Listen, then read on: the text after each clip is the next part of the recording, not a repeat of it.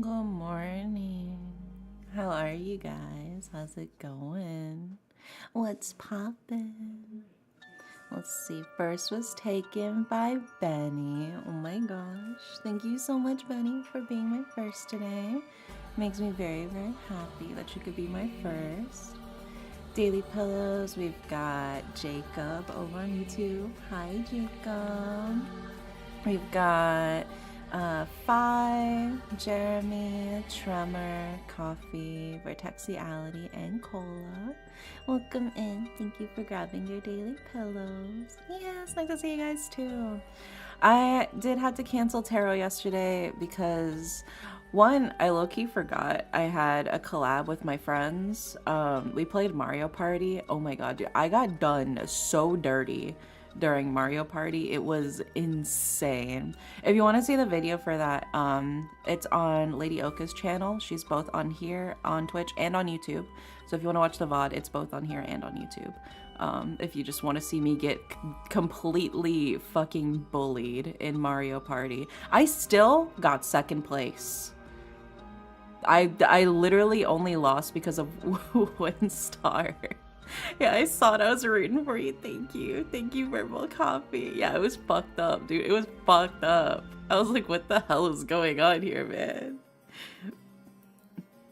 My day can best be described as, ah! You know, I get that. But yeah, since I've been like yelling for like 4 hours in Mario Party, I needed the rest. My voice was actually a little sore yesterday. I can't imagine also doing tarot on top of it. But I'm back. I was a little late though because we have fiber internet now, which is so exciting. Very hyped. I already plugged in my Ethernet cable from my PC to the new router. But I had to change my phone's Wi-Fi, which means I had to reset up vBridger on my phone connecting it. So I had to like connect with the new IP address and stuff. I forgot about that. So I was like, why is my model not connecting to my phone? I was like, oh wait, it's because of the new Wi-Fi. So that's why I was a little bit late. It was the blue show. No, it was Mario Party, not Mario Kart. Mario Party. There was no blue shells. No, they just kept stealing my stars. It was really fucked up. It was really fucked up, actually. We also, oh my gosh, hi Nugget, welcome in. Yeah, we're continuing where we left off with Paranormasight, the Seven Mysteries of Honjo. We went through a lot last Friday. We endured a lot of crazy shit, so I'm excited to see more of the spooky story of what's going on here. So let's see what we got going on. Yeah, as you can see, we got all of Shogo's storyline taken care of. And then we were doing parts of this one, but we had to wait. So I think we were gonna start here to pick things up where we left off with the MILF, aka the MILF and the cowboy. Yeah, but yeah, they thieved me, they stole. When I say you're amazing, no you. Uno reverse. Okay, me, I got my coffee, I got my water.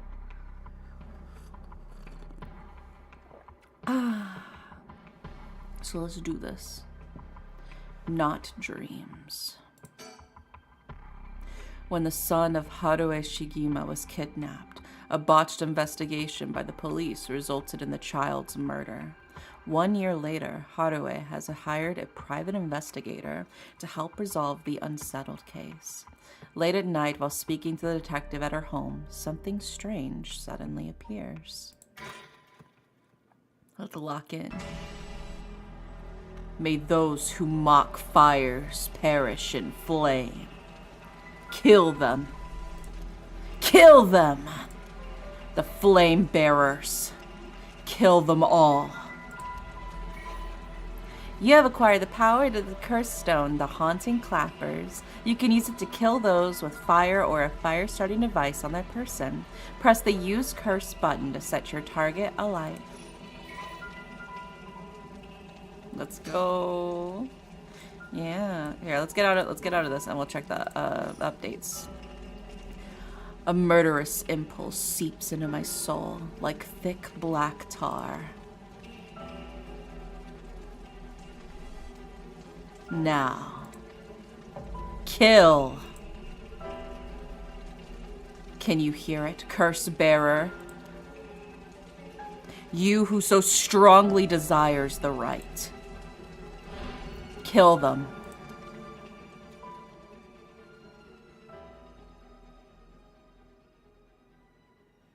All right, now we can read the story of the haunted clappers. Yeah. Haruo Shigimi, 12 a.m. Shigima Mansion Reception Room. Back with me, ma'am? That's right, we got the cowboy. There he is. Look at it. He's so pretty, bro. And for what? Can't say I understand what just happened. But it certainly seems to have put you in a good mood. This might be the first time I've seen you really smile. Sweet dreams. MILF. Housewife. Haruo Shigima. Alright, now we can check these out. Yeah, so. Haruo is a housewife who resides in a manor near Shumoko Bridge. Her 11-year-old son, Shuichi, was kidnapped and murdered about a year ago. The death was the result of a mistake on the part of the detective assigned to the case. A mistake which enraged the kidnapper and had him cut off all contact with the police, leaving no room for negotiation. The incident was covered up and Shuichi's killer remains at large, leading to the aggrieved Haruo to call on the services of the private investigator Richter Kai to uncover the truth. The Shigima family came from a line of samurai who built their residence in Honjo during the Edo period. They assumed important positions in the police force following the Meiji Revolution, thereby protecting their family's elevated status. Even today, many in the Shigima line work as police bureaucrats and senior police officers. Haruo's father sits in the upper echelons of the National Police Agency, and her husband, adopted into the Shigima clan through an arranged marriage, is also a highly respected agency official. However, as her family prioritizes work above all else, it wasn't long before Haruo's marriage grew cold. Though she wants for nothing, she is isolated from her neighbors and withdrawn from society. Seeing her son grow into a young man gave Haruo a purpose in life, but it was cut short by the kidnapping incident. Following the incident, Haruo spent many days in a deep depression, breaking into sudden fits of shouting and wandering around the middle of the night. Her cheerful, loving disposition faded, and she took to making snide remarks at her husband, which only further soured their relationship. A few months ago, Haruo's husband was transferred to another area for work and now rarely returns home, with Haruo left to live in the large, empty mansion alone. As a housekeeper who has been with the family for a long time comes in to take care of all of the housework, Haruo has nothing but time on her hands. So hi, Goku, welcome in. Yeah, we're gonna commit arson as a treat, as a little treat, you know. Let's see. So we want to check the files. We want to check the Seven Mysteries. She has the haunting clappers. There we go. Now we got the full story of the haunting clappers. As the evening bell rings in Iriecho, near present-day Shumoko Bridge, a night watchman patrols the dark streets and announces his presence by shouting warnings about fires, all the while striking his wooden clappers. But tonight the sound of another set of clappers answers back. He curiously claps his clappers together again. Clack, clack. The echo answers again. But no matter how hard he searches for the source of this second pair of clappers, he never finds it. Some say it was the work of mischievous tanuki or kitsune, while others say it was a warning from a spirit of someone who lost their life in a terrible fire. A cursed power. Kills by burning one who is in possession of fire or a fire-starting device. Yeah, good morning, Nordy. A resentful memory. Ooh, here's the actual story. Red, red, red. Everything is dyed crimson. My home is burning to the ground. It's hot, so hot. I must call for help, but I cannot speak. My throat must be burning up from the smoke. No, I think I'm already on fire. That's right, I'll just use the clappers. Clack, clack. Is anybody there? Clack, clack. Why is no one coming? I'm going to burn to death. How did it come to this? Oh, right. Her. It must be the work of that vixen who appeared suddenly and enchanted my lord. That witch! Those hauntingly cold eyes had my lord dancing in the palm of her hand. Perhaps I was also taken in by her. How many innocent people did I lure in under orders? This must be karma. The sounds of a heavy bell. It feels like my head will split open. All right, the evening bell. That must be why nobody can hear the sound of my clappers. I've got to do it louder. Clack, clack. Ooh. So a sexy woman set fire to everything. Okay, okay, okay. Well, let's continue. No, not dreams. Sounds like something I might want to hear about. Look at him. He's so handsome. A private investigator I hired. A friend told me about him. They said he's not very well known, but he's good at what he does. When I first visited his office in Oda City and saw how he dressed, I could hardly believe he was a detective. But after talking to him for a while, I changed my mind. He says some strange things at times, but he seems like the reliable sort. Look at him. Oh my god. The eccentric man that Shogo Okie ran into at Honjo Bridge. Richter is actually a private investigator with an office in Oda City, Tokyo. After taking on a request from Harue Shigima to investigate the unsolved kidnapping and murder of her son, he gets caught up in the events surrounding the Rite of Resurrection. Once a police officer, Richter was racked with guilt over the police's inability to help all of those in need, and quit the force to start his own private investigation firm. However, his soft-hearted nature leads him to take on too many cases and has put his office in dire financial straits.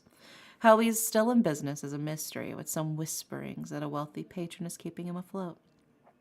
Richter studied alongside Detective Jun Erio at the police academy. Somewhat surprisingly, given his outlandish clothing and mannerisms, Richter excels at covert investigations and tailing his targets. He proudly refers to himself as an investigator extraordinaire, though that only succeeds at impressing himself. Richter's biggest source of happiness is nuzzling his pet female albino parakeet, Ernestine, which he keeps in his office. He also enjoys collecting mockingbird stickers, a popular line of merchandise featuring birds inexplicably dressed like delinquents, and can be frequently sighted searching around town for them. Oh my gosh, that's so cute. That's so cute. While out and about, Richter typically leaves the office, and more important, Ernestine, in the care of Amamori, a junior high schooler who volunteered to assist Richter after being involved in a previous case. Ooh. And then Jun Erio, that's the policeman that we ran into before. Alrighty. And then the files. Oh, the Azure Heron Agency. He picked the name because it's listed at the front of the phone book alphabetically, thus A. It's so funny.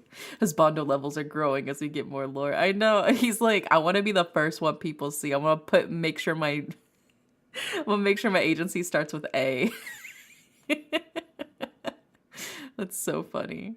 However, it's questionable whether the heron, a bird of a somewhat ominous significance, is an effective symbol for attracting customers. Even his own assistant has referred to the name as, quote, confusing at best. After all, rather than an azure heron, Richter keeps a white parrot as a pet and dresses not in blue, but mostly in white. If there was a symbolic connection to be made here, it surely has been lost on all but Richter himself. Oh my gosh. Although there are no formal qualifications necessary to become a private investigator, many are retired police agents or detectives due to the similarities between the work involved. At a glance, private investigation firms and inquiry offices might look similar, but they carry out different types of investigations. Inquiry offices specialize in conducting credit card checks on businesses, while private investigators generally involved in tailing persons of interest and gaining information surreptitiously. Also, hi, Doc Bristle. Welcome in.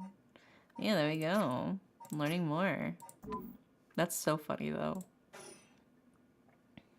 right, so we got all the background. My heart's still racing.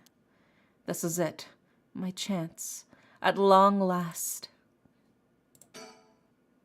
Let me bring you up to speed. We were in the middle of a chat when you suddenly started spacing out. And the whole time you were just grinning to yourself like you just won the lottery. Care to tell me what that was all about? Hi, Ren. Welcome in. Well, where to start?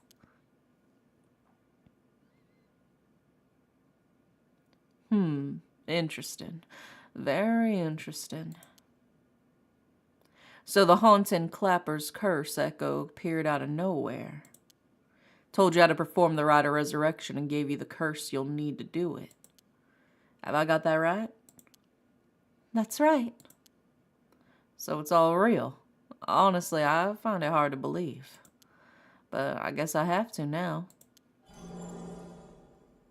I saw that curse stone appear in your hand myself. Looked like it popped clean out of thin air. With evidence that clear, there's no denying there's some supernatural force at work.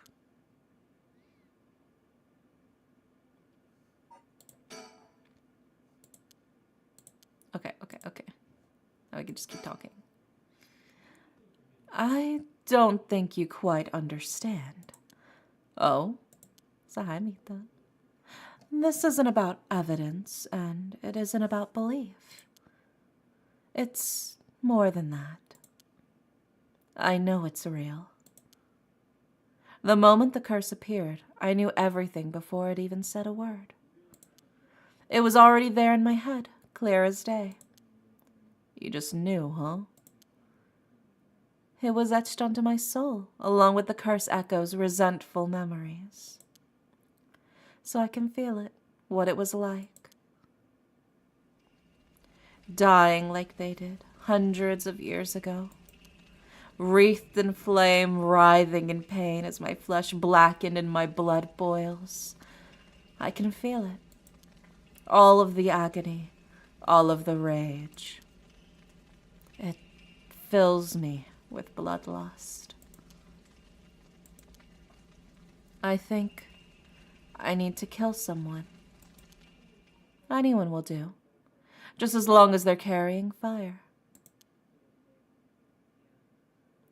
I see. That could be a problem. You think so? From what I know of you, I was sure you'd see it as an opportunity. The stronger the desire to resurrect someone, the stronger the urge to kill. That's how it seems to me, anyway. Good grief. Talk about a spanner in the works. I say we take stock for a moment, remind ourselves where we come from and where we're going. That might be a good idea.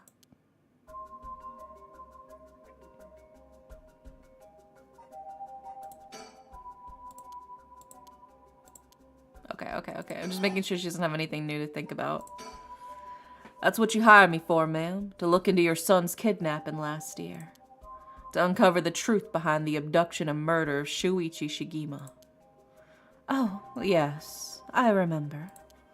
They never did find the one who did it. That's why I'm here today, in fact. Kind of you to let me drop by so late, by the way.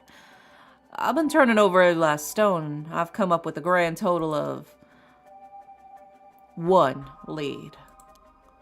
So you said. As far as the police are concerned, it's a cold case, but I've managed to make some headway. I remember.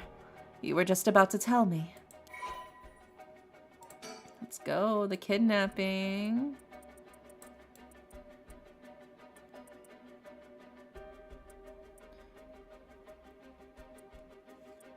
Oof.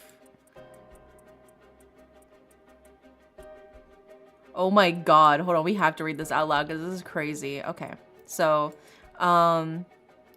initially, the kidnapping was thought of as a simple extortion scheme, but when it came to light that the Shigima family was closely tied to the police, and Shuichi was in fact the grandson of a senior official, it was quickly assumed that the perpetrator was acting upon a grudge against the police force. The kidnapping was treated as a direct attack against the good name of the police, and a large-scale investigation was launched that used the best equipment available to trace phone calls. This made it all the more embarrassing when they were unable to catch the culprit, losing the public's confidence. The culprit grew cocky, relentlessly mocking the police force. After 3 days of failure after failure, Haruo reached a breaking point. Spurred by concern for her son, she resolved to hand over the ransom money as fast as possible.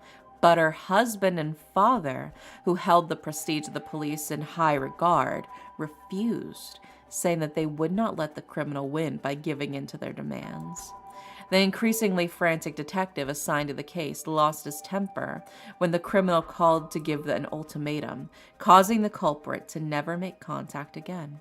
Another week passed, and Shuichi's body was found floating in the Sumida River. Shuichi's death could largely be ascribed to the police's incompetence, but this was ultimately covered up with stringent media embargoes. The investigation was never closed, but the case is long gone cold. Yeah, fuck the police, bro. Jesus. It's all about their pride over saving the kid. Absolutely ridiculous. Okay. I had to read that out loud because I was like skimming through it as I was reading. I was like, Jesus Christ, dude. How insufferable. Alright. Persons of interest updated. There he is, the son. He's just a baby. He was kidnapped and murdered 1 year ago. He was a conscientious, brave young boy who was determined to protect his mother Haruo amidst his father's frequent absences. He dreamed of becoming a police officer and displaying diligence and an impressive sense of responsibility from a young age, likely due to being raised in an extremely strict environment. Born in the early 70s, he spent his days immersed in various activities and studies, including playing piano, learning the abacus, taking English lessons, and training in kendo. Who the fuck learns the abacus, bro? They had calculators back then. They couldn't get him a TI-84. Jesus. That's crazy. Anyway. Shuichi's tendency to put other people's needs over his own meant that he died without ever telling his classmates how much he longed for them to all go out to hunt for mockingbird stickers. Oh, her son liked the mockingbird stickers too. Oh.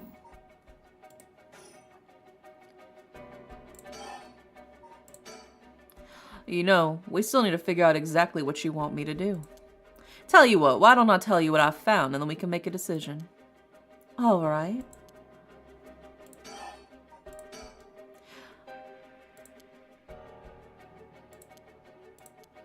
Okay, I just did that, bro. Alright, about the kidnapping.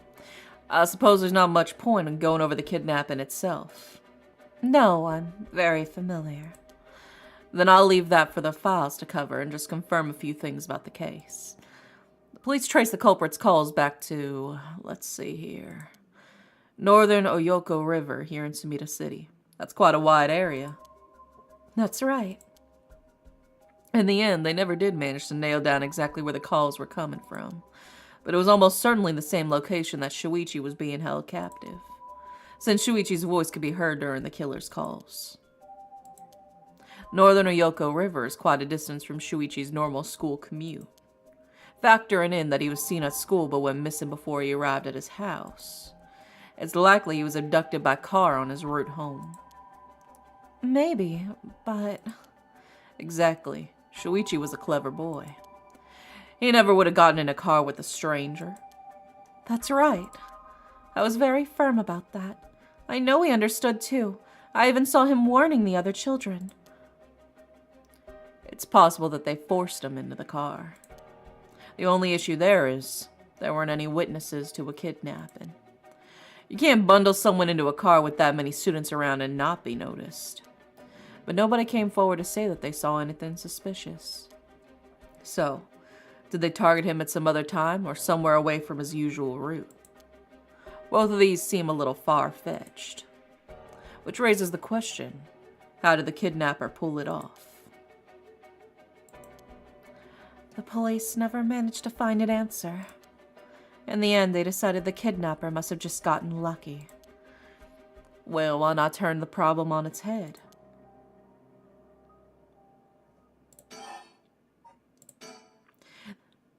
The kidnapper managed to convince Shuichi to get into their car, but how? The only thing that makes sense to me is that they were somebody he would have had a reason to trust. A teacher, perhaps, or a relative, or somebody else that he knew. But all of the adults Shuichi knew had alibis. The police checked them all thoroughly. They did, huh? No one throws numbers at problems like the cops. But what if it wasn't someone he knew, or rather, what if the culprit disguised themselves as a police officer? That would explain why he didn't find them suspicious. The Shigima family has close ties with the police after all. He would have had a reason to trust them. You might be right. But surely that couldn't have... Well, there's a problem with the theory. You'd be surprised how much police officers stand out. That's sort of the point after all. They're meant to be a visible deterrent against crime. I think he's onto something here. So the kidnapper pretended to be a police officer, like, "Hey, kiddo, I'm a cop. You can trust me. We gotta go see your dad at the police station. Come on, hop in my car. I'll take you." And then the dumb kid was like, "Okay." Didn't ask to see his badge or nothing. But here's another little interesting bit of trivia I happen to know. When you ask people to imagine someone suspicious, nobody pictures women or children. Even kids who have been warned about stranger danger often subconsciously expect that the danger to look like an adult man. Besides, Shuichi was the sort of boy who wanted to be a police officer when he grew up. He also had a very strong sense of right and wrong. That's right. Wait, surely you can't mean... Now you're getting it. If, say, a young woman approached Shuichi asking for help, what would he have done? If someone like that said they were lost and asked him for directions, would he have gotten into a car? He might have. My husband always told him that a man had a duty to watch out for women and children. You could certainly argue that kind of attitude is outdated nowadays, but if Shuichi believed it, then we might have something here. Then, you think the culprit was a young woman? But it was a man's voice on the phone. She might have had an accomplice, or maybe she didn't even realize she was being used. If anything, that would explain why she hasn't come forward. She herself might not realize she had anything to do with the case.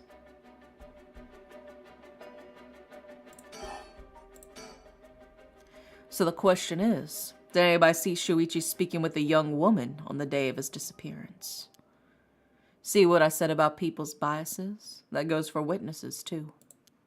And I figured that maybe if I start asking new questions, I might get some new answers. So I spent my day asking around Shuichi's school route, seeing if anybody had seen something. And one man thought he had. Do you mean he saw it happen? Well, I can't say that for sure yet.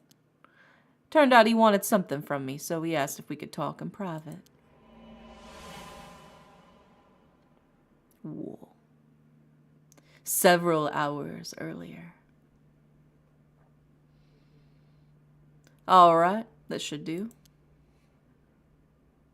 There's no one around. We can speak in confidence.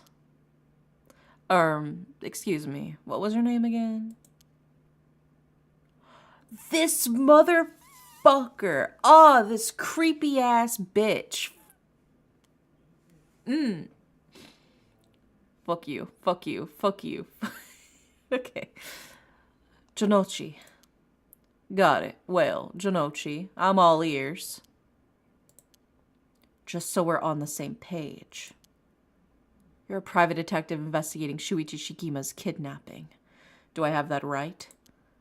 Of course. What else do I look like? How should I know what a private detective looks like? Oh, forget it. Look, I'll tell it to you straight. My life is in danger. I need your help. Huh? You'll excuse me if that caught me a little off guard. Let me ask you straight. Who's trying to kill you? A student called Michio Shiraishi. Interested. Schoolgirl, huh? Sounds like you've been caught naughty. It's nothing like that. That girl, she's a murderer. I'm the only one who knows, but I saw what she did.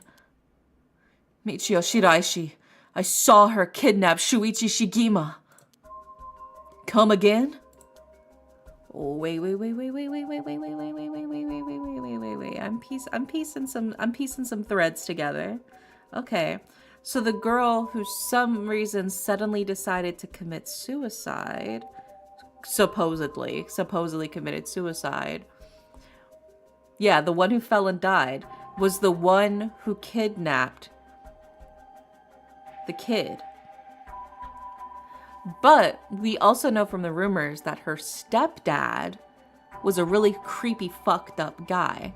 So what if she was coerced into kidnapping the kid so that the stepdad could get the ransom money, and then she was so laden with guilt and everything that she offed herself, you know, because she couldn't come forward with it.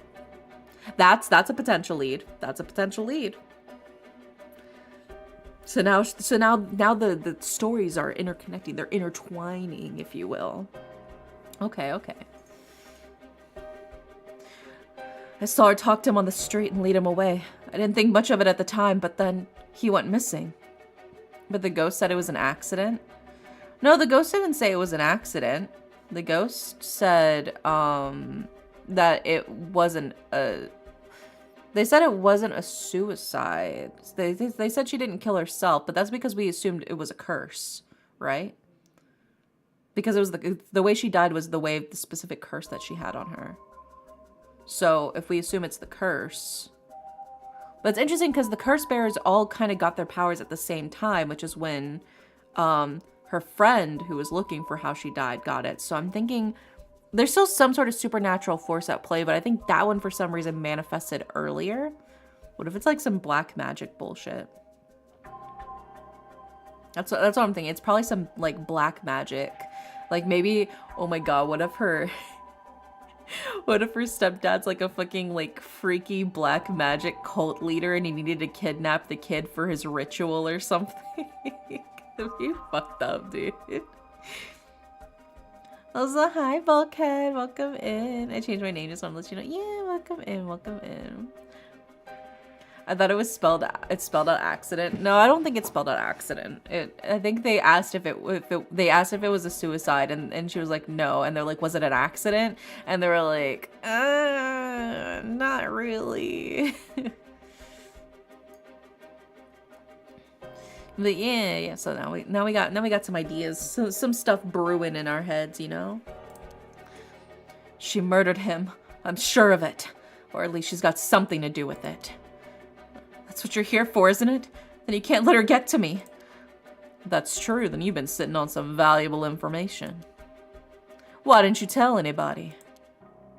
Well, you see, if you can't explain that, I don't have any reason to believe you. I couldn't. She told me she'd kill me if I spoke a word. You're telling me a schoolgirl had you scared for your life? So you've been sitting on that all this time and you think she's coming for you now that you spilled the beans? Yes, that's it, exactly. I'm begging you, don't you let her get near me. Arrest her, I'm telling you, she's a demon. Well, you seem to believe what you're saying. But it just doesn't add up. How could a schoolgirl have a fully grown man so terrified? We know why. It's because he's got his own secrets he doesn't want the police finding out. You don't know what she can do. She'll curse me. Curse you? I'm sorry, but you're losing me here. It's true. Her house, it's... forget it. Why do I even bother? You seem dubious enough to believe me, but I should have known you'd never understand. Enough. I'll find someone else to help me. Hey! Yeah, his pouty face is hilarious. I love his face. His expression's so good, dude.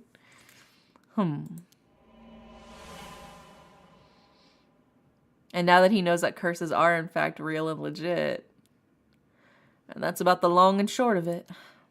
I can hardly believe it. At the time, I thought his mention of curses was just crazy talk, but I'm starting to see that there might have been more to it. Then, if we can just find that girl. Curse or no curse, she was with Shuichi on the day of the kidnapping. Then there's a good chance she knows something. On top of that, I did some digging on the man I spoke to. His full name's Kohei Jonochi. He's a teacher at Komagata High School here in Sumida. A teacher? Then the schoolgirl is one of his students? I think that's very likely.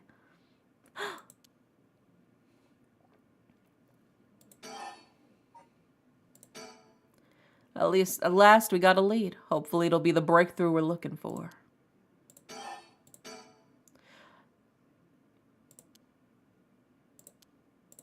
Oh. Look about the Rite of Resurrection. Okay. The Rite of Resurrection, huh?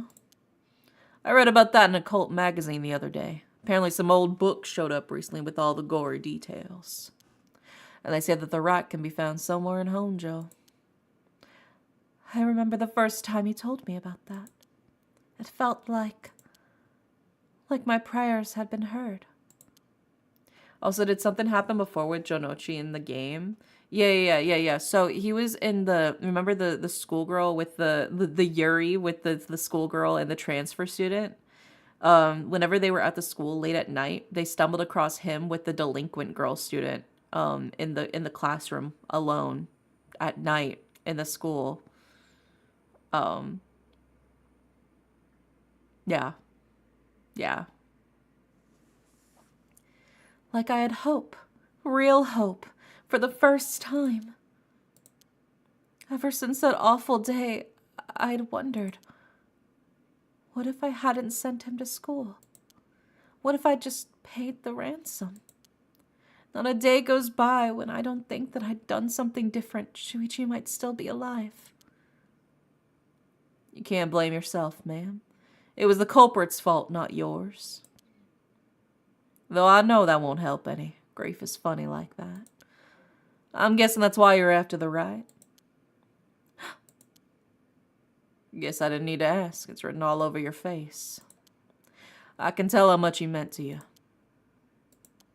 But, and this is a big but, if this rite is the real deal, using it will mean killing someone and stealing their soul.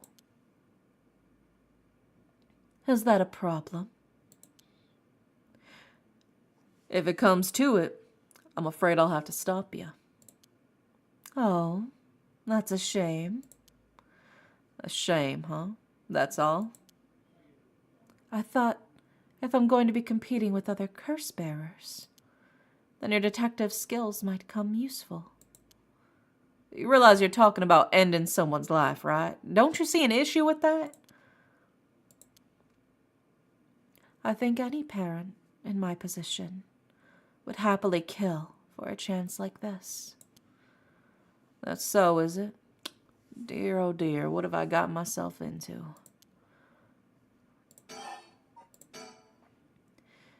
If it makes you uncomfortable, then you won't have to get any blood on your hands yourself. I don't need you to kill the other curse bearers. I only need you to find them. I won't be party to murder, ma'am. Not even for a client.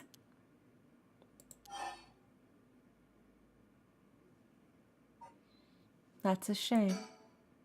I see. I didn't realize you were so stubborn. Let me say, though, it's not like I don't get what you're going through. As long as you're not killing anyone with your own hands, maybe I can help you out. What do you have in mind? Well, how about stealing Elsa's curse stone and after they filled it up with soul dregs? If that was all you were after, then I could lend you my services guilt-free. If the other curse bearers want to kill each other, then that's their business. I'm not trying to be a hero here. I guess there's no guarantee a stolen curse stone will work, but we can worry about that later.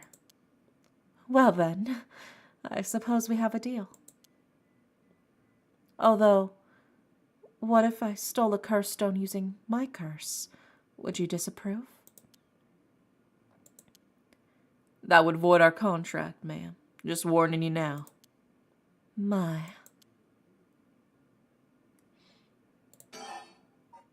About my curse.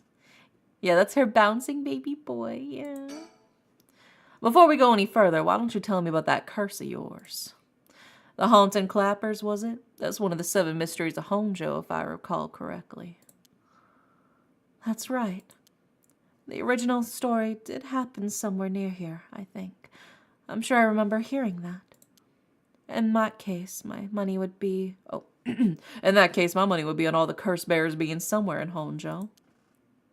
Our first move should be to narrow them down. Some of them are bound to try and come for you first. We'll need to be ready. Hi, baby. Welcome in. The curses make their bearers more willing to kill, so an attack could come from anywhere. That sounds sensible.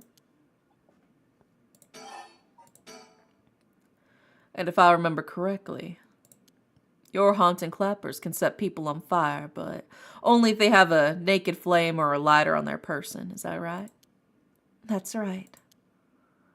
In olden times, wooden clappers were used to warn people of fire. I'm guessing it punishes those who don't heed the warning. Seems like a good curse to have. It's simple and straightforward enough to use. Although it's hard to say how it stacks up without knowing what else is on the table. You really think that's a good idea? The target can't do much to throw it off, and has a nice long activation window. It's big that it works on lighters too. Just slip one in your target's pocket. And say that the conditions are already fulfilled before they even knew you were there. They wouldn't even know what hit them. Maybe I won't actually have to use it. I could just tell someone I could, and they'd have to do what I said. Threats could work. Although without any proof, it'll come down to how convincing you can be. If only you could use the curse and back out at the last second. At the last second? What an interesting idea. I have a lighter right here. We could try it now. That's an interesting proposition. But maybe not. I'm not quite crazy enough to make myself a guinea pig. Oh, I see. You're an odd one, ma'am, if you don't mind me saying, and I don't think it's just the curse. You flatterer. I do love a crazy woman. As for what we do next, first of all, I think you should stay indoors. Try not to do anything spontaneous or outside of your normal routine. Right then, have you decided what you want me to work on?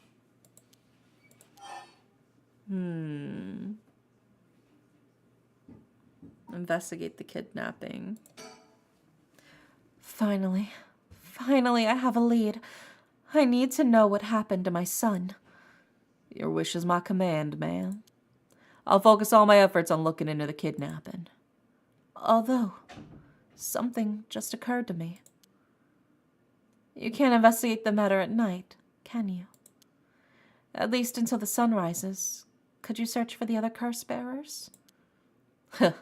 All right, I see how it is. Well, I'd be happy to help. Odds are good that the other curse bearers are also working by night. Anyone they kill into the cover of darkness won't be discovered until sunrise. I bet they'll be trying to do it as much as they can before morning comes. So it's settled then. I'll look into the other curse bearers by night, and once the city wakes up, I can start asking questions. I'll investigate the kidnapping as well. I'll even try and find Miss Shiraishi as part of the bargain. Thank you. That's more than enough. Let's go, beautiful man.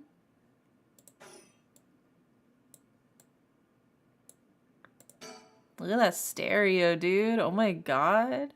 A stereo unit with separated speakers designed for home use. My husband insisted on buying one, even though he isn't one to listen to music often. A flower arrangement. An arrangement of flowers. We bring in someone to do it. I don't even know what the flowers are called. The hanging scroll. An old hanging scroll. I don't know who painted it. It's been hanging here since before I was born. Oh my god. Well, I'll be damned. Is that what I think it is? Goodness, you made me jump. It's just a silly little sticker my son got from somewhere or other. He put it up just before, well, you know what happened. I still can't bring myself to take it down. Let me take a closer look. I knew it. It's the head Honjo from way back in set number 1. This is a real collector's item. Excuse me? Don't tell me you never heard of the mockingbirds. The what? They're the hottest new craze. Cute little birds dressed up like rough and tumble delinquents. Look at him. I've never heard of them, but this certainly seems to matter to you. The best part is nobody knows who made them. They just started showing up around town, and soon enough they'd won everybody's hearts. The story goes that they're made from some anonymous artist who covertly leaves them behind in specific locations. No one knows when or where they'll show up next. They're basically an urban legend of sorts. To think one would turn up here of all places. This is a good sign, I'm sure of it. Oh, well, that's nice. Look at him. We got the first one. Oh my god, look at all those mockingbird stickers. There's quite a few we gotta find. Approach the net. Oh, so they give hints at where they all are too. That's cool. Oh my gosh, we're gonna have to find all the bird stickers. You guys gotta keep your eyes peeled for the bird stickers.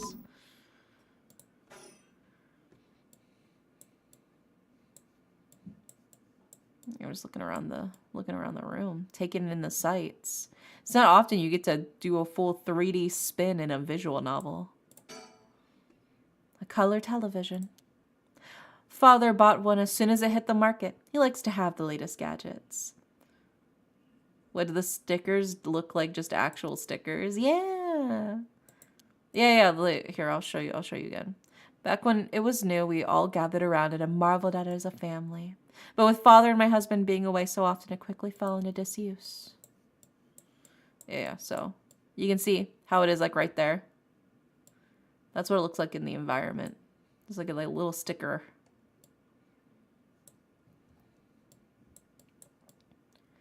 We got the clock. The swinging of the pendulum echoes through the room. Feels livelier than usual with Richter here. Usually it's just me. Oh shit, we got a fax machine. Yeah, keeping our peepers open. Yeah. It can send images to other places along the telephone network. I don't really know how it works. Most houses don't have one. Yeah, normally it's like offices. It's rare for homes to have a fax machine. I rarely find a use for it. Alright, well, let's talk to Richter Kai. Was a hi, swordsman. Now then. I should get to work. There's only so much time before sunrise. I'll call you if I find anything new. You stay here and keep a lookout. All right. There's no telling what kind of curses you might find out on the street tonight. Don't go outside if you can help it. And try to be ready for anything. He's so good. I love him so much. He's so hot. And for what, bro? They did not need to go this hard on him. I just checked in your song. It's in my top 5 most listened songs on Spotify. Oh my god, Wondering, for real? That's so sweet. Holy shit. Thank you so much. Thank you so much for listening to my song on Spotify. Thank you, thank you. I still can't believe Textuality posted a screenshot of his Spotify Wrapped, and it said that he had listened to my song 720 times. I checked my own Spotify Wrapped. Do you want to know how many times I've listened to my own song on my Spotify Wrapped? 13. I listened to it 13 times.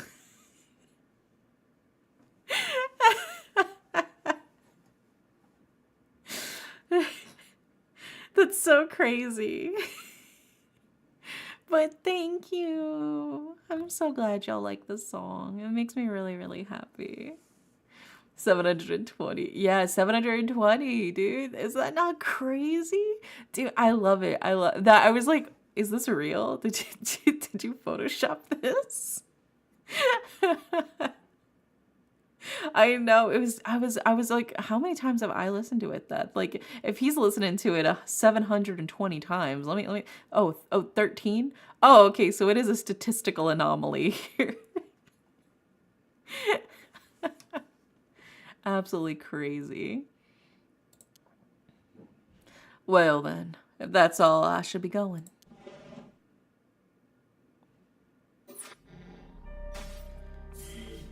There we go. Now we can continue.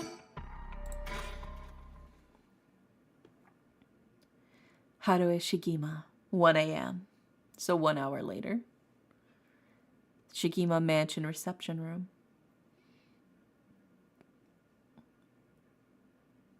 It's been almost an hour since Richter left.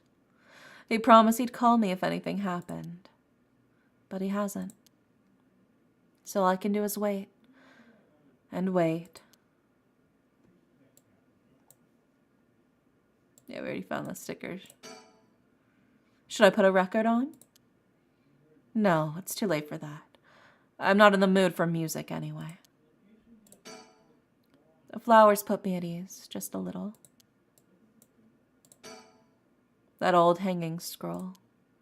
I've seen it too often to feel anything from it now.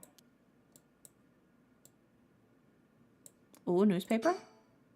What's this? A newspaper. It must have fallen off the chair. Yeah, let's read the paper. It's a newspaper. I only leave them in here for the guests. I hardly ever read them myself. I don't think I've taken the time to go over one in years, in fact. Well, it's not like I have anything better to do. Ooh. Yeah, let's read the society articles. Looks like the city's biggest problem right now is pollution.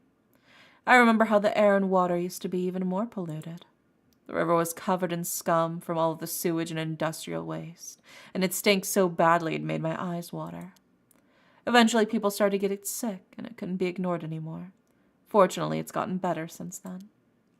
Although, the air around the industrial district is still filthy with gas and smog. Yeah, keep reading. I'm not done reading. Check the economy articles. All sorts of articles about the current state of the economy. Now that the post-war boom is past its peak, we're moving into the era of large corporations. It's about 220 to 230 yen to the dollar. Manufacturing is on the rise and exports are healthy. Dollar's down from its height and people are saying it could fall further. There's no denying how much the standard of living has improved the past few years.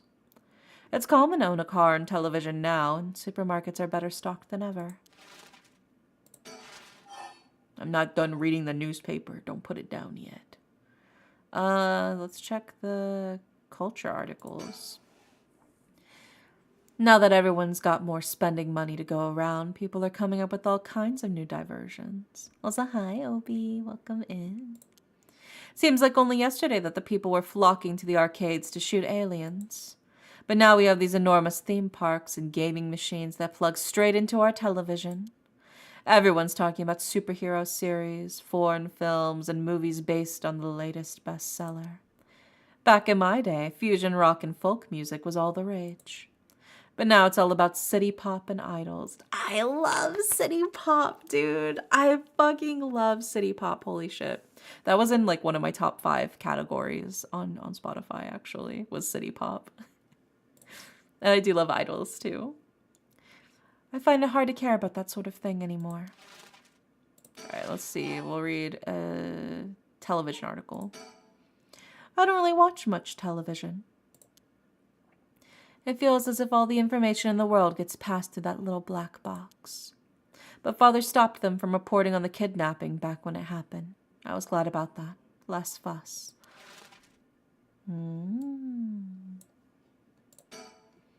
There's nothing on at this hour. I see no point in turning it on.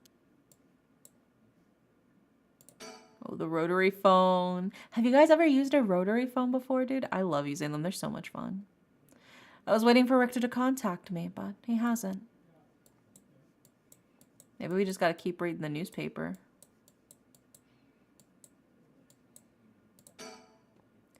The ticking seems so loud. It just goes to show how quiet it is. It's a fax machine. I rarely find a use for it. I don't know anybody else who owns one.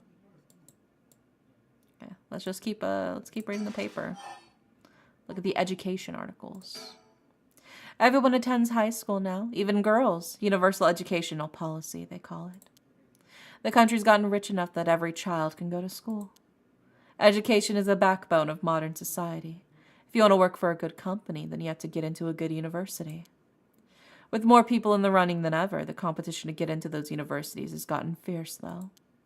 The new generation is rebelling. Schoolyard violence and delinquency are on the rise. But my boy was too sensible to get mixed up in any of that. I don't want to read anymore. It'll only remind me of him. Oh, okay. The guest table. Come to think of it, I never offered him any tea. Not that I ever learned how to make it. We check everything else. Oh, chandelier. My husband used to complain that it was too dark, but I rather like the gloom. I guess let's start thinking. I know it's dangerous to go out, but I can't just sit here and let this opportunity pass me by. I have to look for her, for Michio Shiraishi. But first, I need more soul dregs.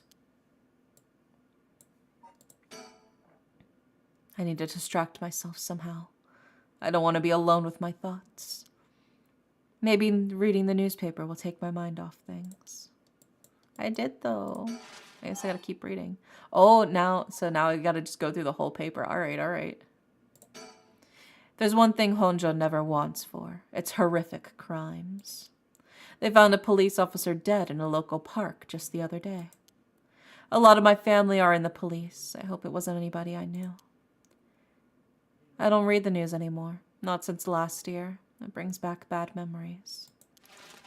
Never learned to make tea. Do they not have tea bags or tea leaves back in the day? Well, you know, some people are just really bad at stuff. More society articles. Suicide at local high school? Oh, I remember that. A high school girl jumped off a roof about a week ago. She was bullied, I think, or maybe it was something about exam pressure. What? But... no, this can't be right. Her name? Michio Shiraishi from Komagata High School? It can't be.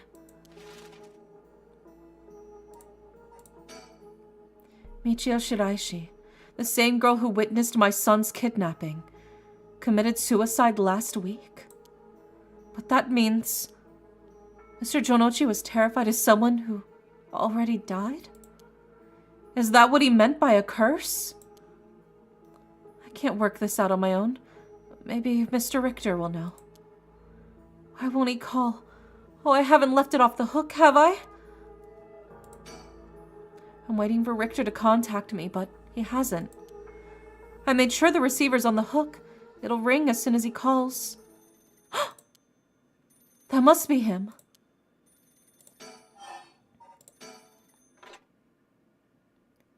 Hello, Shigima residence.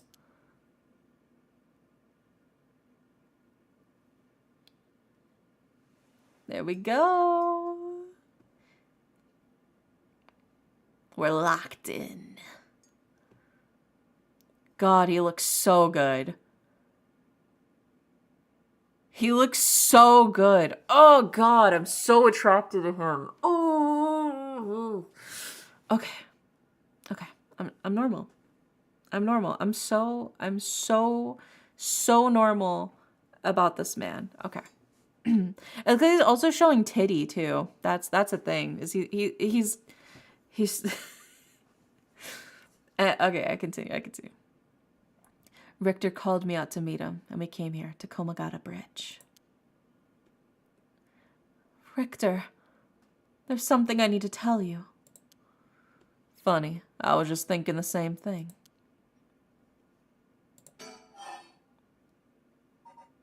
You go first. Please, go ahead. All right, then. I've been poking around places connected to the Seven Mysteries, looking for curse bearers. And I think I found a few candidates. First, a tall man I ran into in Kinshibori Park. I asked him for directions, trying to probe him a little, but he turned the questions right back around on me.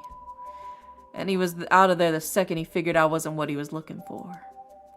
I got the sense curses were nothing new to him. I'm about 40% sure he's a curse bearer. Okay, well, we know he's not, but he is connected to the curse bearers. Then there's this middle-aged guy I saw on South Warigasui Street. There's no question about this one. He had one of the curse stones in his hands. He had a nervous air about him, too. It was clear he was up to some shady business. Gathering soul dregs, I bet. He'd make a good target. Next up is a pair. A young man and woman I saw around Ryogoku Bridge. This time the man came up to me and asked me flat out if I was a curse bearer. I told him I didn't know what he was talking about, and he backpedaled and left. Looks like they lurk around there often. Looking for kindred spirits would be my guess. Though it didn't seem like they were quite working as a pair. Gathering soul dregs in a group might be a decent idea if you can make it work. Oh my god, Brandy, thank you for the 3 months. Thank you. But with things being how they are, it's gotta be hard to find folks one can trust. They got brass, though. I don't know what their deal is, but I'd like to find out. Last two was 2 detectives I seen sniffing around. The police are involved?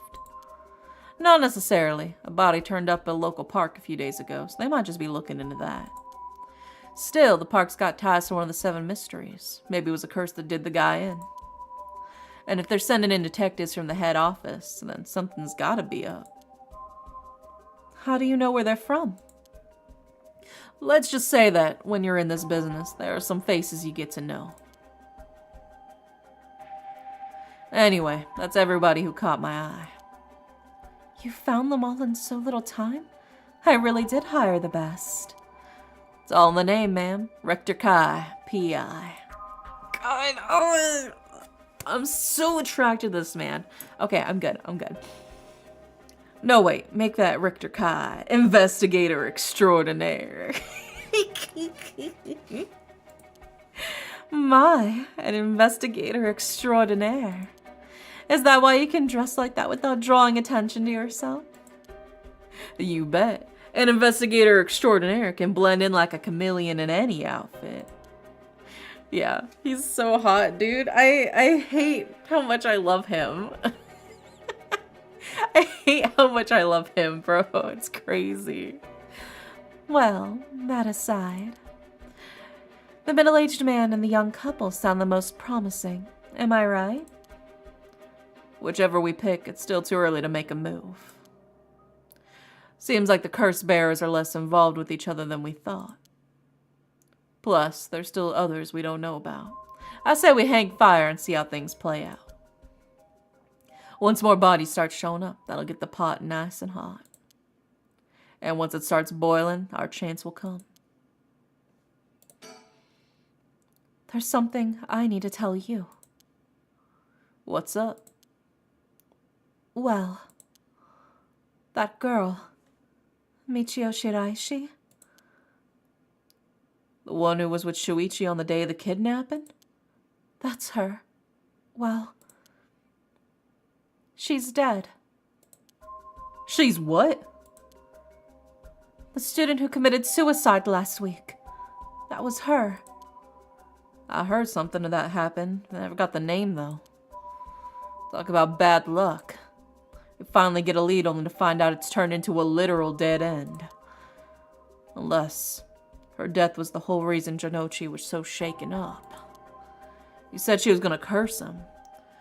Was he talking about her taking revenge from beyond the grave? Is that hi, Cola? Seems we're back where we started. Not necessarily. That teacher knows something, I'm sure of it. At the very least, I put money on him having something to do with Miss Shiraishi's death. Do you think the teacher killed Michio? I'm not sure. I'm not sure. Genuinely, I don't know. I don't know. I don't have enough information. But he is suspicious as hell and creepy as hell, so. That's why he's so scared of being cursed by her. I see. And also, something tells me he knows more about your son's kidnapping. In any case, I think I got a good idea what he's hiding. Call it a hunch. A hunch? Well, more of a theory. A murder theory. Care to take a guess? I can guess. I can't say for certain, but Mr. Jinochi silenced Michio Shiraishi with blackmail. What if Mr. Jinochi silenced Michio Shiraishi with blackmail? What do you think? Exactly my thinking. We're on the same wavelength, baby boy. We literally have the same thoughts. Oh my gosh, we should make out. Jinochi knew that Miss Shiraishi's connection to the kidnapping, and he used that to blackmail her into doing his bidding. He made her feel so trapped that she took her own life to escape. That's my read on it. How despicable. Well, it's just a theory. Right now, I think we need to have another chat with Mr. Jinochi. Look at the beautiful river. Wow. The Sumida River. The water is filthy and horrid, but at night when it's still, it looks almost peaceful. Can I ask you something, ma'am? Is the Sumida River what you Honjo folks picture when you think of home? I couldn't say. All I can tell you is that I can hardly stand the sight of it. Right, should have guessed. This was where they found him after he went missing.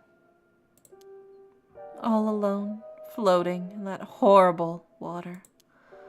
All I can think is how scared he must have been. How cold he must have been. What did he ever do to deserve something so awful? I've come here every day since then. And I prayed to the river to give him back. To give me back my son. Day after day after day. You know, in olden times, people believed rivers marked where our worlds met the next. So the act of crossing flowing water had a huge amount of spiritual significance. Back when the Edo was founded, the people of Chuo saw the Sumida River the same way. They associated the far side of the river with the afterlife. The same place would later become Honjo. All their fear and revulsion accumulated there and took root. But then, the Ryogoku Bridge sprang up after the Great Fire of Meireki, and just like that, Honjo was part of the city too. And as it turned out from the farmland into a town, people surrounded it with man-made rivers and crisscrossed it with canals and waterways. Weren't those to prevent flooding? That's what I was told. They were, but that's not all they were for. Their other purpose was to contain all the corruption that had built up on the far shore, and stop it leaking through to our side of the Great Divide. Officially, they were a physical barrier, but unofficially, they were a spiritual one too. So, if I have this right, are you saying that Honjo is a place where the real world meets the afterlife? Exactly. That's why the Rite of Resurrection's here rather than anywhere else. I'm sure of it. And it's probably why the Seven Mysteries and their curses have survived to this modern day. And I would guess that would make the spot we're standing right now, over the water, the border between life and death. If there ever was a place where bringing back the dead might be possible, I reckon it's here. It's funny you mentioned praying to the river. I might have done more than you think. Is that supposed to make me feel better? Just thinking aloud, ma'am. Well, it's a nice thought. Oh my gosh.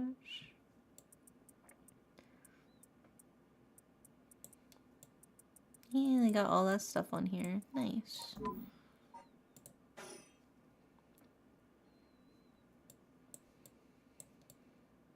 Beautiful man.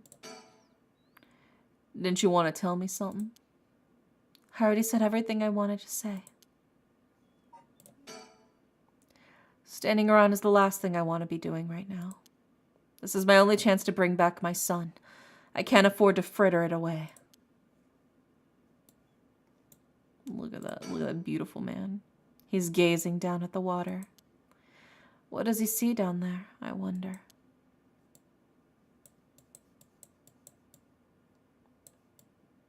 Investigating our surroundings. We're on Komagata Bridge, over by the Sumida River. Fritters. Yeah, I want some fried veggie fritters. There's a highway on one side and a freeway on the other, but they're both deserted this late at night. Beautiful man, gazing at the water. I know, he's so beautiful. Welcome in, Tulip.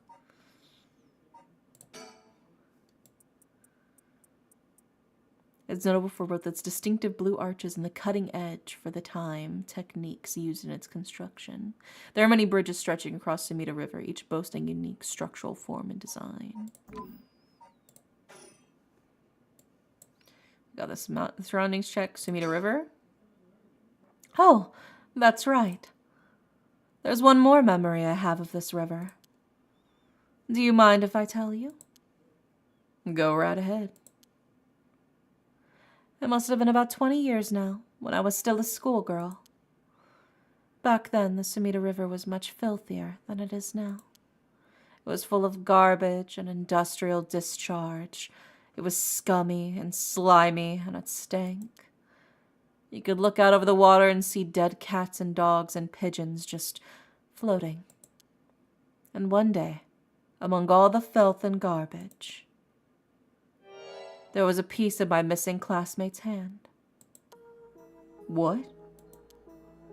It was almost a miracle when you stopped to think about it. What were the chances that someone would find a part of her that was still recognizable? And that, although everything but the palm had rotted away in the water, the part that was left would have an identifiable scar? And that they could tell it had been a murder from the blade marks on the bone? Wait. Are you talking about the Najima murders? So you have heard of it. I'm impressed.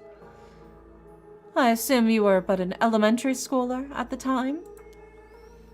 I wasn't really aware of it then. I only heard about it after the fact. I had no idea the victim was a classmate of yours. Oh, the Najima murders, huh? A notorious case from over 2 decades ago involving the murder of a female high school student. It came to the attention of the authorities when part of a human left hand was discovered floating in the Sumida River. Testing revealed it to belong to a missing female high school student.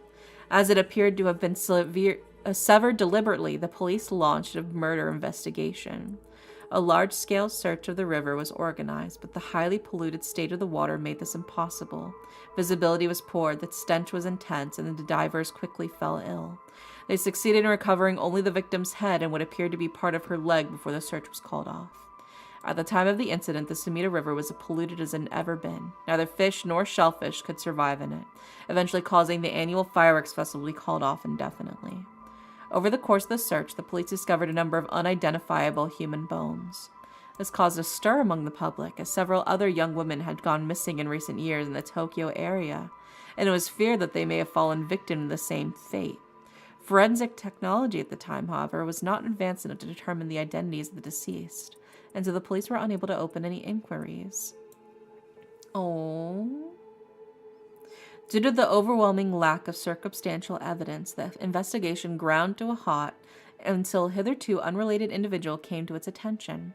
During a questioning about a separate incident, Fumichika Nejima, a 36-year-old shop owner with no relation to the victim, divulged details about her that had never been released to the general public. An investigation into his background was conducted, leading to his arrest. Najima testified that he had snatched the victims from the street and confined her in the underground storeroom of his shop, which also served as his living quarters. He chose her for no special reason, but simply decided she was an opportune target on seeing her walk alone at night. After keeping her locked up for several days, he restrained her, sewed her mouth shut, and severed her fingers and toes with a box cutter while she was conscious.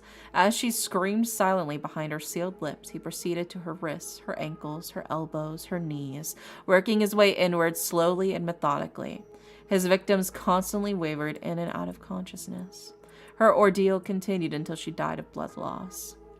Nejima dismembered the rest of her body and disposed of it behind his home in the Sumida River, before cleaning his storeroom and returning to his everyday routine as if nothing had happened.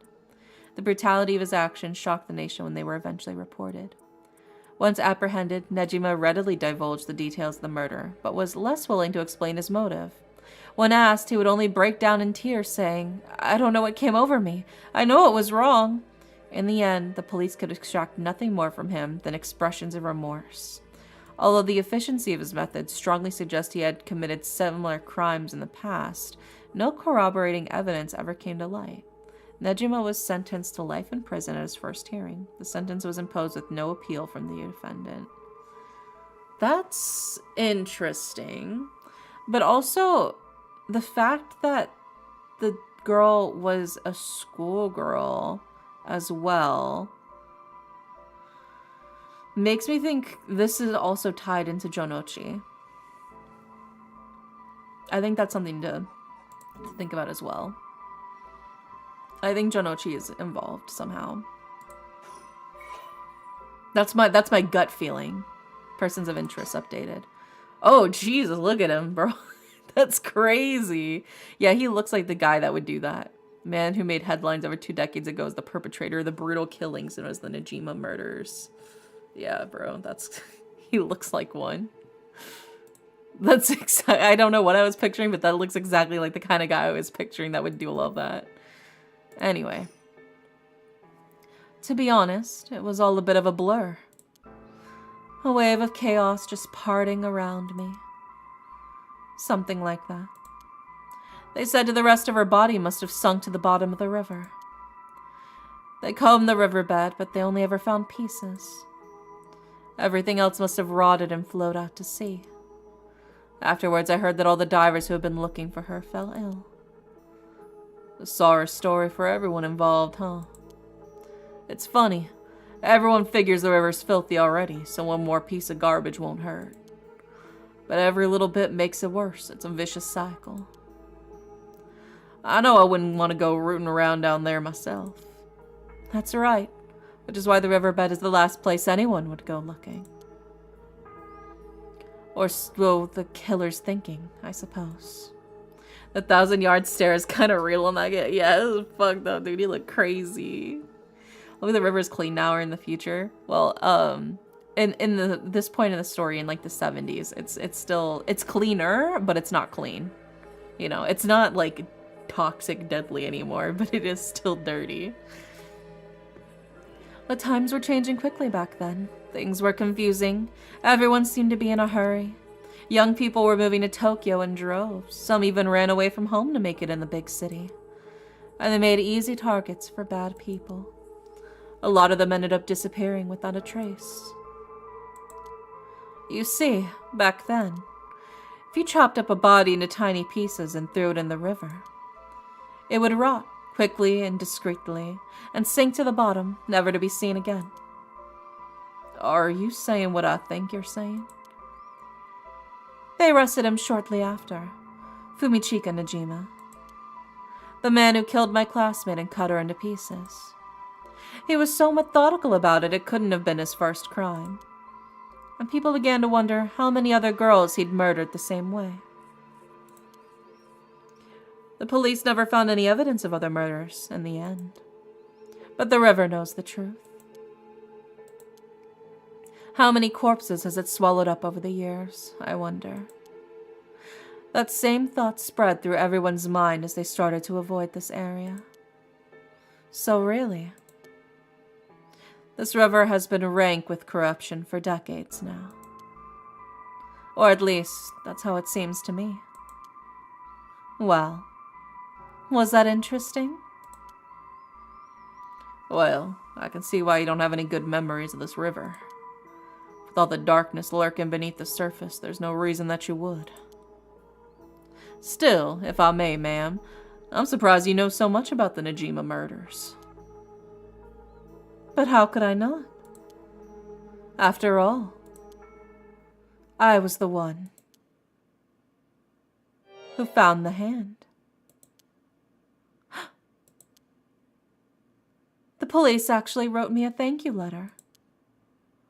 They said it was only thanks to me that they managed to bring Najima to justice. That was the only time my father had ever said he was proud of me. Yeah, I was about to say, she revealed that already. Was he not paying attention? She literally said she was over here looking at the river. Huh. I guess it just wasn't the killer's day. Ace Attorney moment, yeah. Well, let me check the log. Because I swear to God, we saw that already. Let's just skip back to the top.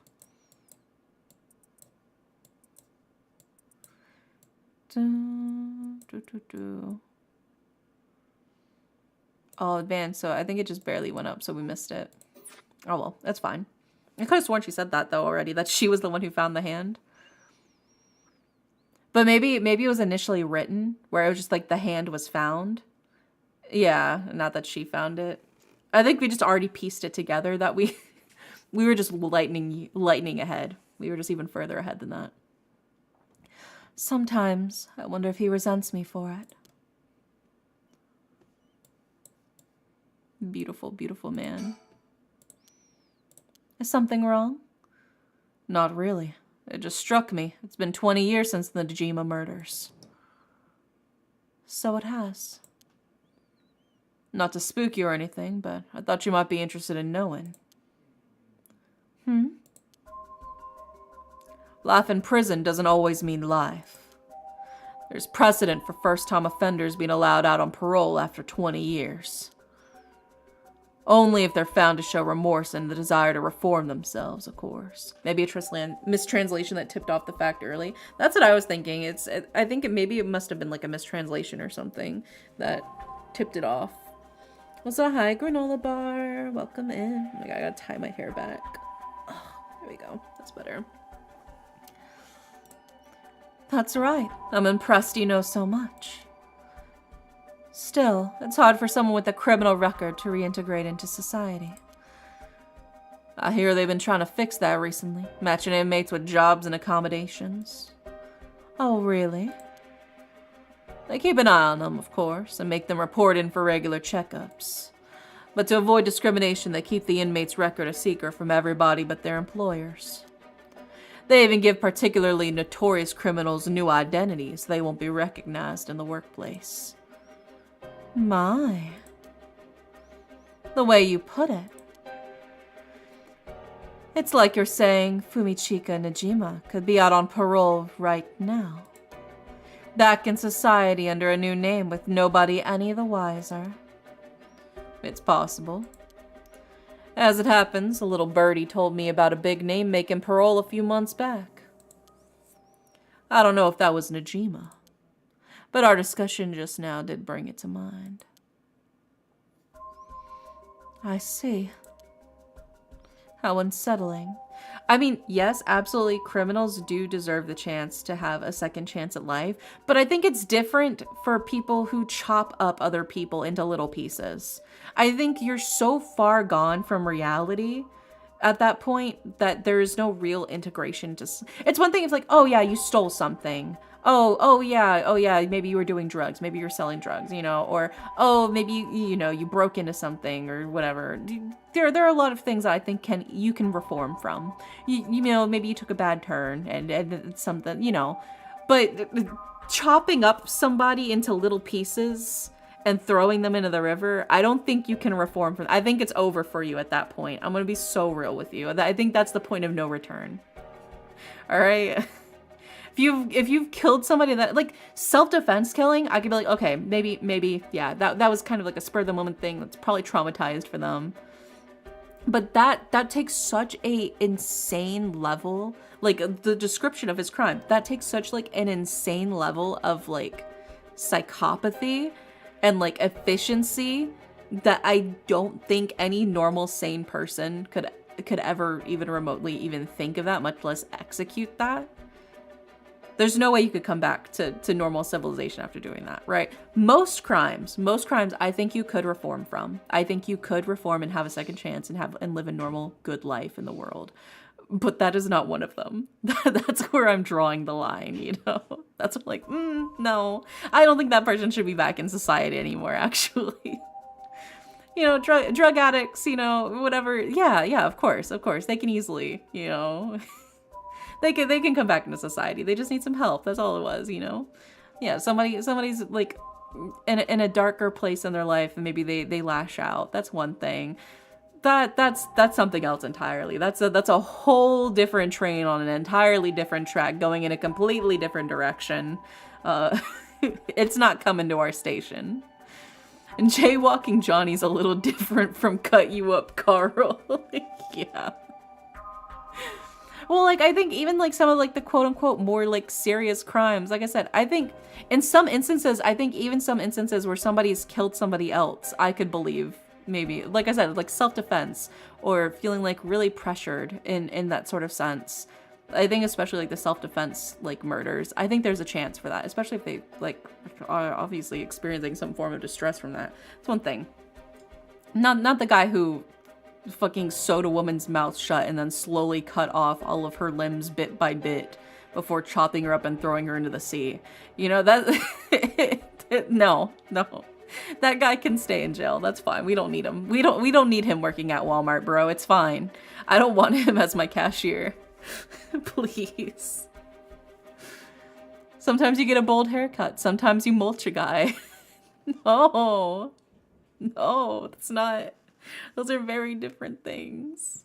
Anyway. How unsettling. Now that you mention it, I just remembered something too. What was it? I was passing Komagata High School a while ago when I saw someone. A janitor, I think. And I could have sworn he reminded me of Fumichika Nejima. The janitor was the killer? But the janitor's like a cool guy. Oh. He looked a little different after 20 years. Much thinner than I remember, too. I told myself I was just seeing things. But perhaps it was him after all. Old man Jenkins? But the janitor was like a cool guy. Persons of interest. Where is he? Where is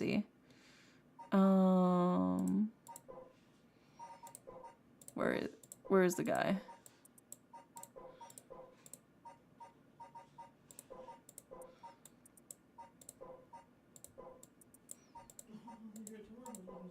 There he is, Makoto Ashimiya. Yeah, he's the high school janitor.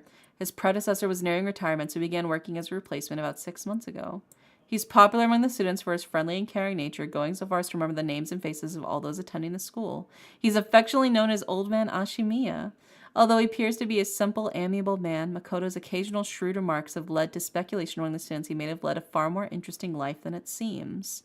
Whatever the truth may be, he will be remembered as one of the 7 mysteries of Komagata High School for some time to come. This guy, you're telling me this guy is the same as the fucking... this guy? You're gonna look at me in the eye and tell me these are the same people? I don't believe that, bro. That is not the same guy. That is not the same guy. Certain serial killers haven't. Okay, unless it's like a curse that made him crazy. Unless it was like a curse that just like fucked him up and that's why he went all sicko mode killing them, you know? Dude hit the gym. I don't know what to tell you. Name change and appearance change. Well, they mentioned that whenever they let them go out on parole and they let them work, they give them a different identity. Yeah, they said that already. They give them a different identity. So it is possible that he's changed. Let me look at the nose. Hold on.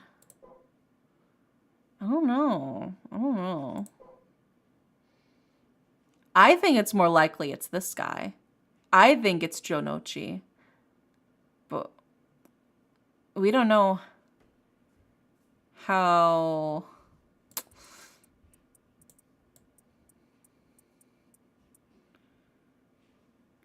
I don't know how likely it is, I guess. But I don't know. To me, he looks closer to him. They look more alike. Don't you agree? That they look more alike?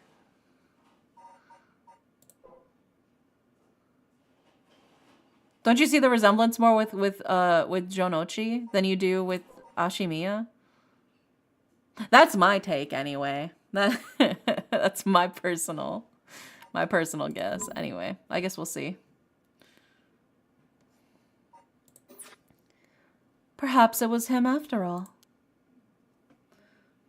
One of them is probably Najima and we'll see them try a red herring. Yeah. Only one way to find out. Only one way to find out. So, what next? The big question now is what the rest of the curse bearers are up to. Luckily, the Sumida River is a good distance from any of the Seven Mysteries. It's unlikely that the other curse bearers will come all the way here. I can finally have a moment to think. I see. All right. You cannot progress any further. Once your situation is changed, select resume to try again. Pressing suspend will return you to the story chart. Okay. So we're all caught up on that bit now. Which means our next course of action is Tetsuo Tsutsumi.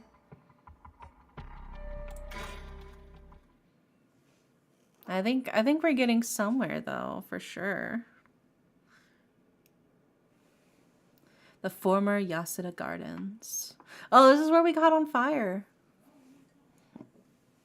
So my coffee is so cold, bro.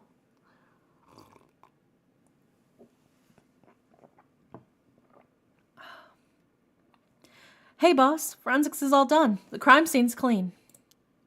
The officers have all gone home. It's just us now. What's a hi, Poppy? The park should be able to open back up tomorrow like nothing ever happened. I doubt it'll get many visitors after everything that's happened. You'd be surprised. Lots of people love that kind of thing. I bet they'll be lining up to get in. Cult stuff is really popular right now. Did you not know, boss? Sounds stupid. Well, it's not exactly rooted in science, but... if ghosts really did exist, we could just ask them who the perp is. Somehow I doubt it'd be that simple. Oh, but you know, I've heard that high school girls are really into the spirit board thing these days.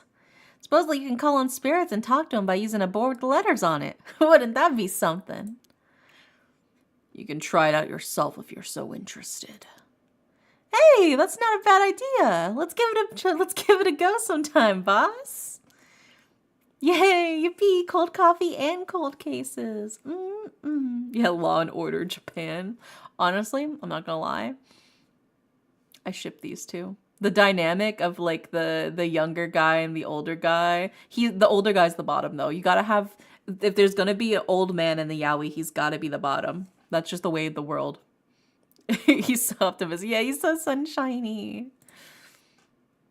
Stop messing around. You think we're gonna solve a case by moving a coin across a scrap of paper? Sounds like you know all about it. We gotta be open-minded. What if that's how the police's work is gonna be from now on? Don't make me laugh. Listen up, Ario. You can't go blaming the death of your buddy on something like the occult. I don't care if it was ghosts or the occult or what. Yeah, I heard something about a Ouija board or something. Whoever or whatever it was that did this, I'll get them. I promise you that. Well, you got the right attitude, but we don't even know if this is a murder yet. Yeah, Golden Retriever Black Cat duo. Yeah, they got good energy. Biases weaken our judgment. Get too fixated on one thing and you stop seeing everything else. Aye, aye, boss. So, now that we've finished investigating the scene, let's review what we know. Now? It's getting late. I figured we'd head straight home from here. Come on. I gotta go over all the info we gathered. And what better place to do it than here at the scene of the crime where we can soak up the atmosphere. Soak up the atmosphere? The hell is there to soak up? You must be really into this occult stuff if you get off of being in a place like this. Wait, you mean being somewhere like this doesn't get your blood pumping? No way! No, don't turn this around on me. I'm not the weird one here. Cripes. Ugh, fine. Let's just get this over with. Aye, aye, boss. So, early in the morning yesterday, a staff member found the victim collapsed here in the park and called the police when they realized he was dead. While there were no obvious external wounds, the fact that he was a police officer and the evidence of a struggle means that it likely was a murder. The Sumida office sent it over to us since it involved the death of an officer and we were tasked with the investigation.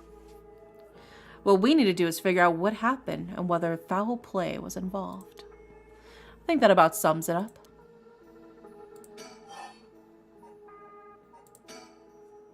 The victim is Hajime Yoshimi of the Juvenile Division of the Sumida City Community Safety Bureau, 27 years old, single. He mostly dealt with cases involving juveniles and education. His rank was senior police officer. You knew him well, didn't you? What was he like? Yes, we were in the academy together. We still went out for drinks together every month or two. He could be a little rowdy, but he was like a big brother to us all. He was kind and cared about his friends. For better or for worse, he wasn't the uptight type of cop. The man who always showed empathy, and I heard he was popular with the locals for it. Aww. He was a real big bro. He treated each and every troubled kid he met with compassion. He had a great track record when it came to rehabilitation. Sounds like we lost a good one. Yes, we did. We truly did. I knew being a cop was dangerous. I knew something like this could happen, but that looks like the jockiest, himboist cop that ever copped. Yeah, he does. It's never easy when it happens, for real. I know the feeling. He didn't seem to care much about climbing the ranks, but he was at the top of our class. The only problem was that he took on so much he had the most unfinished paperwork, too. I always felt like we needed an unusual guy like him to help us solve all our unusual cases. Oh, poor guy. Aww.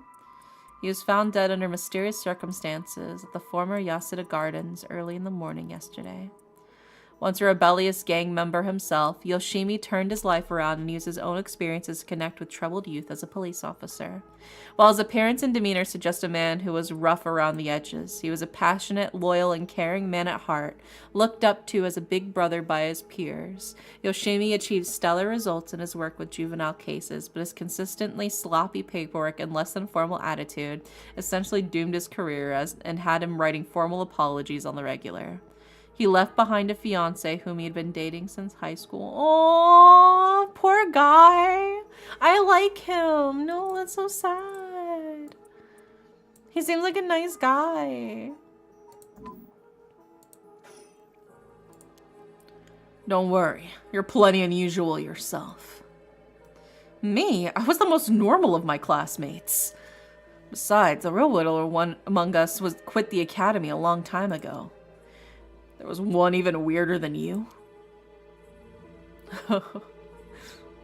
Even as a pompadour, I know. But, boss? Yeah. Is this case really important enough to assign someone from the investigation division? I mean, a friend of mine died, so it's important to me, but it's all up to the higher-ups. I'm sure they got their reasons. Boss, you know something, don't you? It'll all be clear in time. Try not to worry about it too much. Thinking about it. The only thing we know for sure is the identity of the victim. That means there must have been something special about him, right? Maybe. Maybe he knew something he wasn't supposed to. Some kind of secret or something. Isn't that right? You're pretty sharp sometimes, you know that? If you picked up on that, then you should be able to put the rest together yourself.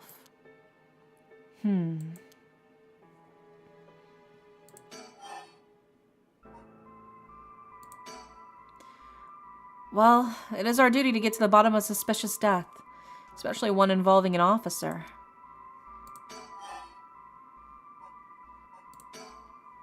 As for the cause of death, we won't know until the autopsy is done.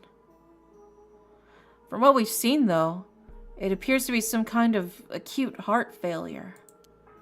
But since he had no record of chronic illness and had no visible wounds, it's possible that poison or drugs could have been involved. Dying in the middle of the park like that certainly seems suspicious. We found signs of a struggle at the scene, as well as footprints belonging to an unidentified individual. We got people trying to identify those prints. If we can find who they belong to, we might be able to figure out this whole thing. Yeah, wouldn't it be nice if they were the end of it? The only thing Hajime had on him were his badge and his wallet in his pockets. So we can rule out a mugging. Though, there probably aren't many people who'd think to mug a cop as big as him. I've also heard that Hajime got into a fair few fights in his younger days. He started judo once he became an officer and rose up the ranks quickly. Sounds like the perp would have been pretty strong to take on Hajime.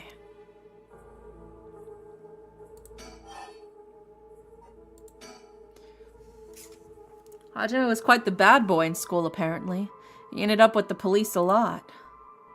He said the officer in charge was good to him and helped him get back on track. The reason he wanted to become a cop was to pay his kindness forward. So that was the first time he ever took his studies seriously. It's a good story. Love that kind of thing. Makes me want to have a drink in his honor. Please don't make fun of my dead friend. Hey, I said in his honor. You should aspire to become the kind of cop people miss when they die in the field. You say that like it's a sure thing I'll die. Besides, if I end up biting it, I'm sure you'll be the one who misses me most, boss. Come on, don't be like that. You'll hurt morale. Well, I guess how much I'll miss you depends on how this investigation goes. I can already see it. Ariel, no! Why'd you have to go and get yourself killed? I have no idea what's going on in that head of yours. Yeah, that'll be a sight to see. Can't wait to see it. You can't wait for your own death? Get it together, kid. Sheesh, you really are something. Thank you?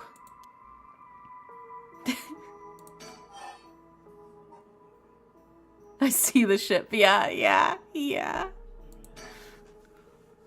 What about the victim's family? The Yoshimi family is from Kitasenju in Adachi City, but Hajime's parents died a long time ago. He lived there all alone, no siblings or anything. I went to his house a few times for drinks. I was surprised. It's this huge old-looking place. Like, you know, the kind of place that seems super haunted. And he lived there alone? It looked like the home of an old noble family. It was hard to imagine him being such a delinquent living in a house like that. There's that bias I was talking about. If he's from an old family, I'm sure things were complicated. That's a bias, too. He never talked about any of that, even when we were drunk, so I don't know much about it. Oh, one more thing. Yeah. Hajime was engaged. He'd been seeing his fiancée ever since they were in school. Over 10 years. They just started talking about getting married.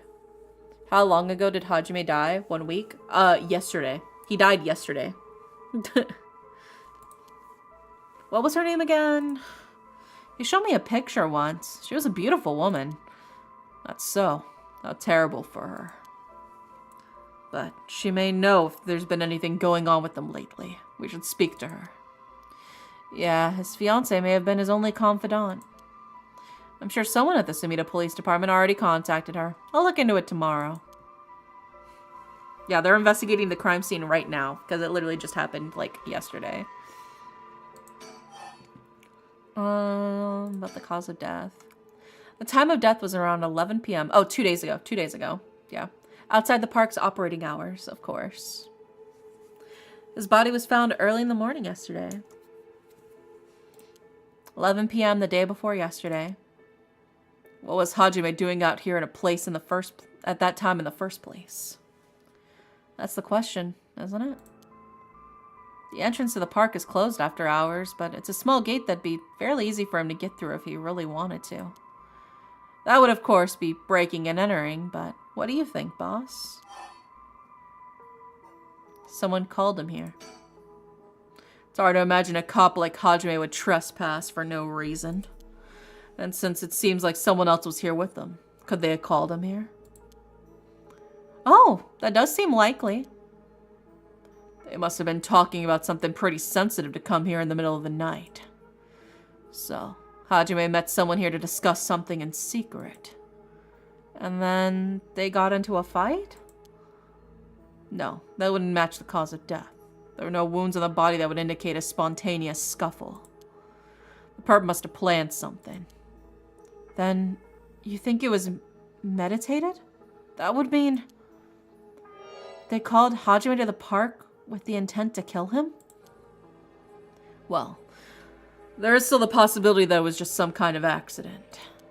Maybe the perp tried to threaten Hajime and things went south from there. We should be able to get a clearer picture once we know exactly what killed him. Right. Okay. Hey boss. I looked into the case that Hajime was running. Oh, that's great. That's the kind of stuff I want to know. What was Hajime working on the day that he died? Well, according to his report from the day before, he had 2 cases involving juveniles. Uh-huh. They don't know the cause of death yet? No, it's a mystery. Which makes me think that he died of a curse. But what curse activated? Because it's not the one that makes you look like you fell from a high point. Right? Because otherwise his body would look like he fell from a high point, but then somehow ended up there, you know? The first was the suicide of a high school girl who jumped off a building in Kamizawa last week. So he was on the Michio case. He was on the Michio case. But who else? Who else's case? Oh yeah, I did hear about that. The girl's name was Michio Shiraishi. She was a second-year student at Komagata High School. But it seemed as though Hajime had contact with her even before this incident. So she'd been troubled for some time? That's the thing. About a month ago, he happened to see her walking around town. She looked upset, so he struck up a conversation with her. Oh. He was sure there was something bothering her, but she wouldn't tell him what. Must have been trouble at home. That's what he thought, too. It seems he visited her home and spoke to her parents, but they said there was no problem. There was nothing he could do. And now she's dead. Then it's possible he could have prevented her suicide then. He must have been devastated. And that's why he was looking into this Michio Shiraishi again. He must have thought that something terrible had happened that drove her to the end of her life. But ultimately, he never reported the findings of his investigation. I see. And you're thinking it may have had something to do with his death. We'll have to find out what it is Hajime discovered. Right. Let's check with the Sumida Police Department about that tomorrow, too.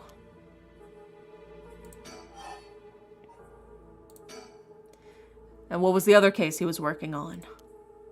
This one is also related to a Komagata High student. A troublemaker named Hitomi Okuda. That's the girl we saw with Jonochi that night. She seems to be the leader of a group of kids who get up to no good. Juvenile delinquency. Fun. She was pretty bad for a while. Multiple charges of destruction of property, assault and battery, you name it. Hajime had been working with her for about 6 months and she was finally starting to open up. Then, he met with the girl the day he died. Well, every school's got its problems. But I'm sure he worried about how she'll get on without him. Right. Just when she finally found an adult she could trust. She might act out without someone to help her get through this. We'll have to make sure the Sumida Community Safety Bureau does their job. Yeah, I mean, this is very clearly tying Jonochi into everything. He's clearly some sort of common thread between the two of them. Delinquent girls confronting Jonochi because he killed Hajime. Maybe? Maybe? Or maybe... This is dark, so I really hope it's not the case. But he's being creepy towards the high school girls. Something... If my theory is correct, that he is Najima, right? If he's the murderer Najima, then that would also explain why the previous murder victim from 20 years ago was also a high school girl, and now he's hanging around other high school girls. It's giving... You know what it's giving. You know what it's giving. I can't rule out the possibility that meeting with this delinquent girl had something to do with his death. Then we'll just have to interview her too. Ah, yeah, you're right. She may have been the last person to see him alive, after all. I'll ask Sumida to introduce us tomorrow. Though, who knows if they'll actually let us talk with her. That's what we hired you for. Lay a little boyish charm on them if they need convincing. Oh my god, he's calling him. He's like, use your Riz up the department so we can see it. Yeah, I'm sure they prefer me over a scary-looking old man like you, boss. Watch it. I'm still your superior. You ought to act like you respect me at least a little. Oh, I thought I was. You were? Shit, is this just how your new generation speaks? You really are a new breed. It's probably just me, actually. Oh, well, don't think you can get away with that with other people. So, anyway, boss. Were you even listening? You got quite a bit to look into tomorrow. First, the 2 Komagata High School cases that Hajime was handling. And we need to speak with his fiancée as well. I believe that's it for tomorrow. Yeah, okay. Cause of death, acute heart failure, cause unknown. Signs of a struggle found at the scene. Efforts to locate the witnesses underway. Body discovered by the groundskeeper. Good to know, good to know.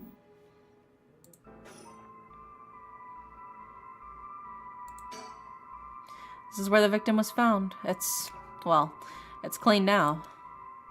It almost feels like nothing happened here at all. But once an incident like this has come to pass, there's no going back. Not that knowing is any consolation.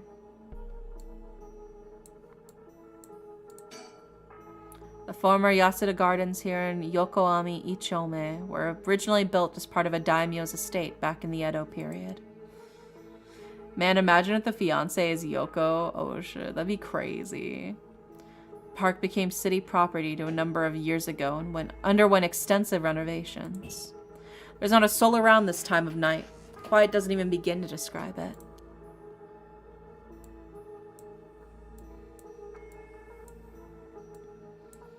Yeah, this is the area where we got set fire to.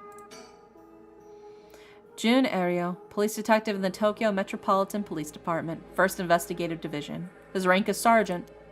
This is his first time leading a case. It's like he's graduated from rookie to newbie.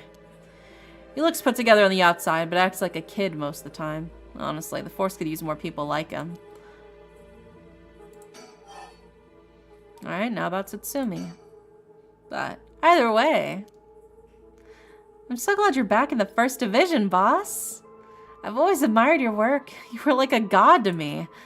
You were the whole reason I became a detective in the first place. Yeah, about that. People have been saying that ever since you first entered the academy, but...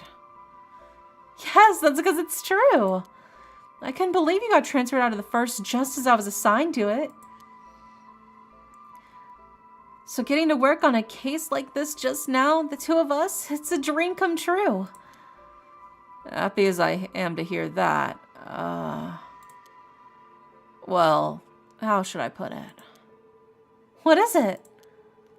If that's true, I'm not sure you've been showing me the appropriate amount of respect. Huh? But I do respect you. Don't tell me you're going senile, boss. That's exactly what I'm talking about, when you run your mouth like that. It's getting late. You must be sleepy. Don't worry, boss. I'll make sure we get out of here soon. Yeah, I get it. Oh my god. I love their casual talk. Ooh, about the occult. So all this occult stuff. Have you heard about it, boss? What are you talking about? The rite of resurrection thing that everybody's always talking about. No, not you two. Been hearing about that shit everywhere. Oh, you have? That's surprising. Who cares what people are talking about? It's got nothing to do with our job. But don't you think the occult stuff with this case feels, I don't know, realer somehow? The whole thing started right here in Honjo in Sumida City, so I thought that maybe... Cut it out. Nothing good can ever come from getting involved with that rite of whatever, the records of fate. Sounds like you know all about it. Boss, are you secretly into the occult? Stop that, seriously. This isn't a joke. I get why you'd be intrigued by something called the rite of resurrection after the buddy of yours died, but... Bringing the dead back to life, that's the stuff of fantasy. It's not real. So don't go hoping for miracles. Got it?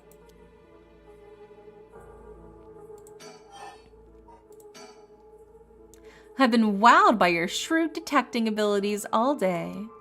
Oh, really? Funny. I've been wowed by you, too. On the topic of family, what's yours like, boss? The hell is wrong with you? Prying into my personal life all of a sudden. It's just, I've never heard you talk about them or anything. Oh, are you single? Shut it. It's none of your business. Well, ever since I joined the force, I've been thinking. The department really pressures young officers to get married. I wonder why that is. You don't say anything like that, though. How should I know? I caved to the pressure myself and got married 20-something years ago. No. Wait, what's his last name? What's his last name? What's his last name? Oh my god, Shigima. But Tetsuo Tsutsumi. Okay. So I thought maybe he was married to Haruo Shigimi, but maybe not. But he was like, because they don't actually say the name. They don't say the name. I thought maybe he was married to the MILF. But maybe he's not. But no, because don't the guys keep their last names? And that's like her family name. He got added in. Hold on, I gotta skim through this. Okay, let's see. Her husband, adopted into the Shigima clan through an arranged marriage, is also a highly so it's an arranged marriage. There's no love there, which means he can still go for the young the newbie.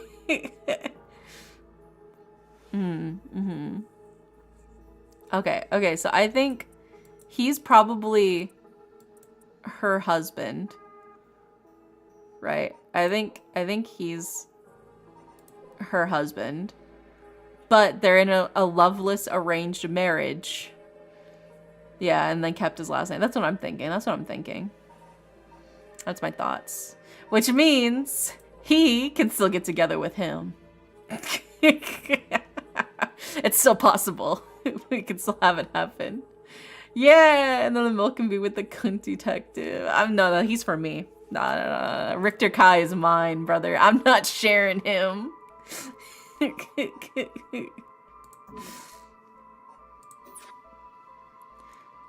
How should I know? I caved to the pressure myself and got married 20-something years ago. Huh?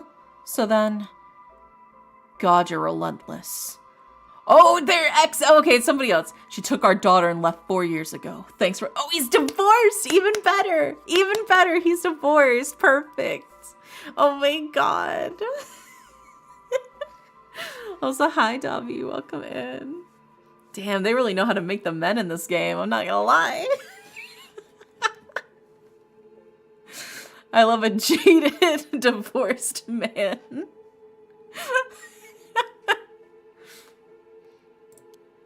Oh, I'm sorry. I can't believe she'd give up a guy like you. Oh yeah, hit him up, rizz him up now. That's your chance. Seduce his heart, sway his heart. Ugh, I was never home much. Too focused on work. I'd come home late only to get called right back out again. Plus, being a cop is dangerous work. I don't blame her for getting fed up with it all. How sad. Especially when you're out there putting your life on the line. Because, you know, divorced with daughter. Yeah, he's got the daughter. That's so funny. Oh, is that why you transferred out of first? It was already too late by then. You better be careful, Ariel. You say that, but there's not much I can do, is there? That's the nature of our job. But you know, I would understand you, Tetsuo. You know, I really look up to you. I really admire you. I'm shipping them so hard. You don't understand. They're perfect for each other. This is a match made in heaven. This is the yaoi bait for me. All right? This is the breadcrumbs that they're feeding me, and I am but a helpless pigeon. I devour the breadcrumbs before my eyes. Look at his kissable lips, too. There aren't many who can really understand it. Not unless they're involved with the police work themselves or related to someone who is. You know, like me. I understand you. I would understand. We could work. But wait, you have a daughter, boss? You really think I want to talk about her after all that? Have some sense. Come on, I promise I don't mean this the way it sounds, but how old is she? Jeez, you don't know when to quit, do you? At least try not to look so intrigued. Yeah, he's already puckering up. She's, well, she's a bit rough around the edges. I think most men are intimidated by her. Last I heard, she's living by herself and going to college. Wow, a college student. Men love an educated lady. Stop that. What kind of cop are you making baseless assumptions like that? She's living on her own, though. You must be worried about her. Worry? I don't even know where she lives. Oh, so she hasn't told you. Probably because she knows you'd follow her around everywhere. I would not. I don't think. Come on now. We both know that's not true. Listen here. You may look like a mean old man, but you sure got a soft side. What? Is that supposed to be a compliment?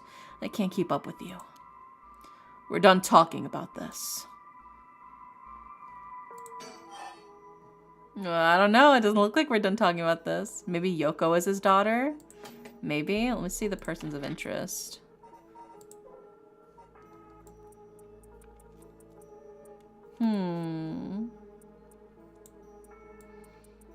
I think it's possible Yoko could be his daughter. Yeah. Yeah, because she's a high school student.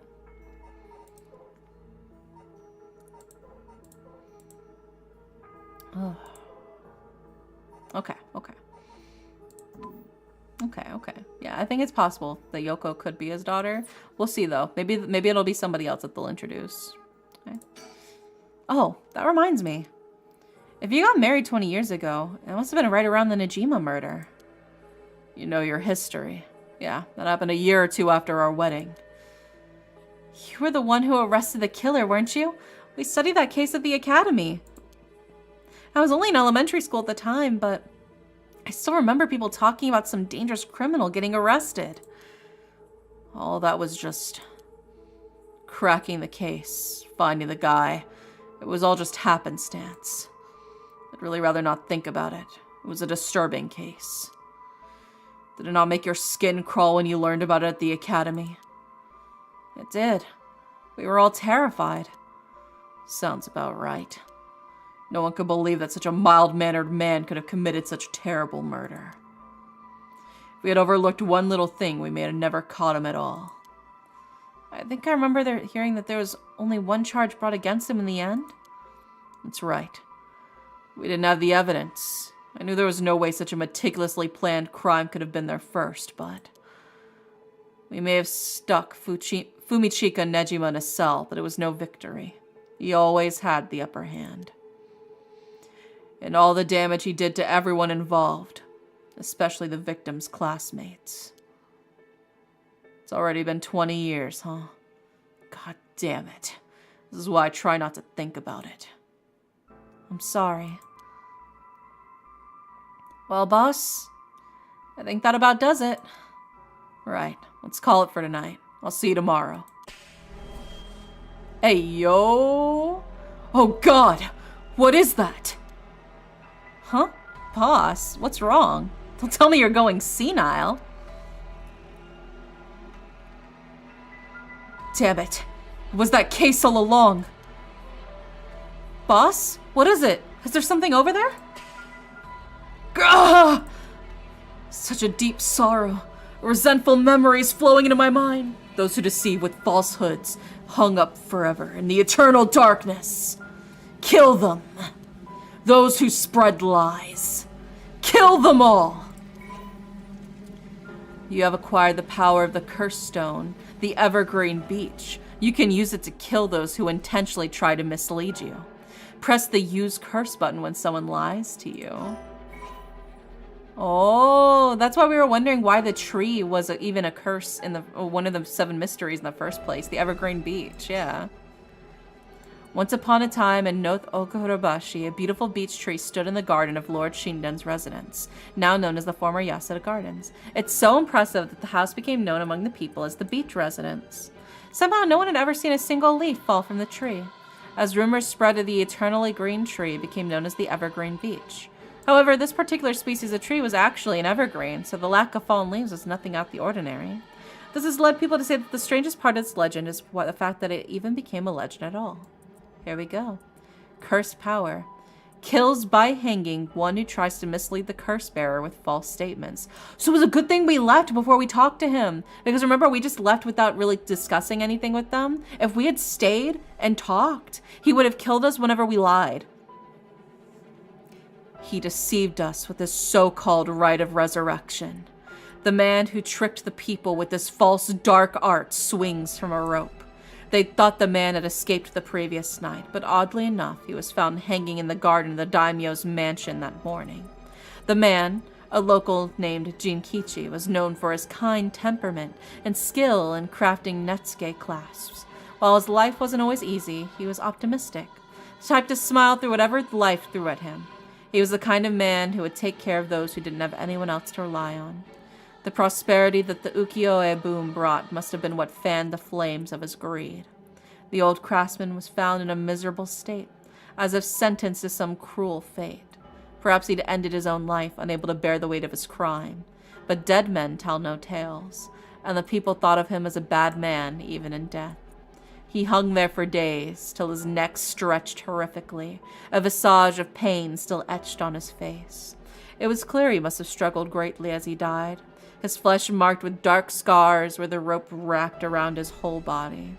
The beech tree's leaves do not fall, and neither did the man's body hanging from it, as the mansion's owner was not at home. Another unfortunate event. People held their tongues, fearing divine punishment, but the rumors persisted nonetheless. Yeah, the correct option was not to engage with him at all. I know, dude, I lucked out on that one. I died from everybody else, but I lucked out on that one, apparently. Ugh! A murderous impulse seeps into my soul like thick black tar. Now. Kill. Can you hear it, curse bearer? You who so strongly desires the right. Kill them.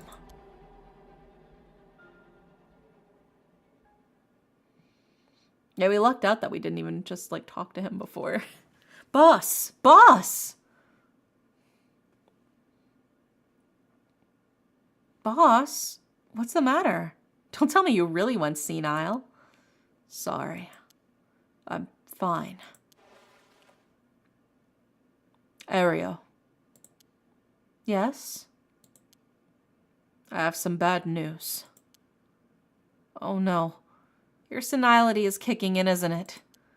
No. We've got a bit of trouble on our hands. Looks like we'll be working some overtime. We're not going home tonight. Huh? What are you talking about? Why does our guy want the right? I know. Makes you wonder, doesn't it? The hunt for curse bearers. Yeah, he's puckering up again.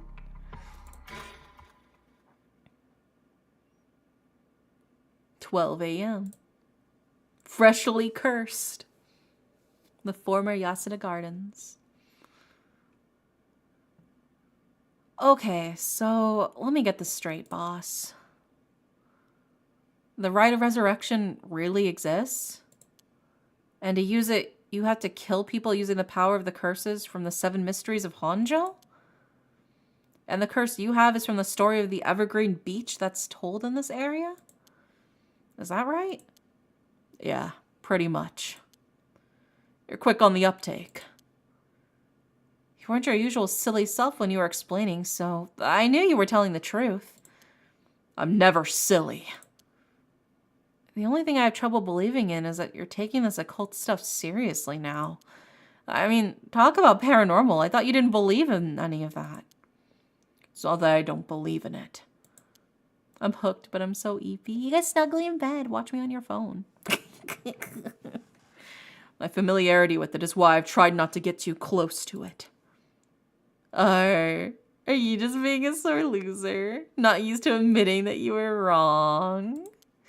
Well, shut up and listen to me. No point in trying to hide things anymore. Look at how smug his ass is, dude. We won't get anywhere if you don't understand this, so listen up. Please, just listen. You don't have to keep saying it. I'm listening. We don't have time to waste. We'll walk as we talk. Hey, wait for me, boss!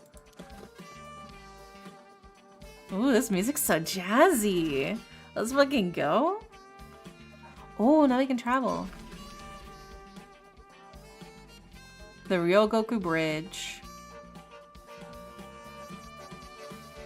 This is like, oh my god, this is giving me like Meitante Conan vibes.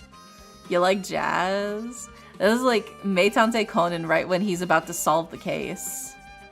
You know? Ario looks like he knows the boss is extra serious, even if Boss Man doesn't seem much different. Yeah, he can tell his emotions apart. He can tell his moods apart. Sorry, I just want to double check one thing. You're telling the truth, right? This isn't a side effect of your senility? It's the truth. Not like I can prove it, though. Revealing the existence of a secret department is against the rules, even to a fellow cop. But this is an emergency. I need his help. I'll tell him. I'm sure you already know this, but this is all top secret. No sharing it with anyone. Right. You can trust me not to.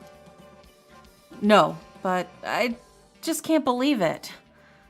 I'd heard rumors that you used to be a member of a secret division attached to the Security Bureau. I can't believe we actually have a department called Paranormal Affairs. Yeah. I'm sure it comes as a shock. I couldn't believe it myself. I thought the higher-ups were messing with me. Really had me worried for a second there. No, this is incredible.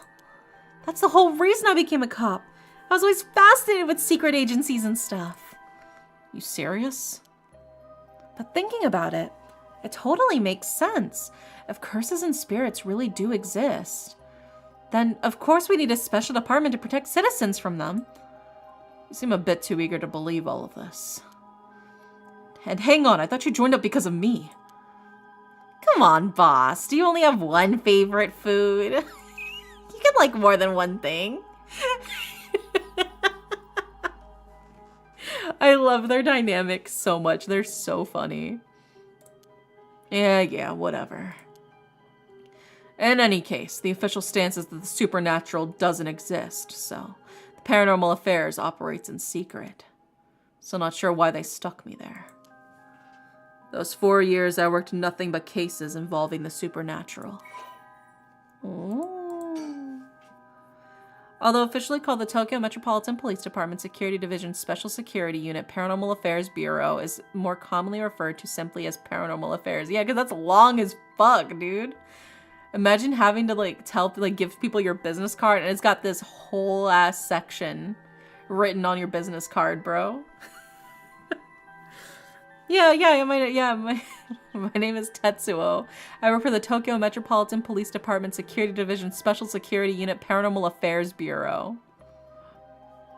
Only a handful of people know of its existence, even within the police force. As the name suggests, it specializes in the investigation and resolution of cases involving the paranormal phenomena. Since the existence of paranormal phenomena is not public knowledge, nor is it readily believed by the general public, the Bureau's activities are conducted in utmost secrecy. Currently, there are only 5 members, including the chief.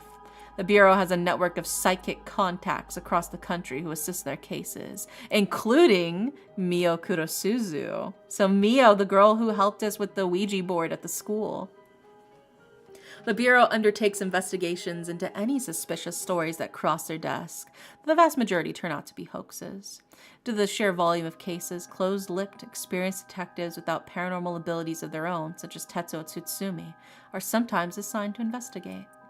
The current chief of paranormal affairs is a man named Kuiru Nakagoshi. He was born to a family of psychics who has been involved in keeping the world safe from paranormal phenomenon for generations, and has served as Mio Kurosuzu's mentor since discovering her. Kuiru is an elusive figure. Very few have met him in person, and he is rarely seen in the office. It is said that this is because he has often been the target of curses. However, some theorize that it is in fact because Kuiru is not actually of flesh and blood at all. His seat in his office is usually occupied by a Nue, a legendary creature found in Japanese folklore. The Nue resembles an ordinary white thrush and acts as Kuiru's messenger, leading to bizarre scenes of police officers earnestly reporting their findings to a bird. The term Nakagoshi case serves as code name used to refer to the cases under the investigation of the paranormal affairs.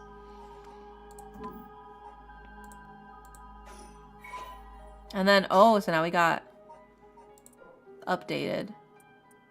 He's a veteran. He was possessed by the evergreen birch echo while investigating the gardens, previously a member of the secret Paranormal Affairs Bureau. He makes use of this experience to investigate the ongoing large-scale curse incident with his partner, Jun Ario. Rather than sitting behind a desk, Chief Inspector Tsutsumi always worked in the field as he moved his way up the police force. Behind his stern face lies a compassionate man ever prepared to help his fellow officers.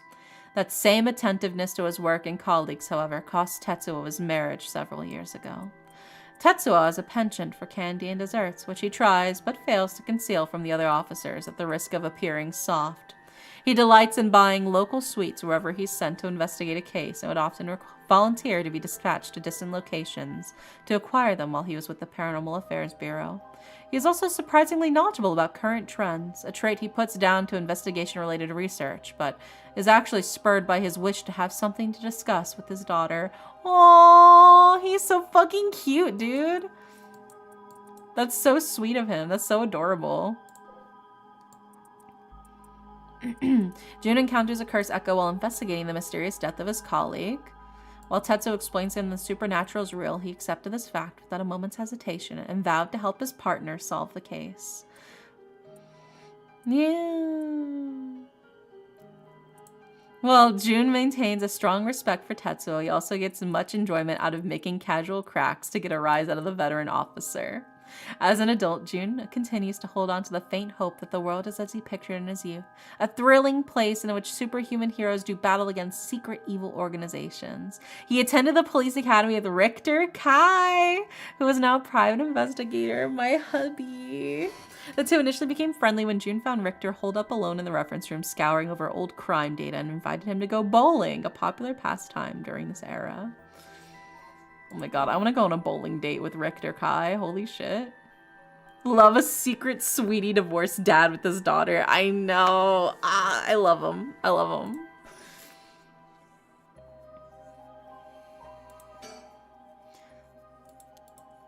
Okay. So, do you know, have it? Have what? Spirit sense, of course. Are you what they call spiritually gifted? Nope, never felt anything at all. Even if I did, I'd be a lightweight at best. One beer and I'm down for the count. Oh my god, he is Yoko's dad. Oh my god, he is Yoko's dad. Yoko was making that same exact joke earlier. Yoko made that exact same joke earlier, dude. At the very beginning of the game, whenever we were talking about spirit sense, and she was talking about different alcoholic drinks as like part of the joke. Is that how people in the field quantify someone's spirit sense? Like how much liquor they can handle? Nope, that's just me. Thought I'd get the point across. Oh, huh. Sorry. Seems like I keep disappointing you. No, it's not your fault, boss. At the risk of disappointing you yet again, I'll tell you one more thing. Spirit sense is usually something you're born with.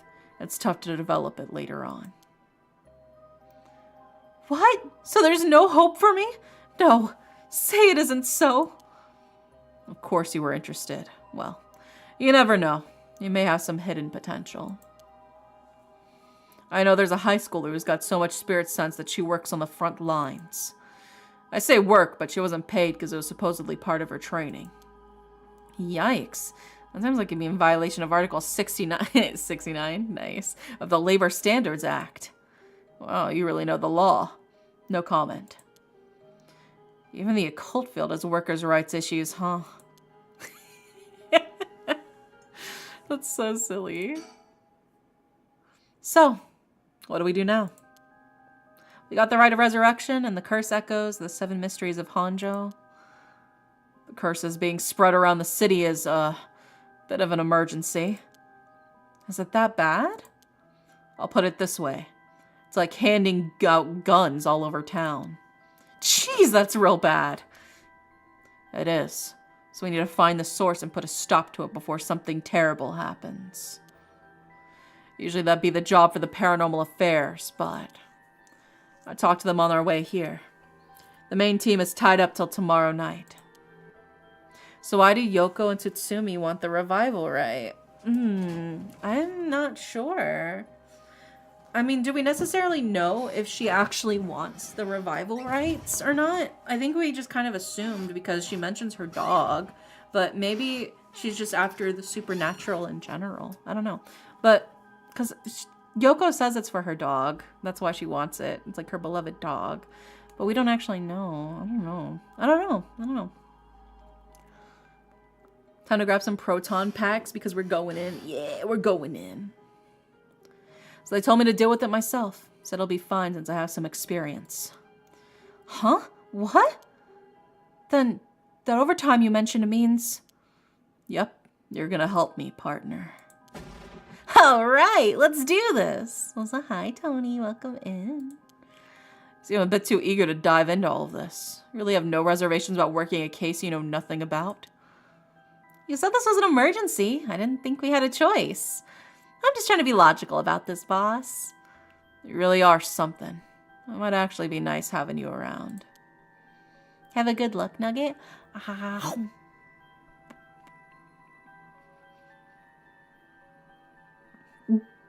Thank you for the good luck, Nugget. I eated it. Why, thank you. So, what exactly do we do? These curses are connected to the Seven Mysteries, then. The people who have the others should be all here in town. Right. If there's 7 of them, then that means there's 6 more out there. We have to stop them all before they kill anyone with their curses. If we can, we should find and collect all the curse stones. But, boss, from what you said earlier, killing a curse bearer gets you closer to completing the rite of resurrection. Won't your life be in danger if they find out you're a curse bearer? Pretty much. We can't let that happen. Should you even be out here right now? Hiding would only be a waste of time. The mysteries of the one-sided reed is associated with Ryogoku Bridge. I was hoping we'd be quick enough to run into the one-sided reed's curse bearer. No such luck, it seems. Well, if nothing else, maybe word will spread that the cops are on the lookout and people will behave. It's putting a lot of trust in whoever these people are. What if the Rite of Resurrection's a troll from the afterlife? Well, I think that is probably similarly the case because, as is mentioned in the files, if we go to the Seven Mysteries, and then we go to the Evergreen Beach, and then we go down to the story, he deceived us with this so-called Rite of Resurrection. That's the first line of the resentful memory of the Evergreen Beach. And then if we think back on what happened with Shogo, Shogo did manage to get all of the percentage of soul dregs he needed to activate the Rite of Resurrection. But he died. It like backfired. It didn't work. And we didn't fully understand why.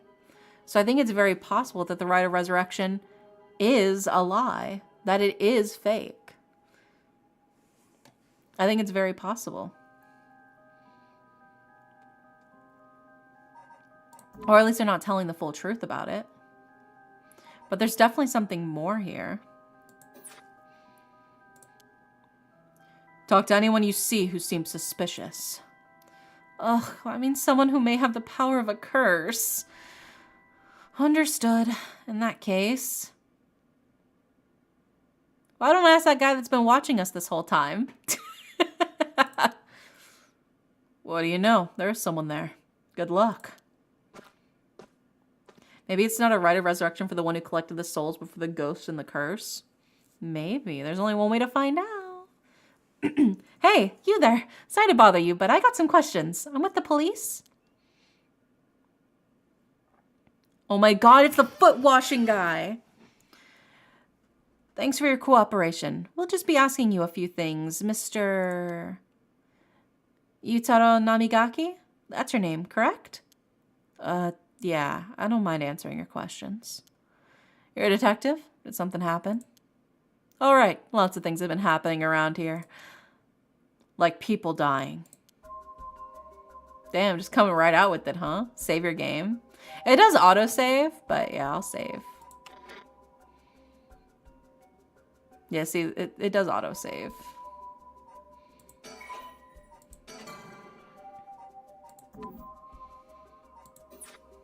There we go.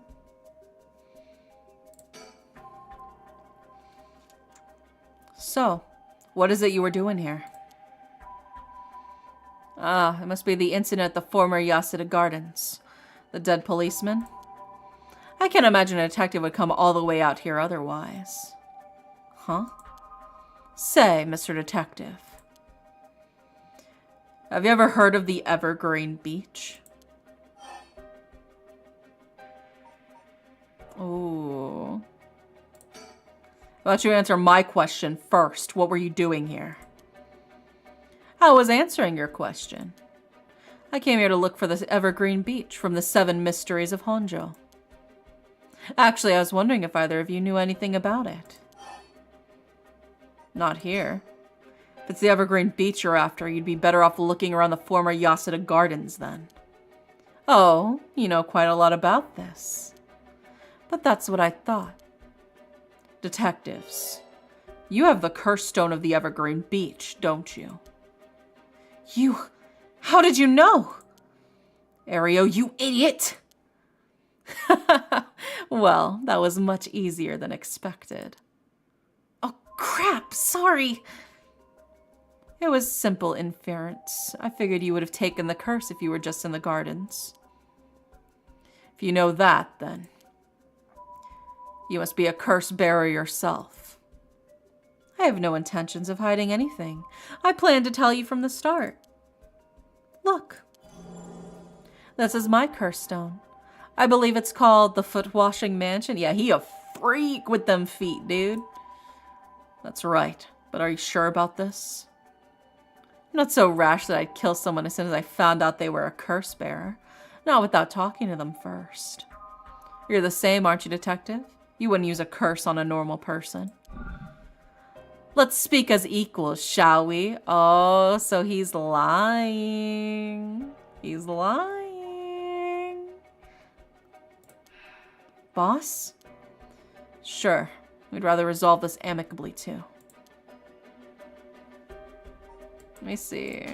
If I go to the option, let me make sure the voices. We know the voice volume. Let's just turn that. There we go.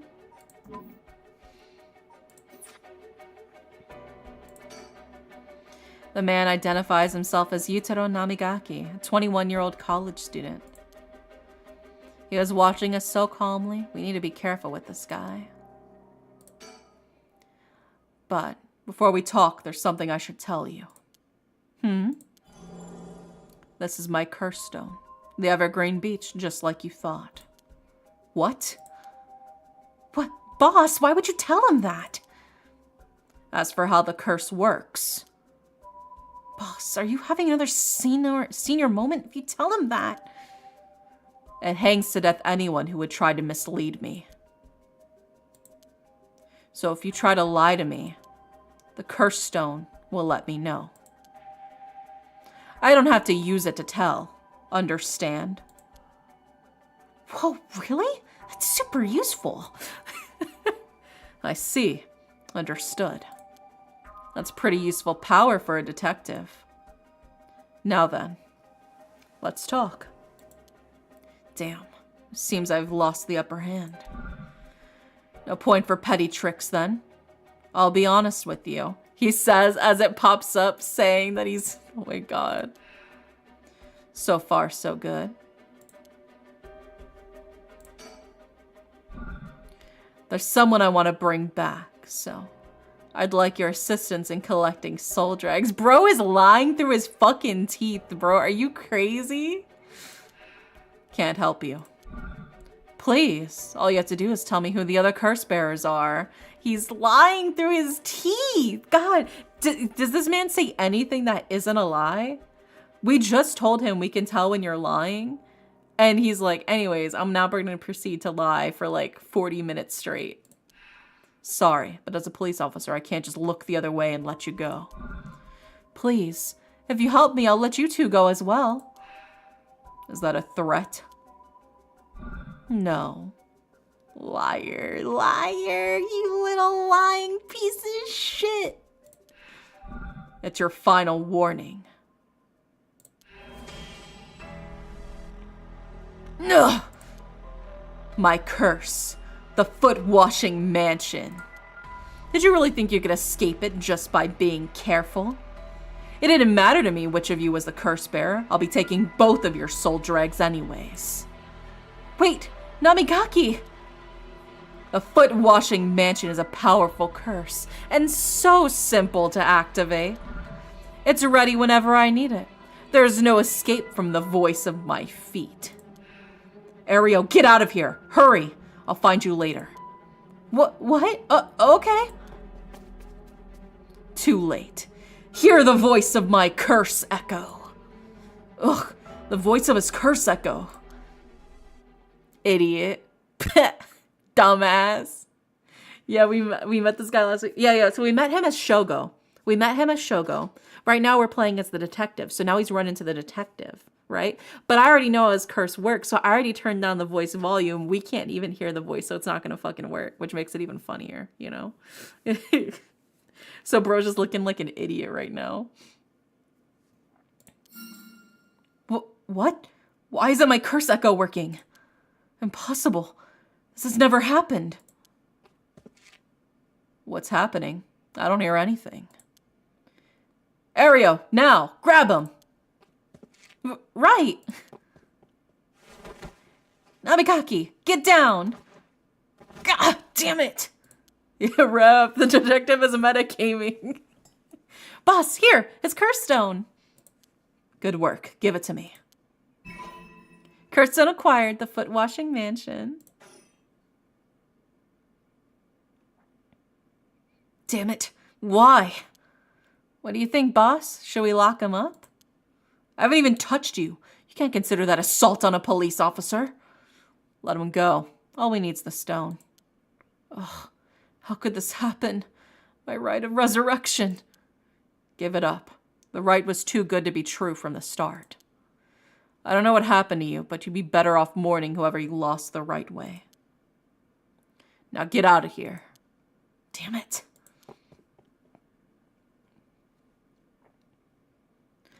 Whew. That was a close one, huh, boss? You'd probably be dead if he had activated his curse. Yeah, I'm not sure what, but something stopped his curse from... Ugh! Boss, are you okay? Does having another curse stone hurt? Yeah, the curse from this one's flowing into me too. Oh no. I saw what activates the curse of the foot washing mansion, and the resentful memories bound to it. Oh, I see. I always thought this one was one of the stranger of them 7 mysteries. Now I know why. This sure is something. What did you see? Let's save that for later. All you need to know for now is that it's a particularly powerful curse. We're lucky we took it from him quickly. Oh, now we can check out the files. Now I can see what the actual story is. Kills by crushing one who hears the command, wash. Oh. She was an accomplished onmyoji. Alas, she did not use her talents for the good of the world or for the people, but for her own selfish pursuit of beauty. After a fierce battle, the woman dragged herself through the streets. It was like something had gnawed away at her body. Will I die? I've already obtained what I needed, as long as I have this.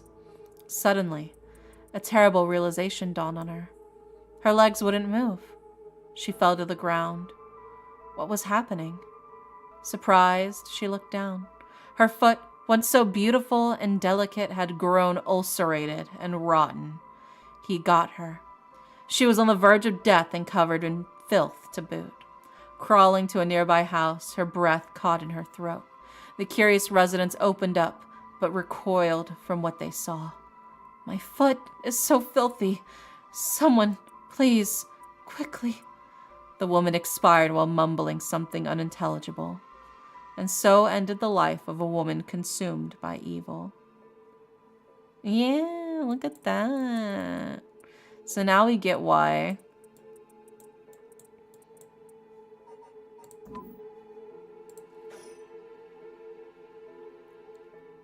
Well, that makes one stone. Where do we go now? Oh, so lady, thank you for the raid. Welcome in. How was your stream? Why is it just the legs? It's because, her legs were the ones that were hit by whatever the evil guy was. Yeah, feet. Yeah, it was feet. Yeah, we caught the curse of the foot washing manor. So, stinky feet curse has been added to our inventory. We'll visit all the places associated with the mysteries while it's still dark out. You mean we have to do all of that all over again? I hope they aren't all as aggressive as him, but people do crazy things to bring back someone they love. It seems that the hatred the curse stones are imbued with makes people more willing to kill. You're still pretty early? Yeah, I've been working through the storyline. I've been having a good time with it. We're piecing together the mysteries. Wonder what happens if you collect all the curse stones like they were the infinity stones. Yeah, I'm wondering too. Maybe we'll find out through this. Really? Then what about you, boss? I'm fine. I may not have any spirit sense, but I'm tough when it comes to this stuff. It's kind of like Fate, but with curses. Yeah, it's so good. I've been really enjoying it so far. That's why they loved me in Paranormal Affairs. So you are spiritually gifted after all. Also, I ship these two so hard. I've been making a lot of yaoi jokes about these two. All right, let's head to the next place.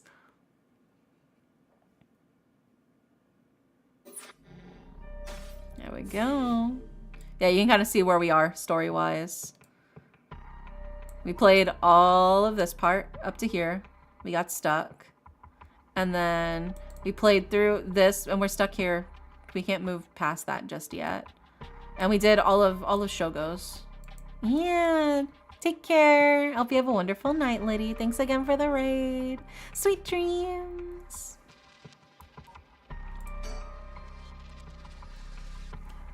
Okay, Tatsumi and Ario decide to collect the curse stones as soon as possible before they cause an unprecedented tragedy. And they head to their next destination. Midoricho Park.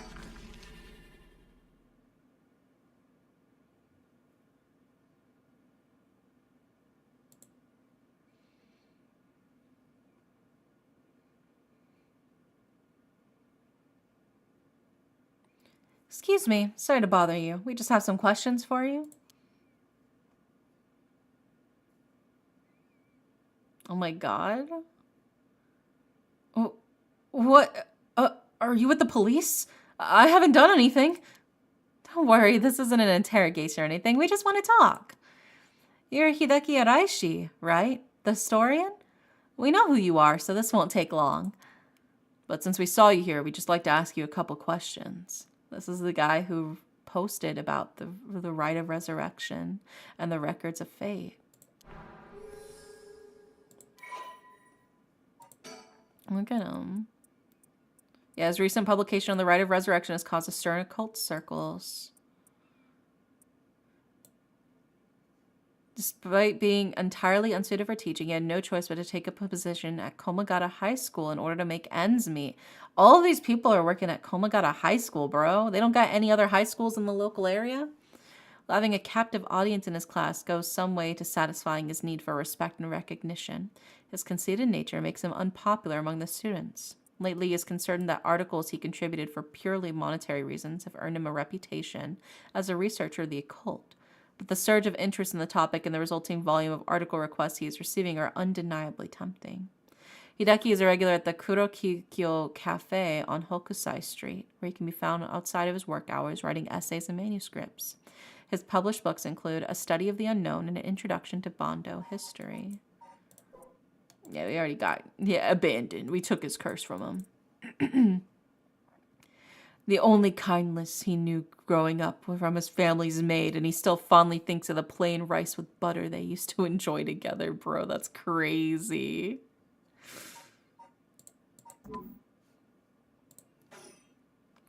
Well then, let's get this over with. I'm a busy man. What were you doing? Now then, Mr. Araishi, what were you doing here at this time of night? Doing research, of course. Day or night, information never sleeps. That's an admirable philosophy. You know, your research has been quite the talk of the town. What was it they were saying? You discovered something about some book? I mean, we know it's the Record of Fates, but it might be funny to say it wrong. All right, you found some kind of ritual in the Record of Fates.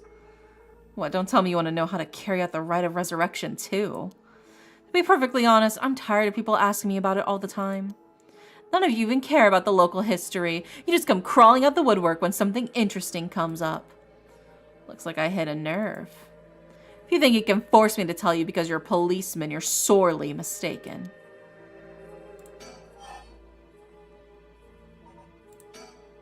What was the research you were doing just now also related to the rite of resurrection? Well, yes, that's right. What exactly were you looking for? I have no reason to tell you that. You wouldn't understand anyway. Are you doing all this research so you can use the rite of resurrection yourself? You're a policeman. You really think people can be brought back from the dead? Everyone I meet. Pitiful. Huh?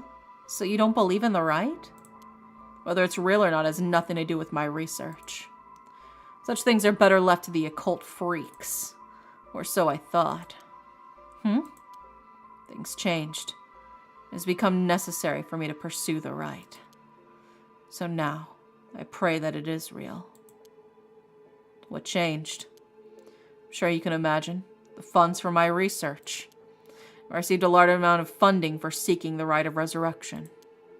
And if I find it, I'll receive a sum so great I'll never have to worry about money again. Oh, then that means someone's sponsoring your research.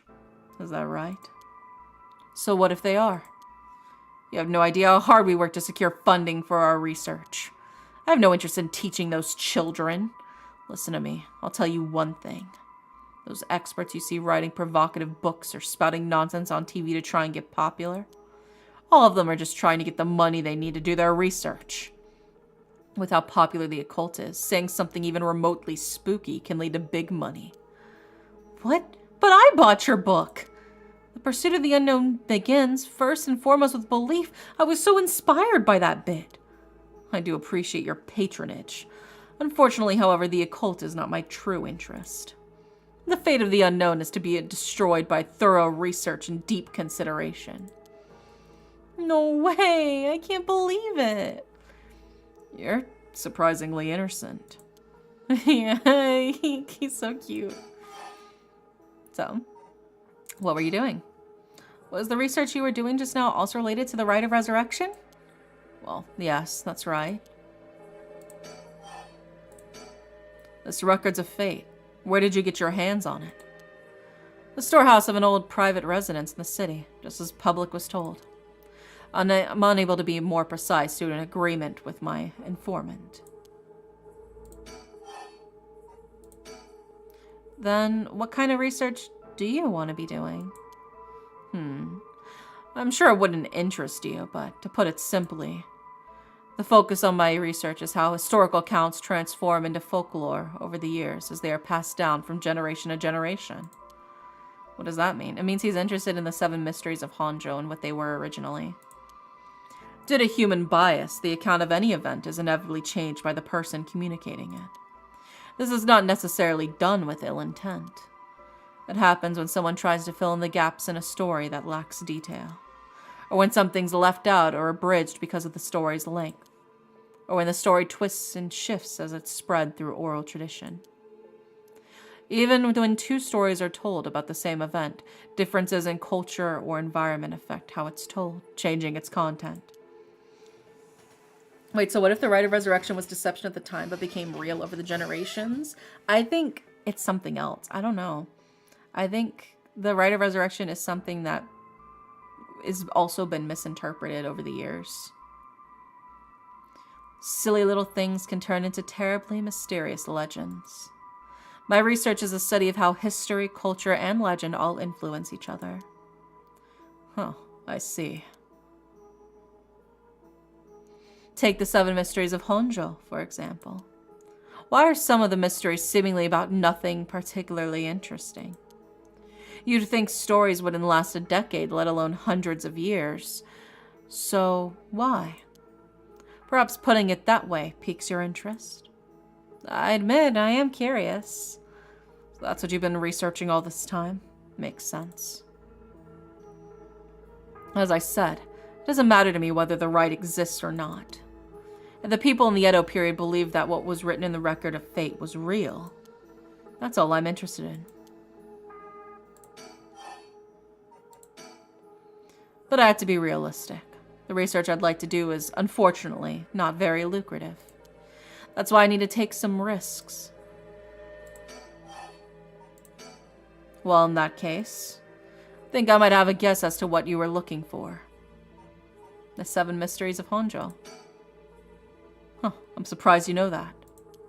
There is indeed a theory that the Seven Mysteries of Honjo began because of the rite of resurrection. Well, my theory. Unraveling the Seven Mysteries may reveal the secret of the rite. I think quite a few people are looking into the mysteries for that reason. Midoricho Park is connected to the story of Taiko Tsuguru, right? That's right. That isn't the issue at hand. Well, in that case...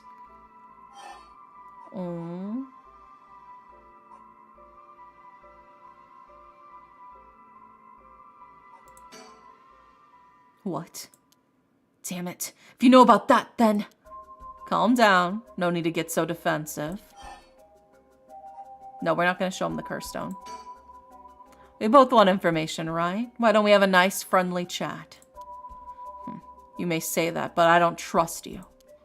Perhaps you've already learned about curses. Perhaps you want to take my power away from me.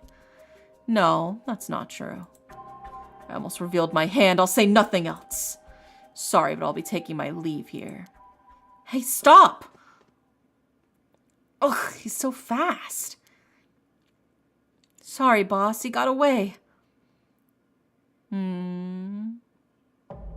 Incomplete. Okay, we gotta try again. So we can't mention the curse stones or the curse bearers.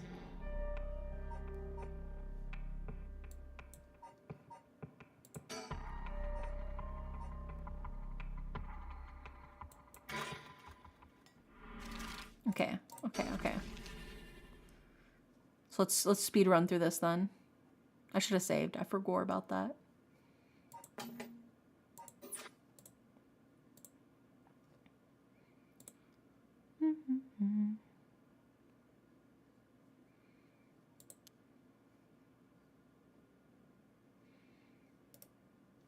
How do you speed run? How do you skip? There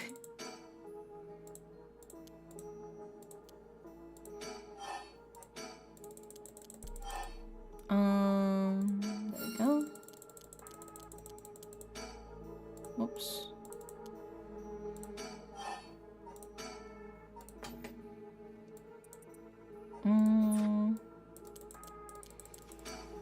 Oh my god, I keep accidentally clicking him. No, stop. I'm not trying to click him. He says he's a local historian, but supposedly he knows more about the rite of resurrection than anybody. The fact that he's here at this time of night, it's plenty possible that he's a curse bearer.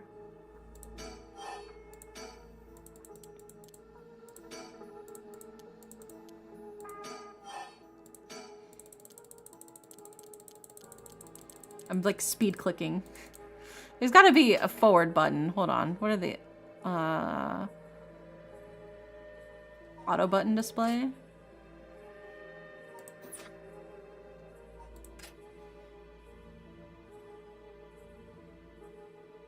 Okay, so it just auto plays it. That's too oh, there we go. Speed running. Speed running. There's gotta be a way to skip through all of the things you've already read.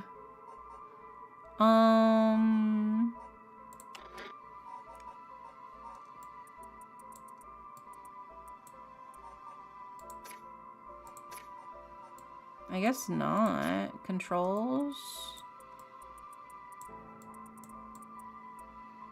I guess not. I guess they don't really have that. Okay. That's fine. Also, hi, Giggles. Welcome in. What a speed run. Speed click, speed click, speed click.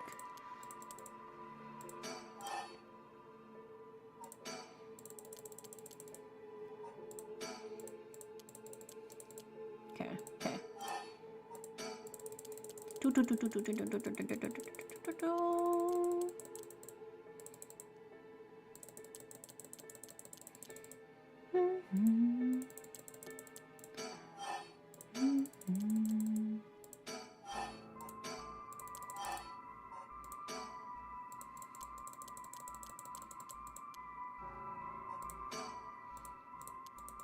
Okay, I think that is just as far as we can go. I don't think there's anything new we can do.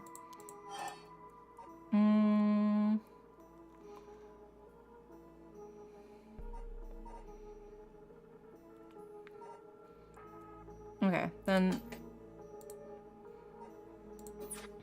we'll just go ahead and do this then. It seems like that was as far as we could go with this.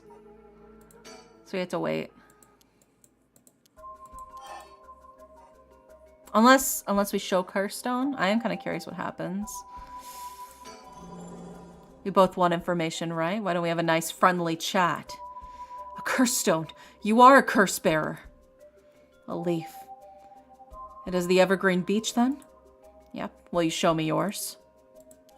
Oh, okay, we're getting somewhere, getting somewhere. Also, Nordy, thank you for the 2 gift subs. Thank you.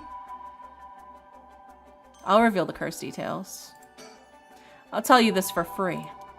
The Evergreen Beach comes from a man who was hanged for spreading false rumors.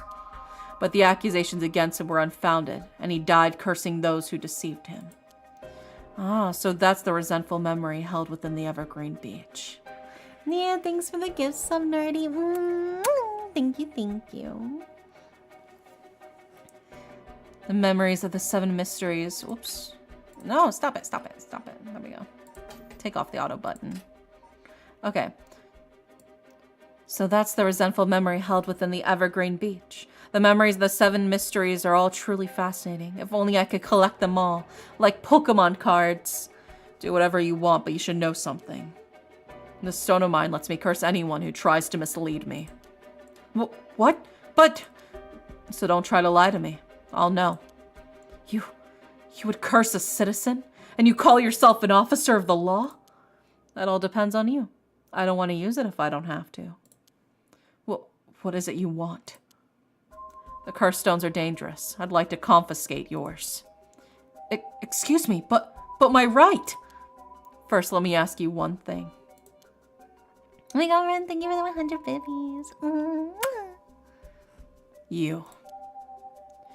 You haven't used that curse, have you? No, of course I haven't, I swear. Liar. Liar. I see. Good. Now, why don't you hand over that stone? Unless you'd rather try using it on me instead. Damn you. I won't give it to you. If I were to say that, what would happen? Would it be a crime? The police are aware of how dangerous the stones are. I could arrest you under Article 1, Section 2 of the Minor Offenses Act. Or you can hand it over and lose your secret ability. Think of what would happen to all your research if you were arrested. Fine. You can have the stone. Here. Curse stone acquired, the ever-burning lantern, baby! Files updated.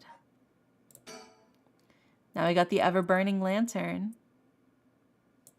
Let's see the real story of it. Kills by disembowelment one who finds themselves trapped in the darkness of the curse echo. Oh, so we were the ones who killed him whenever we got trapped with Shogo when we had the lighter. That's why we were able to stay alive. When Honjo was filled with samurai tendencies, the spies of the shogunate lived among the townspeople to keep an eye on things. The soba cart on South Warigasui served as one of their outposts. They would communicate to each other in code by turning the lantern on or off. Tonight at 4 a.m. meant that someone would have the last soba of their life, and that their belly would be sliced open the next night. An unfortunate incident occurred in which a man attacked a woman in a bout of fury. He regretted it deeply, even declining to invoke the right to defend his honor, but the deed was done. Still, he could not accept it. His rage at having been used by his daimyo boiled over, turning into a grudge he would never forget. Nearby, he saw a lantern quietly glowing in the night, and when the 6th bell rang, the man cut his own stomach open. Since then, the lantern could be seen alight before the soba cart had opened, and would flicker out suddenly, even when there was no wind blowing. As this unsettling phenomenon continued, the rumors surrounding it grew, and soon all were convinced that it was the man who cut his own stomach open visiting from beyond. Ooh. That's crazy. Good choice. I look forward to seeing how your research pans out. Oh, right. Would you tell us everything you know about what's been going on? If you help us out, we'll give you all the information we've gotten after we solve the case. What do you say? In that case, will you tell me all about the resentful memories of the 7 mysteries? I believe they're the key to the secret hidden in the records of fate. Sure, why not? I'll learn about them as I collect the curse stones.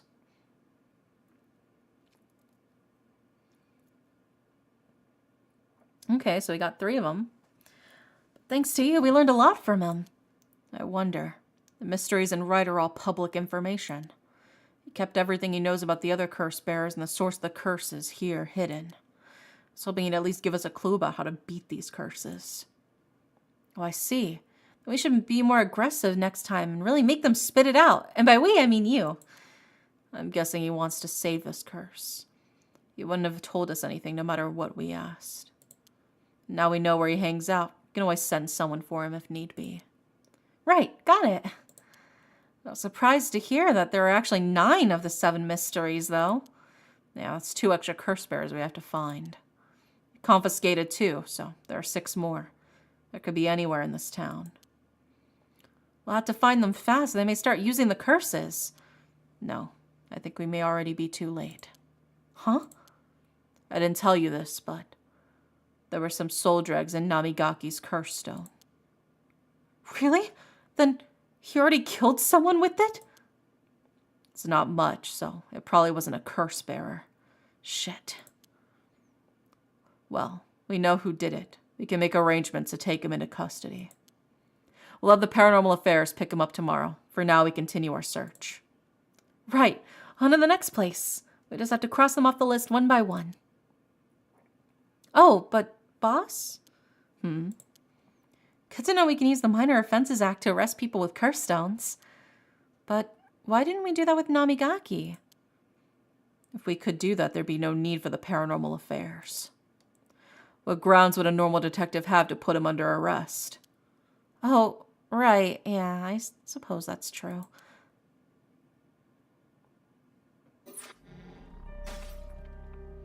There we go.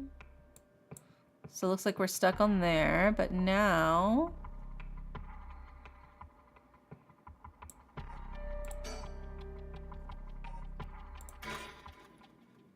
Let's see. Start from the conversation on the bridge. I wonder. So, what next? The big question now is what the rest of the curse bearers are up to. So hi, Pingu. Welcome in. Luckily, the Sumida River is a good distance from any of the 7 mysteries. It's unlikely the other curse bearers will come all the way here. I think I can finally have a moment to think. I see. All right. Excuse me.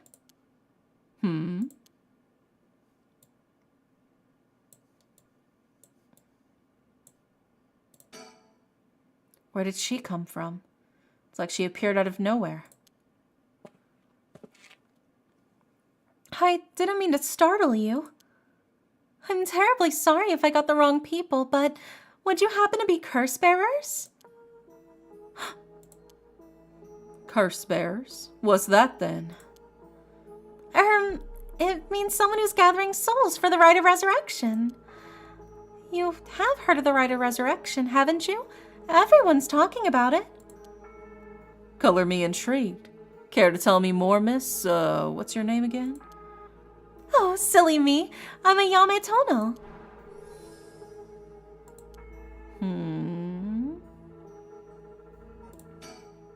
She certainly had no reservations telling us about the rite of resurrection. It'll be worth keeping an eye on her. She could be trouble. There's more to the rite of resurrection than meets the eye, you know. So the best way to collect soul dregs is to kill other curse bearers. And that's about the size of it. I hope it wasn't too much to follow. No, I think I got the gist. Funny world we live in, huh? So, are you saying you're one of those curse bearers? No, well, not quite. It's complicated. I'm not, but Yutaro is. Yutaro? Is that your boyfriend? Oh, heavens no. He's just a friend. His full name is Yutaro Namigaki. We're, I suppose you could say, partners in crime? Funny way of putting it. That must be it. She must be half the young couple Richter mentioned. So, where's this Yutaro now? Well, about that, he's not actually a curse bearer anymore.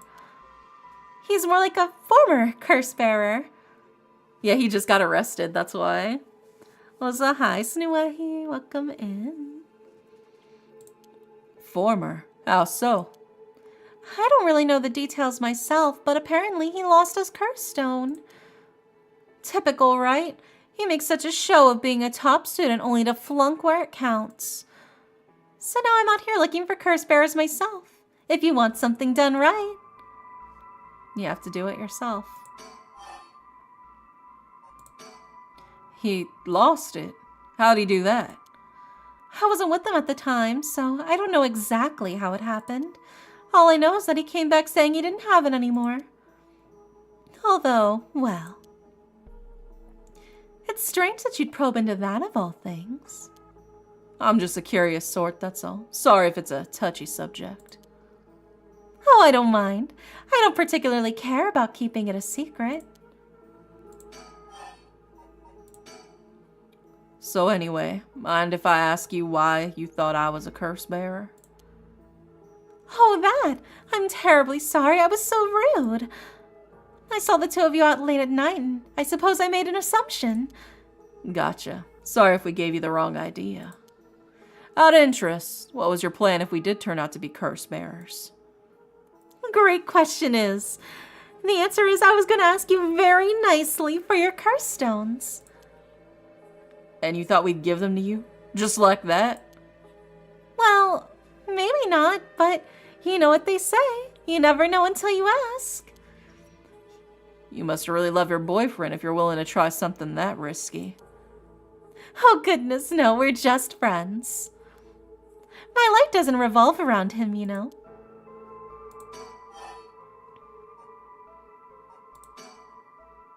Anyway, you aren't curse bearers, so I'm just bothering you, aren't I? Please ignore me. So what are you trying to do with this rite of resurrection? Well, Yutaro has his own plan all laid out. I don't know if I can get behind it, though. It seems, how do I put it, self-centered? I mean, if you got the chance to resurrect the dead, it'd be a waste not to use it on someone that really matters, right? So I was planning to steal his curse stone at the last second and use it for myself. Well, until he lost it anyway. Oh, but don't tell Yutaro I was going to do that, okay? I don't think he'd be very happy to hear it. Of course. Keeping secrets is my business.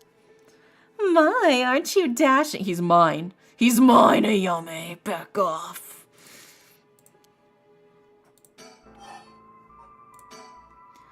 Sounds like you really have your heart set on this rite. What were you hoping to use it on? Do you promise you won't laugh? Cross my heart. Well then, let me tell you my master plan. Prepare to be amazed. Ahem. I'm an art student, you see. Woodblock prints are my specialty, ukiyo-e in particular. Ukiyo-e, huh? You must be a cultured lady. Really? Do you think so? Everybody says it's a strange interest for a girl to have.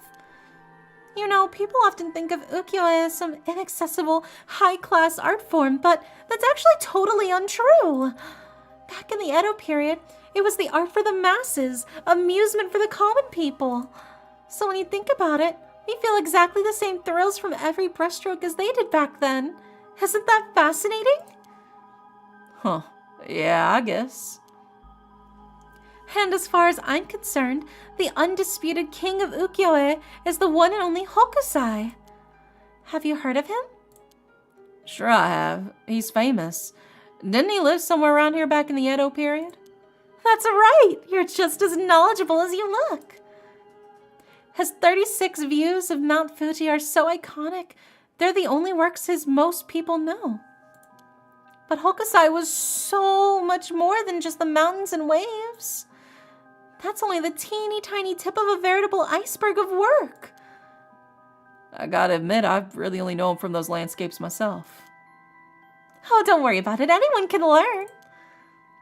When Hokusai died at the age of 90, he left behind over 30,000 drawings. That's multiple drawings a day for 80 years. Amazing, right? So he kept on drawing right up in his old age, huh? Impressive. But even in his final years, he was never satisfied with his own work. His dying words were, "Should heaven afford me but 5 more years, I shall finally become a true artist." Even on his deathbed, he still thought he had more to learn. He was already the greatest painter and artist of his era. Who knows what he could have done with more time? Well, that's what I want to find out. Hold on. Are you saying... Besides, he always said he wanted to move out of 100 houses, but he only made it to 93. Isn't that just tragic? Oh no. Nuh-uh. No way this is going where I think it's going. Imagine the masterpieces he creates with modern techniques. I feel all dizzy just thinking about it. You gotta be kidding me. So if I understand correctly, you want to use the Rite of Resurrection to... That's right! I want to bring Hokusai back to life. Well, that's certainly a novel idea. That's what she'd use it on? What a waste. There we go, we got Hokusai, look at him.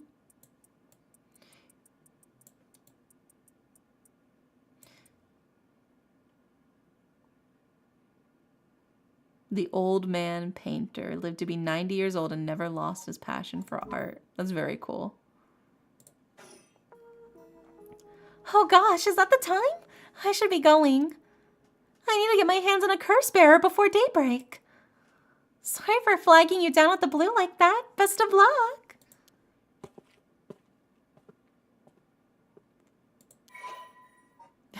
She's crazy, bro. She's a clever but calculating university student who only has time for her own interests. She's making the best of a recent boom in the popularity of female university students and cited by the appearance across TV commercials and radio programs.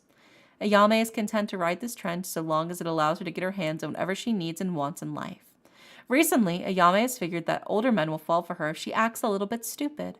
She was approached by Yutaro Namigaki in town, and although she was not attracted to him, agreed to date him because his family seemed rich. However, she does not think much of him as a human being and is beginning to grow bored of their relationship. Oh, so he really was her boyfriend, but she just did not give a singular fuck about him. That's crazy.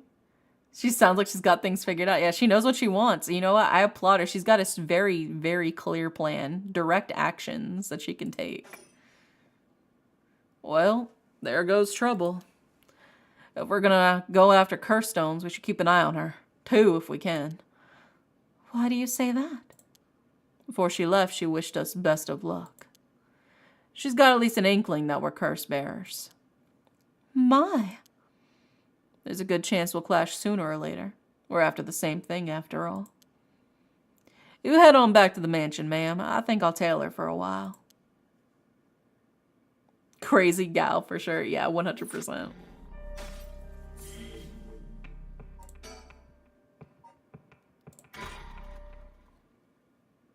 "3 a.m.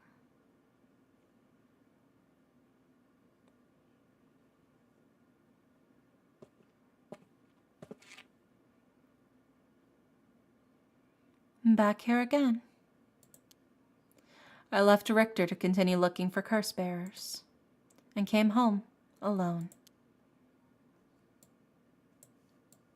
Wonder if there's any...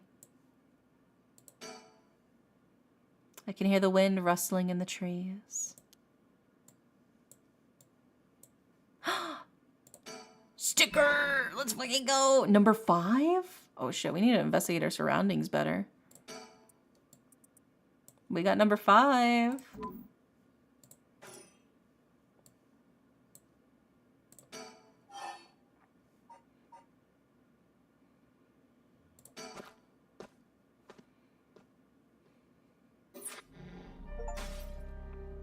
Okay, so we completed her story.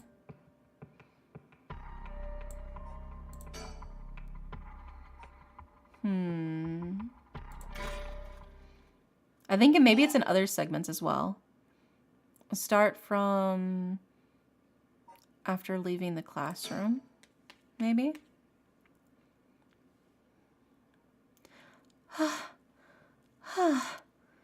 It seems like they're not coming after us. Let's hope they don't see our faces. But Yako, What came over you all of a sudden? Sorry. Thanks for stopping me. It's like this uncontrollable rage suddenly welled up inside me. I wonder what's gotten into me. I can barely even remember what happened. I'm really sorry.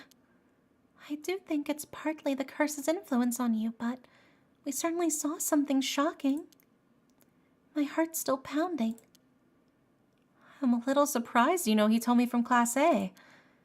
She tends to stand out a lot. Gotcha. Well, she certainly does dress like a delinquent, though she barely shows up at school. But could Mr. Jonucci or Hitomi really be a curse bearer? I don't know, but we should be careful, just in case. Yako? When I give the signal, run. Go straight for the entrance. Don't look back, no matter what. Huh? Why? Did something happen? Something happened, didn't it? What about you, Mio? I'll be fine. We'll meet up outside the school gates. If I'm not there in 10 minutes, go straight home, okay? Okay, go! Right! No! We have to save her this time. Don't look back. Don't look back. We have to save her this time, bro. Maybe we'll unlock that secret option this time. I have to get outside. Let's see. Go to the gates. I go by the gym and...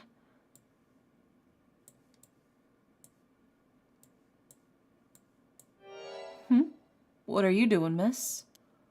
Ah! You shouldn't be out here this late. Don't you know what time it is? Oh, Mr. Ashimiya. Oh, well, if it ain't little Miss Yako. Anyway, students ain't supposed to be around playing around this time of night. I know you're rough around the edges, but I didn't take you for one to act out like this. I'm sorry. I forgot something back in the classroom. No sass today? Realized you were in the wrong, did you? Yes. Forgot something in your classroom, huh? You're a piece of work. But you don't have nothing with you. Oh. Wait. You do? What's that in your hand? Huh? Well, this is what I forgot. I, got it from my grandpa. It's really important to me. Girls these days sure have weird tastes. Also, thank you for the emote, the giant emote, J-Bomb.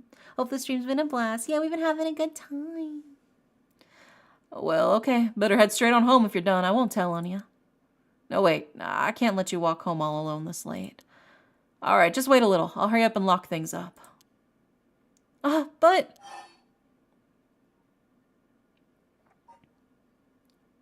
I'm worried about Mio. Actually, a friend of mine is still inside. I think they'll be here soon. That's so? Who's your friend? Have a great night. Yeah, take care, Tremor. My classmate, Mio Kurosuzu. Ah, the transfer student. Breaking rules already, huh? Didn't take her for the type. No, I was the one who dragged her here. Well, whatever. I'll go take a look. It'll be safer if you go home together. Oh, right. She's in the first floor hallways. Be careful, though. You don't know what may be there. What's that supposed to mean? First floor, yeah? I'll be right back. Was this exactly the same route as we took before? Yeah, but there was a grayed out option right about to happen. Like, right now-ish. That we didn't have access to before. So I want to see if that's unlocked now.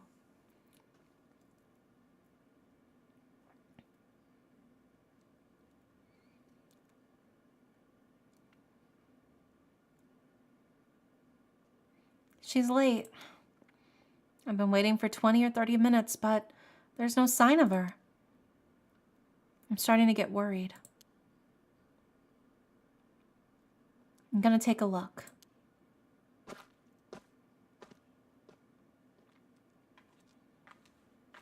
Mio? Are you there?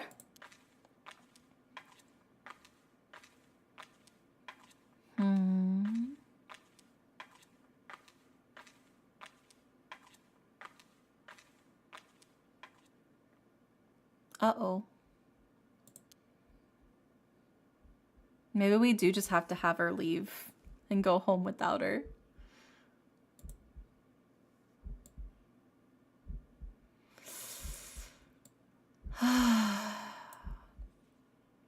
Darn.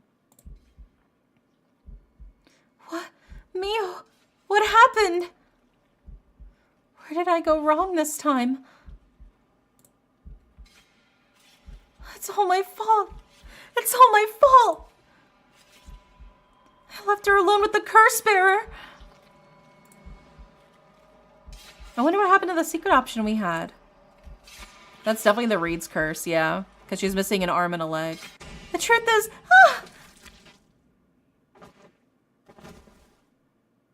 Oh, she also died? Deceased.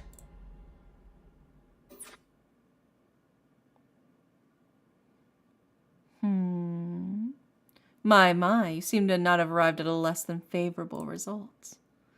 But this was bound to happen. There is someone who must not be trusted.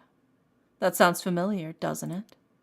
If so, you may choose to withhold important information from that person. Fear not, you may try as many times as you like. So we can't trust the janitor?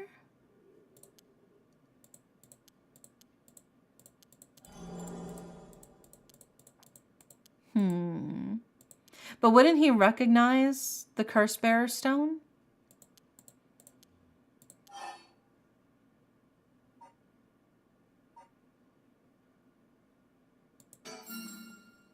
Oh, right. Mr. Janochi was actually looking for you inside the main building. Was that? He's here right now? What's he thinking? I don't know. He was in class 3B on the second floor just a bit ago.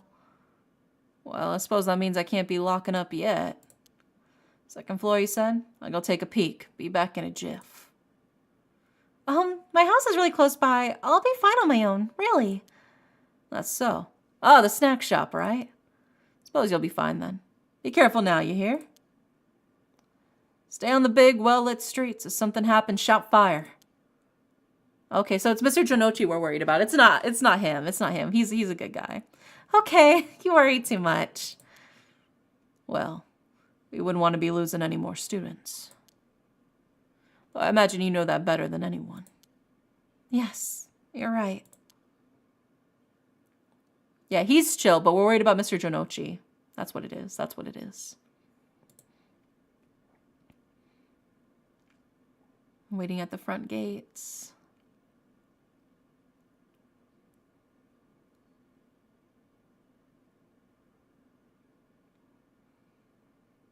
Mio's late.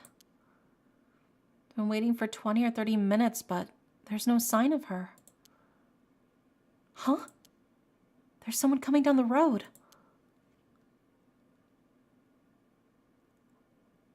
That's... Oh no, a teacher. It's Mr. Araishi. He looks on edge. I wonder what he's doing. Wait. He's the one who discovered the rite of resurrection. It wouldn't be strange for him to be involved with the curses. I wonder if he has a curse stone. What do I do? But it's way past the 10 minutes Mio said she'd be here by. I managed to escape. I can't let that go to waste. I need to get out of here before anyone else sees me.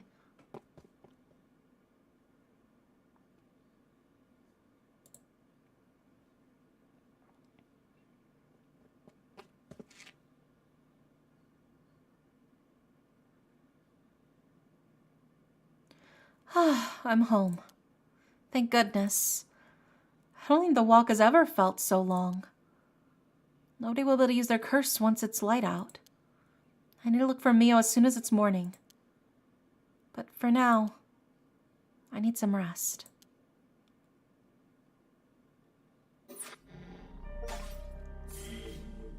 We did it!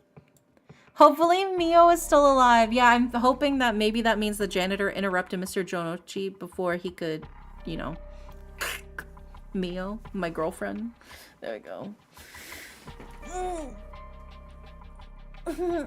Big stretch. Okay. A threatening phone call. After persuading Araishi, the curse bearer of the ever-burning lantern, to give up a stone, Tsutsumi and Ario have obtained 3 curse stones in total. They continue their investigation of the town in search of the remaining curse bearers.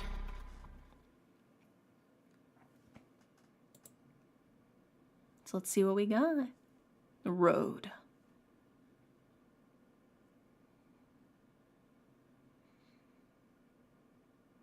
Well, with this, we'll have visited every place connected to the Seven Mysteries.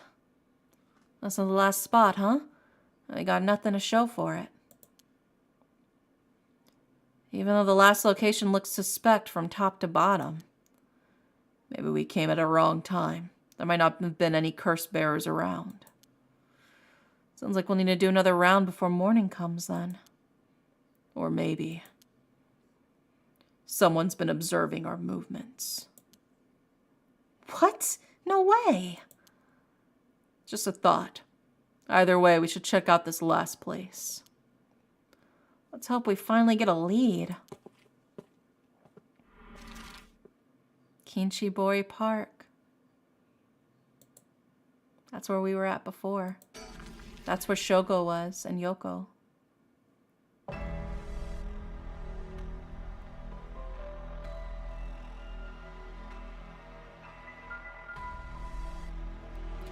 Whoa, whoa, whoa. What the hell is this? Is he dead? Damn it. We're too late. Was this a curse too? Hang on. I'm gonna call this in. I'll leave it to you. I'm gonna take a look around.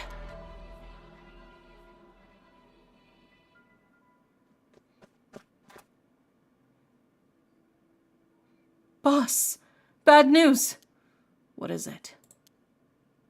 Another mysterious death was reported in the area just now. The medical unit and forensics team are on their way, but it'll be a while before they arrive. Ugh, that is bad news. So they got someone else. You think it's the work of a curse bearer? With suspicious deaths popping up one after another, we have to assume it is. Shit. Guess we'll be stuck waiting around for a while.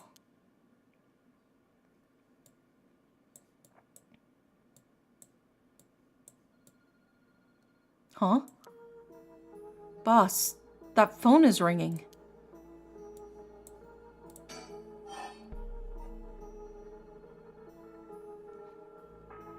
Yeah, let's answer the mysterious phone all alone in the park by ourselves. Well, we better go check it out. You're right, but be careful, it could be a curse. Hey, I said we. You expect me to go alone? You're the one who's tough against this stuff. Don't worry, boss, you can do it. Go on, now. Damn it.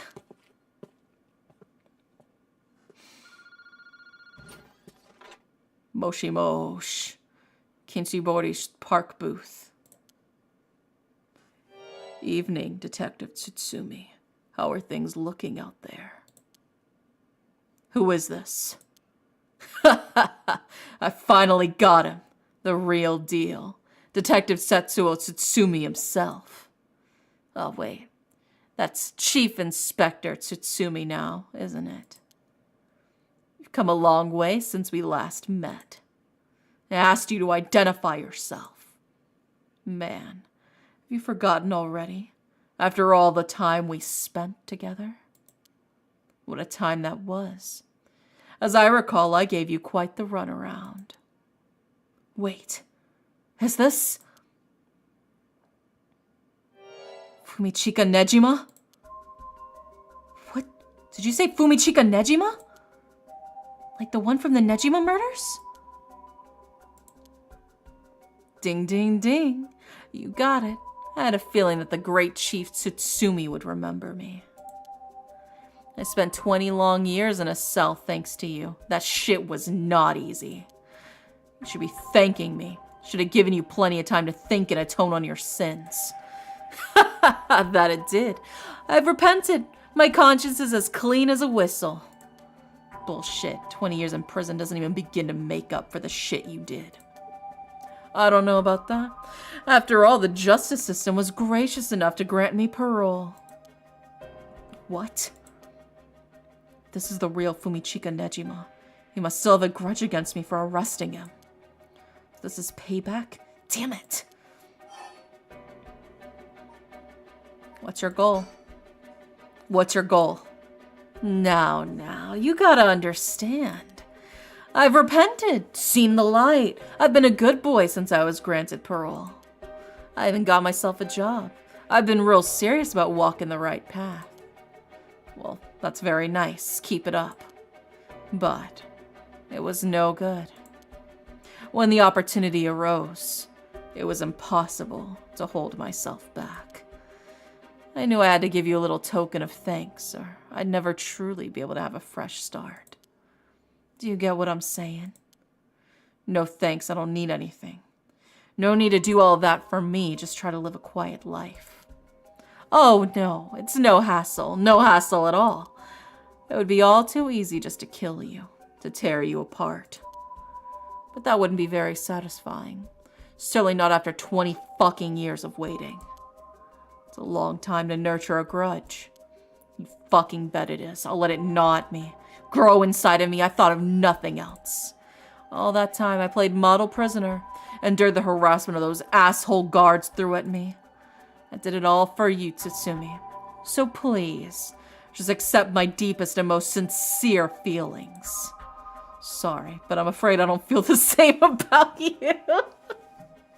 He's confessing to him.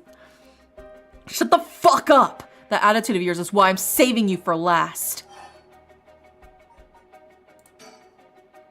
So what are you planning? Whatever it is, bring it on. I'm not running away. I just told you I'm not coming for you yet. Pay attention when people talk, shithead. You see, this time I want to see you on your knees, weeping in despair, begging me for mercy. Oh my god, he wants to hate fuck him so bad. He's already with Ario, okay? It's too late. Whoa, oh no. I'm so sorry, dear Nejima. Please forgive me. I won't do it again. Shut the fuck up. This is exactly why I hated you so fucking much. It was worth a shot. Did you really think that would sate me, asshole? You must be crazy. Oh, we're both crazy. We got so much in common, we should be friends. Try cracking your jokes while you still can. Toxic X-sounding ass, I know. I love it so much. They're so funny, dude. I'm gonna kill everyone you care about. One by one till there's no one left. Sorry to disappoint you, but I'm a lone wolf. I don't have anyone like that in my life. No, you do! He's gonna kill Ario! He's gonna kill your new boy toy! Boss? What about me? Or, wait, are you just trying to protect me? I'm not a single person you care about. I wonder what your sweet daughter would think if she were to hear that. Don't you fucking dare, I'm warning you. Ooh, very nice. Now this is more like it. She's living all on her own now, isn't she? Attending university and all. Such a good girl. Oh my. Don't tell me she just happens to live in Honjo. What? She does? No, forget it. This isn't funny, asshole. I'm gonna find you and make you pay. I love it. Keep going. I want to hear you lose your mind. It's music to my ears. Fuck you. How did you know where I am? That's my favorite part. The sound of confusion in your voice, it's to die for. This is delicious. I can't get enough. I'm not telling you shit. Have fun racking your tiny little brain for it.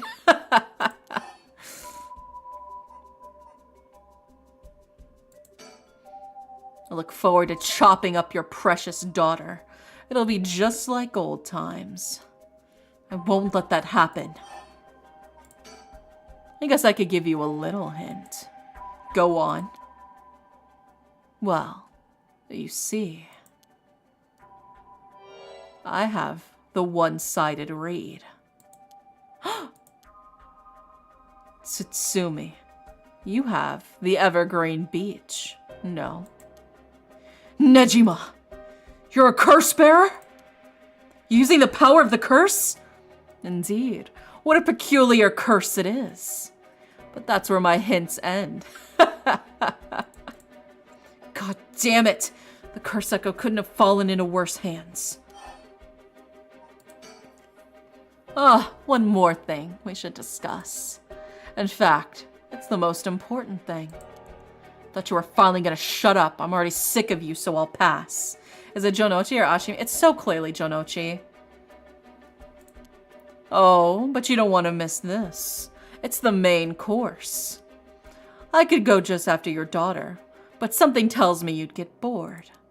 No, I'm good. You got me real fired up. You're in my head. Well done. But this is a gift tailor-made for you. I'm gonna kill all the people you swore to protect. Every last person living here. You couldn't. Oh, but with this curse of mine, I can. I'll give you until dusk. By then, I could probably get a couple hundred people or so. And it'll be all your fault. Oh, it must be so hard to know they'll all die because of you. So tragic. It must be tearing you apart. Don't fuck with me. There's no way an amateur like you could pull off a curse that strong. Unfortunately for you, I absolutely can. My curse stone is a particularly strong one. Which means I can have my fun without needing to hold back one bit. It's almost like the Feast of Shadows was cast just for me. You're surprisingly well informed about this. Who was it who tipped you off? Who knows? How about I kill myself first and ruin all your fun? What about that, asshole? Oh my god. He's Uno reversing him, dude. Idiot, you think I call it out just because you were dead? There's no running away from you. Gah. I'll find you. I won't let you get away with this, Nejima. You got 12 hours. You really think your little paltry organization will be able to make a dent in my plan? Oh, the sacrifices made will be heavy. I can't wait to see you sobbing with regret. And I'll even have enough soul dregs to pull off the rite of resurrection. How splendid. Wait, Nejima, you're after the... Anyway, see you around. Bye-bye now.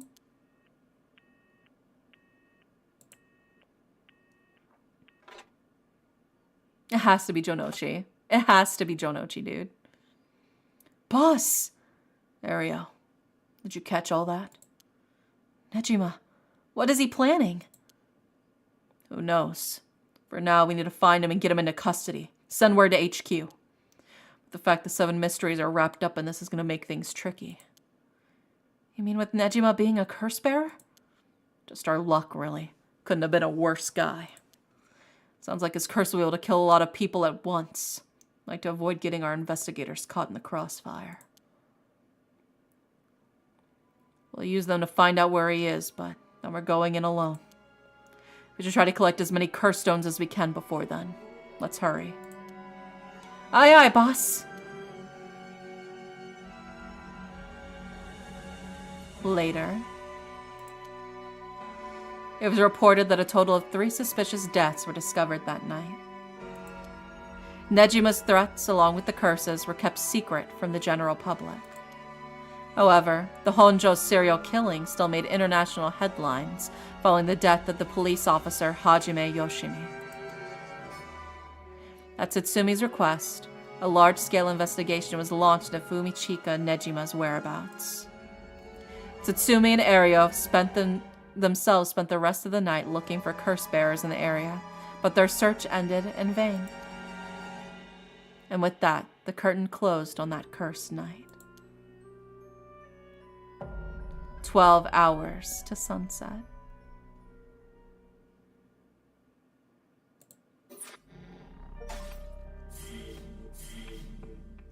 Ooh. Is my girlfriend alive? Did she make it? Did she survive because of that? Because we sent the janitor over to interrupt Janochi?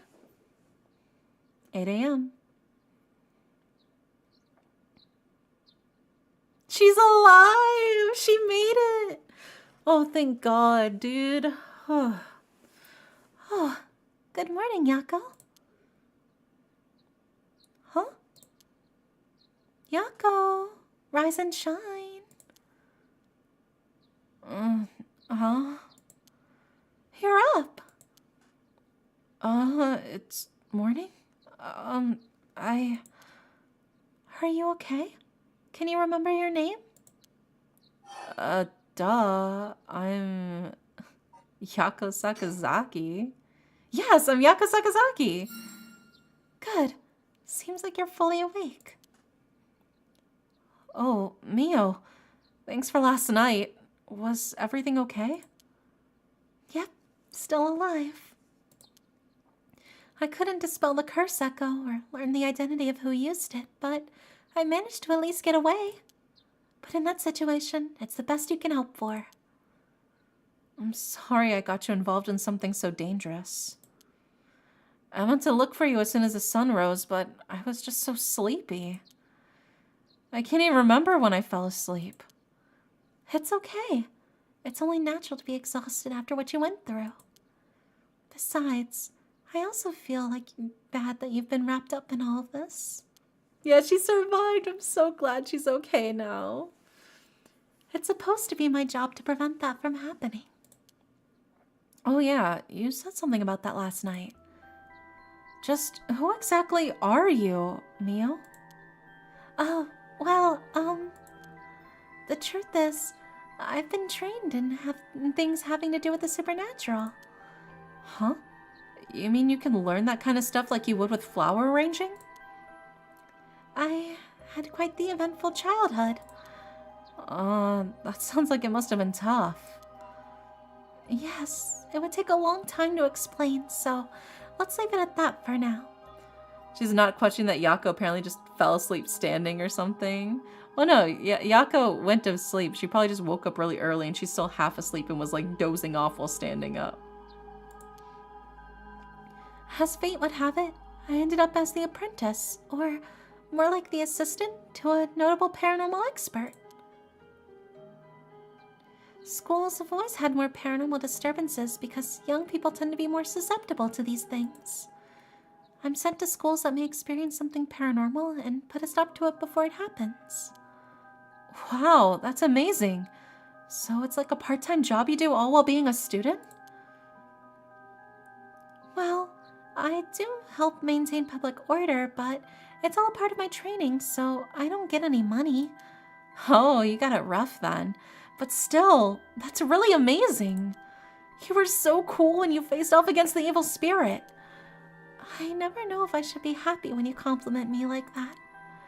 But anyway, that's why it's up to me to resolve any paranormal issues at the school. And why I'm going to look into the cause of all of this. But for now, let's head to school. Yeah. Oh, do you have your curse stone? Now that it's daytime and its power's diminished, I should be able to hold on to it. Want to give it a try? Right, I do have it, but... Yako? Is it really so wrong? Trying to bring Michio back, I mean? I can't approve of it. The rite may seem like a dream come true, but if it involves taking the lives of other people, then... Yeah, true. I want to make sure this whole ritual ends without anyone getting hurt. That's what I believe, and what I'll put before anything else. I'm sorry, but is it okay if I hold on to it? Yako. I promise I won't use the curse no matter what, but maybe there's some other way. I just have this feeling I shouldn't give up on the possibility just yet. That said, I'll help you, even if it's to stop the curses. For the Michio that still exists within me, I'll settle things so that we can move forward. Okay. But if you ever feel in danger, you can give me the curse stone at any point. Right. Thank you, Mio. Okay then, let's go. We're at the candy shop. On weekends, you can spot Yaka watching over the store, cooking monjiaki, and playing traditional tops and card games with the local children. Though traditional candy shops are known for selling cheap treats to kids, it's not uncommon to see the largely privately owned businesses become something more like general stores, selling food, drinks, utensils, and other daily necessities.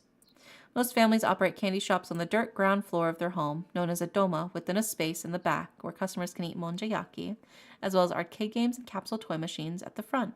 Such facilities make them attractive places for children to gather and play. However, the harsh reality is that traditional candy shops, which thrived during the period of high economic growth when many confectionery manufacturers enter the market, are experiencing a steady decline due to the rise of convenience stores and changes in children's interests and tastes.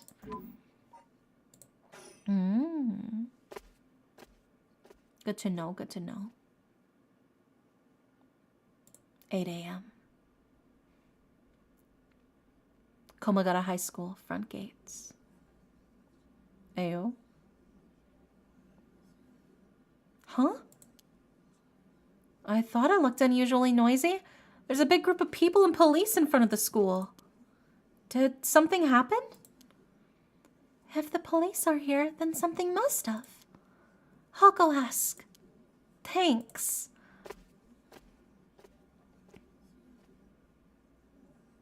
This isn't good. Huh? What happened? Don't panic, okay? Don't tell me the janitor's dead, dude. The first teacher who came to work this morning found something. Okay. Mr. Jonochi was found dead in the middle of the school grounds. Mr. Jonochi was found dead? What? They're closing the school for today. But that's not all. I didn't know this earlier since I didn't watch the morning news, but rumors are spreading that a number of bodies were found nearby. What? There's no way. Could it be? Because of the curse? We don't know enough to say. But from what I heard, Mr. Jonochi's body was in the middle of the grounds. But his body was covered in bruises, like he'd fallen from somewhere high.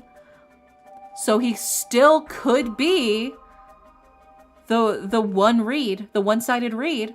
Mr. Jonochi could still be the one-sided reed, and he died because he was probably a curse bearer. I still think he's the one-sided reed. I still think Mr. Jonochi is the one-sided reed. Weird. Taking into account his unnatural death and the timing, it's very likely it has something to do with the curse. You're saying someone used their curse on him last night? Seems like it, doesn't it? But that's so scary. Yeesh. So the curses really do kill people. Yeah, this is the one that got to Michio. Yeah, exactly. It's the same curse that killed Michio. Which, let me see, in the files, the Seven Mysteries, the Fool's Procession, kills by fatal fall one who hears its music for 30 seconds without seeing the curse bearer. So it's Yako's curse, but he's alive. Unless, because this one, well, we don't know how the beckoning light works. But this one's by fire. This one's by hanging. This one, we don't know yet. This one is by, oh, by crushing. Okay, by crushing. So it's possible it's the foot washing mansion, maybe. Yeah, it's not the ever burning. Yeah, because this one's drowning. So it's either the Fool's Procession, which is what we have, which Yaka would know if she used her own curse. Or it's the foot washing mansion, is what crushed. Yeah. His body was covered in bruises like he'd fallen from somewhere high. But that's what's interesting, though. It's by fall. It looks like he died by fall, but our curse is the one that makes him look like by fall. Shh, keep your voice down, okay? What would happen if another curse bearer hurt you? Sorry. Okay, so he's dead. His deceased body was discovered on the school grounds at dawn. I wish we had a little more information, but they've locked up the front gate. Could it be trying to frame Yako then? Maybe. But how would they frame her if they don't know it's her, you know? Maybe we could sneak in through the back entrance. That person over there. Oh, it's Hitomi. Isn't that Hitomi Okuda? You're right, that's unusual. But she was at school last night too. She must know something about Mr. Jonochi. Let's see what she has to say. Oh, Mio, wait for me. Or we'll frame the Fool's Procession at least, yeah. But they would have to know how the Fool's Procession works in order to do that. Huh? So you're telling me the two of you were the ones at school last night? No sense hiding it then. Plus, I owe you one, Mio. I'll tell you everything I know. Thank you. She owes you. Oh, yeah. Right after I transferred here, there was a bit of trouble. She gave me one of those, what is it? Oh, exorcisms. Huh. So that's what it was.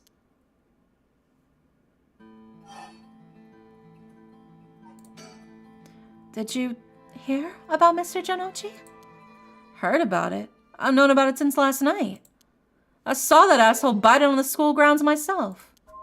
What? You saw it happen? Tell us about it. What exactly happened? Don't really know myself. It was pitch black. But what I can tell you, it was almost dawn. Probably around 3. He started freaking out all of a sudden, ran out on the ground like something was chasing him, then screamed, "Ah, somebody help me! Forgive me, Michio!" Or something like that while running around. Michio? He mentioned Michio? Was there anyone else on the grounds? It was too dark to see from where I was, but for just a second, I thought I saw a girl in a school uniform with braids in her hair. Oh? I didn't go out to make sure, so it could have been nothing for all I know. Then I heard him begging for his life, like, I was wrong, and I'll do anything. And all of a sudden his arms and legs snapped, even though he was just standing there. His arms and legs broke without anything being done to him? He fell over and quit moving, so I thought I'd better get out of there. She's so real, dude. Then he croaked. That's all I saw. Hi, Tango. I see. But from what you've told us, it almost sounds like Michio's ghost chased down Mr. Jonochi and killed him. Hell if I know anything about that. I'm just telling you what I heard him say.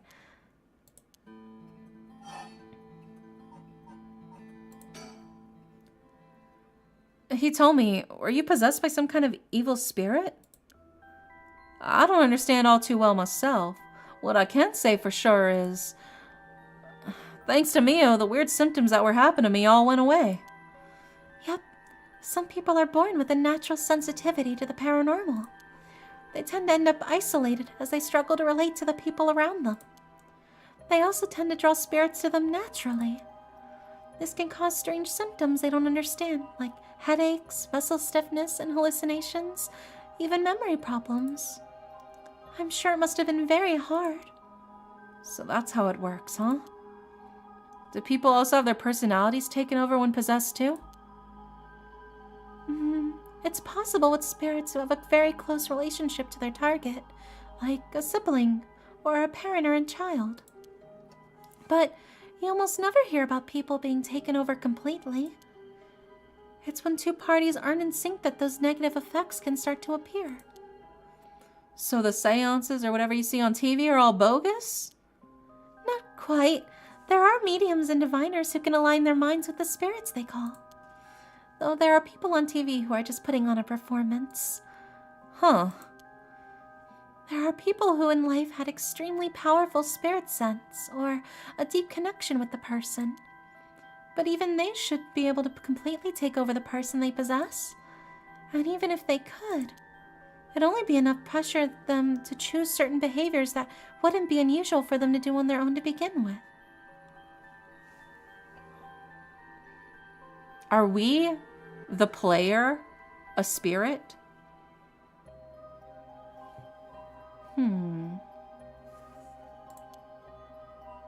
Yeah, that's what I was thinking, Ren. That's what I was thinking.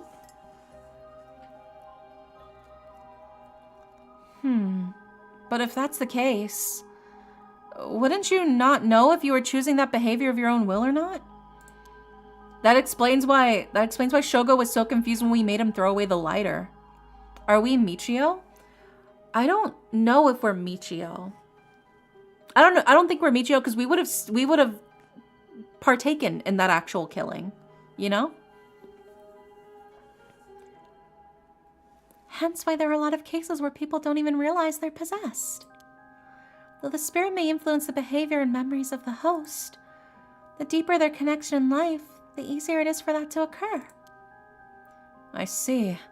Getting possessed by a spirit is pretty complicated, huh? That's true. Maybe we're the girl Nejima killed? Maybe. But what connection will we have to Shogo? I guess that's the real question. Because we were controlling Shogo for a good bit of that. It must have been tough for you being possessed for so long, he told me. Huh. Whatever might happen to me don't make any difference. Me being able to see spirits and stuff has nothing to do with how things ended up like this. Yeah, it's not being able to see them is your fault either. Because everything we're seeing ties back to that except Shogo, yeah, but we didn't learn much from him to begin with. Which is why he's clearly some sort of key. He's some sort of key to understanding a lot of this. I just don't know how. The same goes for me. Maybe it's just something we have to live with. I think you have a knack for it yourself, Yako. I bet you could see them too with a little training. I think I'll pass. Okay. Did you tell that story to the police? Nope, and I ain't gonna. Can't count on them for shit. Not like they believe an insane story to begin with. Right. But there must be at least one person in the police worth trusting, right? Yeah, I guess. There was this one cop who always got on my case about stuff. But he died just the other day. Oh, he did? I'm sorry to hear that. Everyone who gets involved with me ends up dead. Maybe I really am cursed. Pisses me off. You got it all wrong. The spirit that possessed you wasn't that kind of spirit. Huh? It wasn't? Yes, this was just an unfortunate coincidence. Though, I'm sure it was hard enough for you.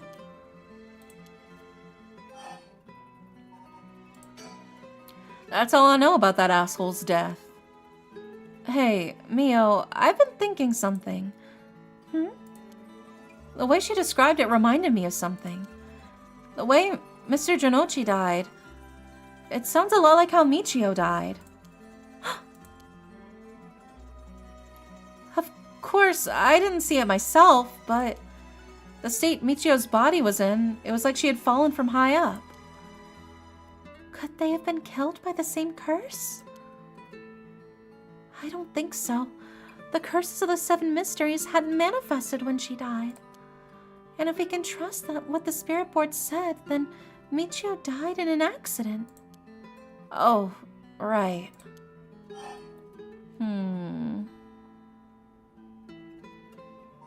I still don't think it's an accident. I think the spirit just doesn't know.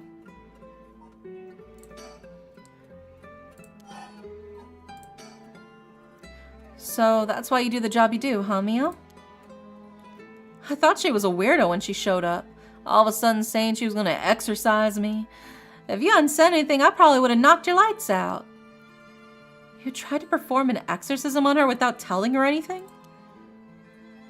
You see, in my experience, most people don't understand no matter how much I explain. They only accept my explanation after they see the results. I guess that makes sense. He told me. Last night, before he witnessed Mr. Jonochi collapse. Can I ask what he and you were doing in the classroom? You gonna tell the cops? Oh, right. Everything that happened with Mr. Jonochi. They'll suspect you if we told them we saw you with him that night.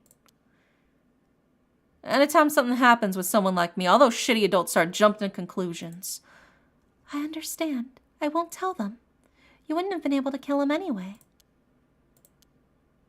If you say so, then I don't mind telling you about it.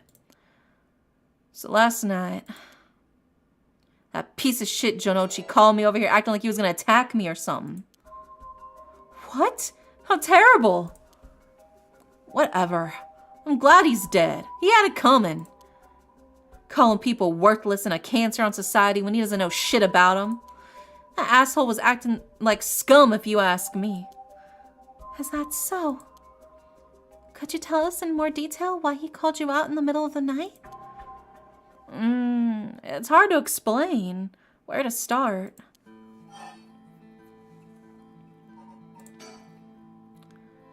What did you mean by Mr. Jonochi acting like scum? Was he doing something bad? You know Michio Shiraishi, right? The girl who killed herself? Huh? Michio? I don't know everything, but that creep of a teacher had some dirt on her. So he was blackmailing her. And he was using it to blackmail her. Call her up after school and make her do whatever he wanted. What?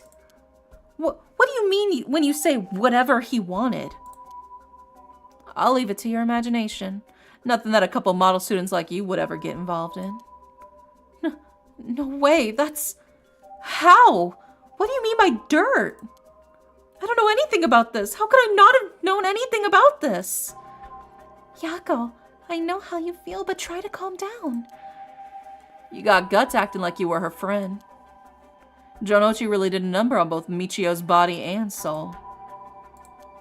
She probably felt like she couldn't tell anyone, like she just had to suffer alone. No, how terrible. He told me. How do you know about this? I just happened to walk in on it. I know the spots around school people go to when they want to stay out of sight. He ran off in a panic when I yelled at him asking him what he was doing. Walked in on it? I couldn't just leave her alone looking like she was about to cry, so I stuck around for a bit. She told me everything that happened in whispers. She probably figured I wasn't the type to spread that stuff around.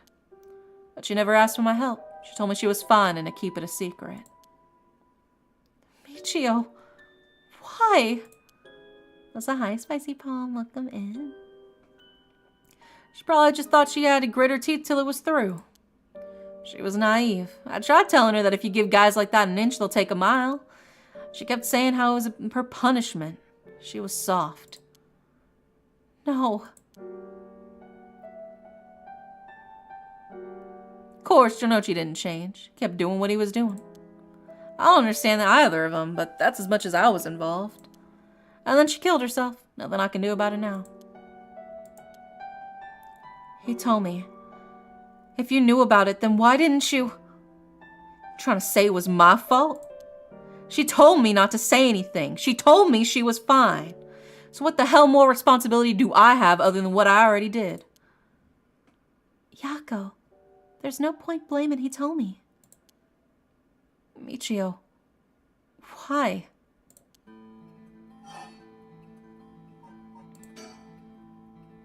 It's hard to explain. Where to start? Did you hear what the dirt was? Nope, never heard what it was. But from the sound of it, he'd been blackmailing her about it since a year ago. For that long? Dick probably caught her doing something she shouldn't have been. She looked well behaved, but there's more to a person than meets the eye than you know. There must have been some reason. Dunno, got nothing to do with me.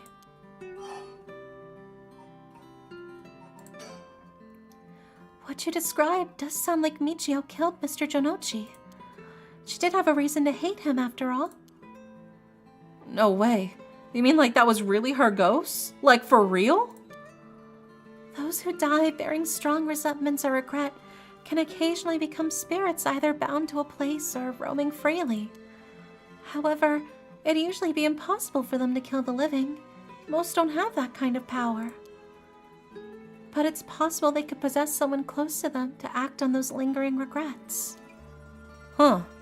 Wonder if that's what happened. Did Michio possess Yako and use the Fool's Procession to kill Jonochi? Because they were close. Alright, then supposing what the spirit board said is true, and Michio's death was an accident, then she must have had some regret. She really hadn't given up on living, that is. I don't think she was the kind of girl who would just give up no matter the situation. I don't know, but she didn't seem like she had something tormenting her so much she'd kill herself.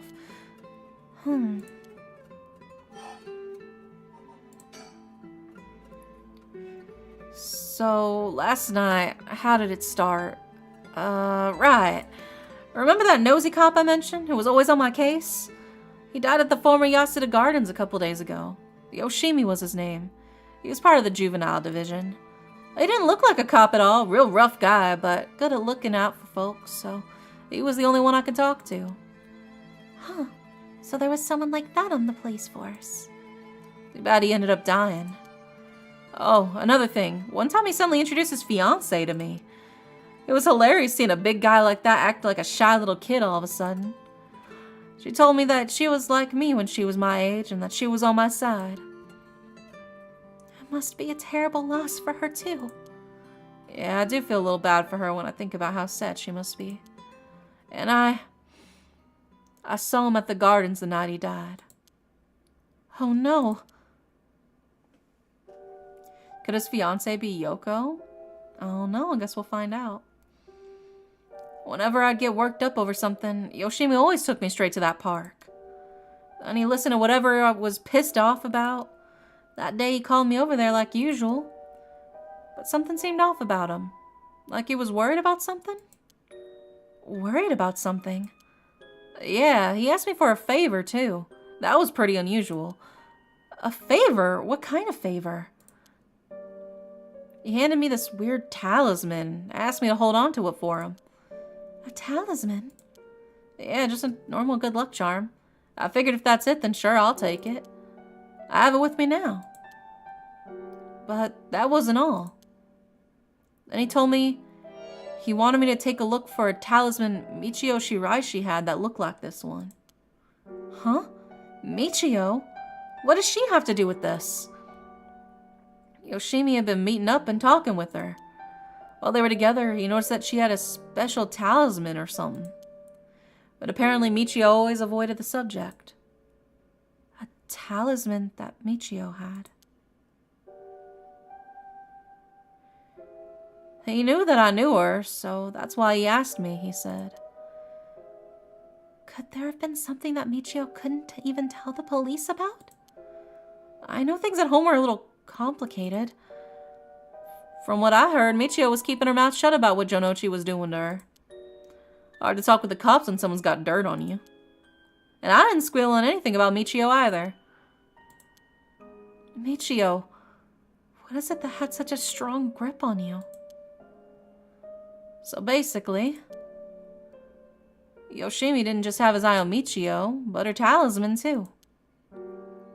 But after he died, he didn't know where it ended up. So, since I knew her from school, he wanted me to look into it for him. Is there something special about the two talismans? I wonder why he gave it to you. Hell if I know. When I looked inside, there's just this weird, kind of grimy scrap of wood. So you've seen inside it? But from the way he was acting, it seemed important to him somehow. But to be honest, what he was asking is such a pain in the ass, I figured he had to be serious about it. Oh, and since he died right after... Yeah, he even said to me, if anything happens to me, take those two talismen. Give them to a guy named Nakagoshi at the police department. Knowing what I know now, he probably felt that something was going to happen to him. Nakagoshi? Do you know him, Mio? No, I've just heard the name, I think. So there really is a Nakagoshi. That's a relief, at least. Anyway, it didn't feel right just ignoring a dead guy's last request.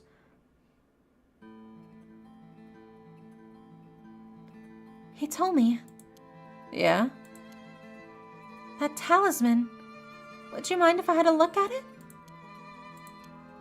Sorry, but I don't trust you all that much yet. It's important to me. Oh, okay.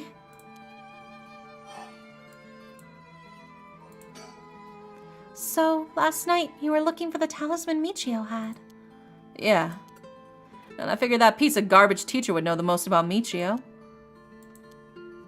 I asked him yesterday afternoon if he knew anything about her talisman. He gave me some cryptic response like, I can't talk about it now, come to school tonight. He even gave me the code to the lock on the back entrance. Seemed pretty willing to give it out, so I wouldn't be surprised if he used it for secret meetings here. Yuck, I can only imagine. We climbed over the front gate to get in. So yeah, we met up in the classroom in the middle of the night.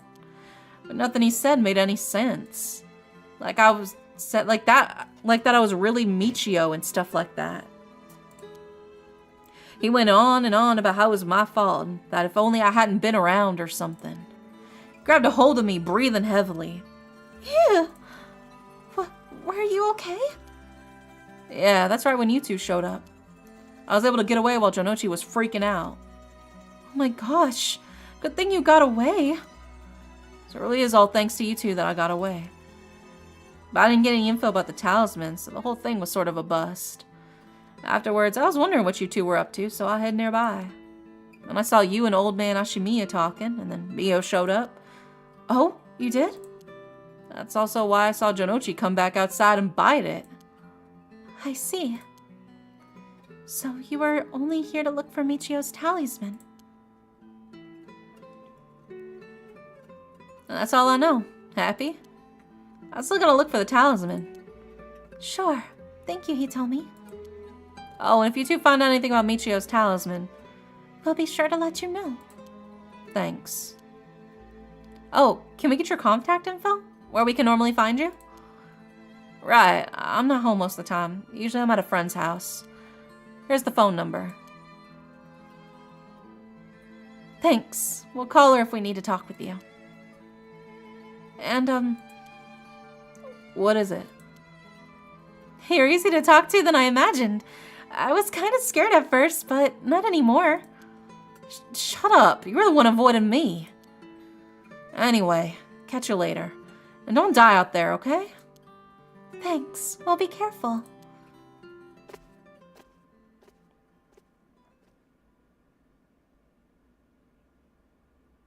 Alright then. We got a lot of new information. Sounds like Mr. Jonochi was killed by a curse, just as we thought. Which means there was a curse bearer at the school. Multiple, in fact.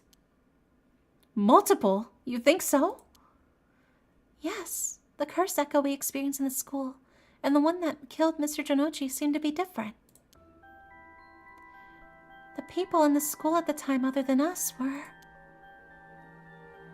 Mr. Jonochi, Hitomi, and Old Man Ashimiya, who you ran into. I was thinking it would be among them, but there was one more person Hitomi saw. A girl in a school uniform with braids. From what Hitomi was saying, it doesn't seem like she's one. Mr. Jonochi is pretty suspicious, though. If he were a curse bearer, it would certainly explain why he was killed. Right, that's why I say there's multiple. Oh, right. The person who killed Mr. Jonochi would have to be one too. Which means it must either be the mysterious girl or Old Man Ashimiya? Yeah, we should certainly be careful of them. That said, the mysterious girl and the fact that Mr. Jonochi thought it was Michio that attacked him has me wondering. Of course, I doubt Michio herself was actually there, but... Oh, I just remembered. I also saw Mr. Araishi outside at the main gate last night. You did? It's likely he's involved with the curses given that he's the one doing the research on the rite of resurrection. So let's be careful of Old Man Ashimiya and Mr. Araishi. I want to believe that not all curse bearers will be hostile, but... As for what to do now, I'd like to find who's responsible for the Feast of Shadows that set this off, and how they did it. I don't think we'll be able to end this without stopping it at its source. Huh, that makes sense. In which case, we should do what exactly? We'll need to talk to Mr. Araishi. He definitely knows something. It should be safer during the day, so we should try and look for him. Got it. I'll help in any way I can. But the school's closed. I wonder where he could be. Let's try heading someplace that someone may know where he is. Where to go then?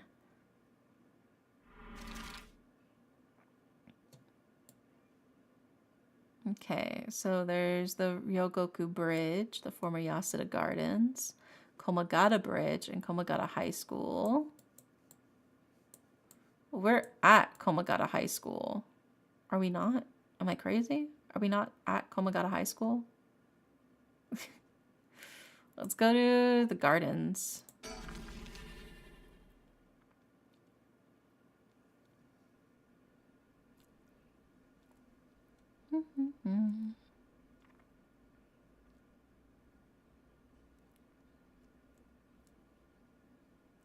And so, Mio Kurasuzu and Yako Sakazaki decided on their next location to investigate. Oh, and it ends there, huh? Well, you know what? I think we'll call it here for now. We got a lot of progress done. So I think we'll call it there for now. It seems like a good place. Ooh, and now we can see like all this is happening at nighttime, and then this is happening during the daytime. That's cool. Yeah, we're like 4 hours in. I think that's a good stopping point too. I feel like that's a really good stopping point.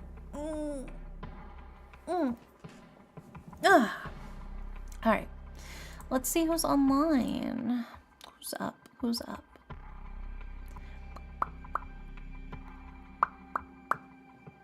Oh my god, Oka's still up? Maybe we'll raid Oka. It's not often we get to raid Oka this late at night. But she's been doing crazy streams, training for the boot camp thingy. So, we're gonna raid Oka, who's currently doing team fight tactics.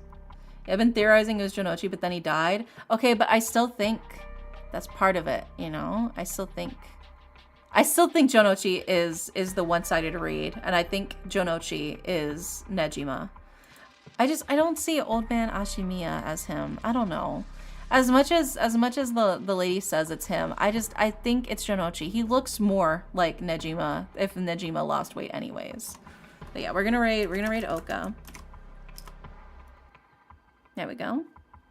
But yeah, tomorrow is movie night in the Discord if you want to hang in with us while we watch some fun movies.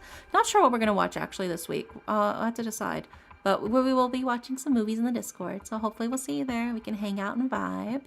But yeah, I'll see you when I see you. I hope you guys have a wonderful, wonderful night. And good night.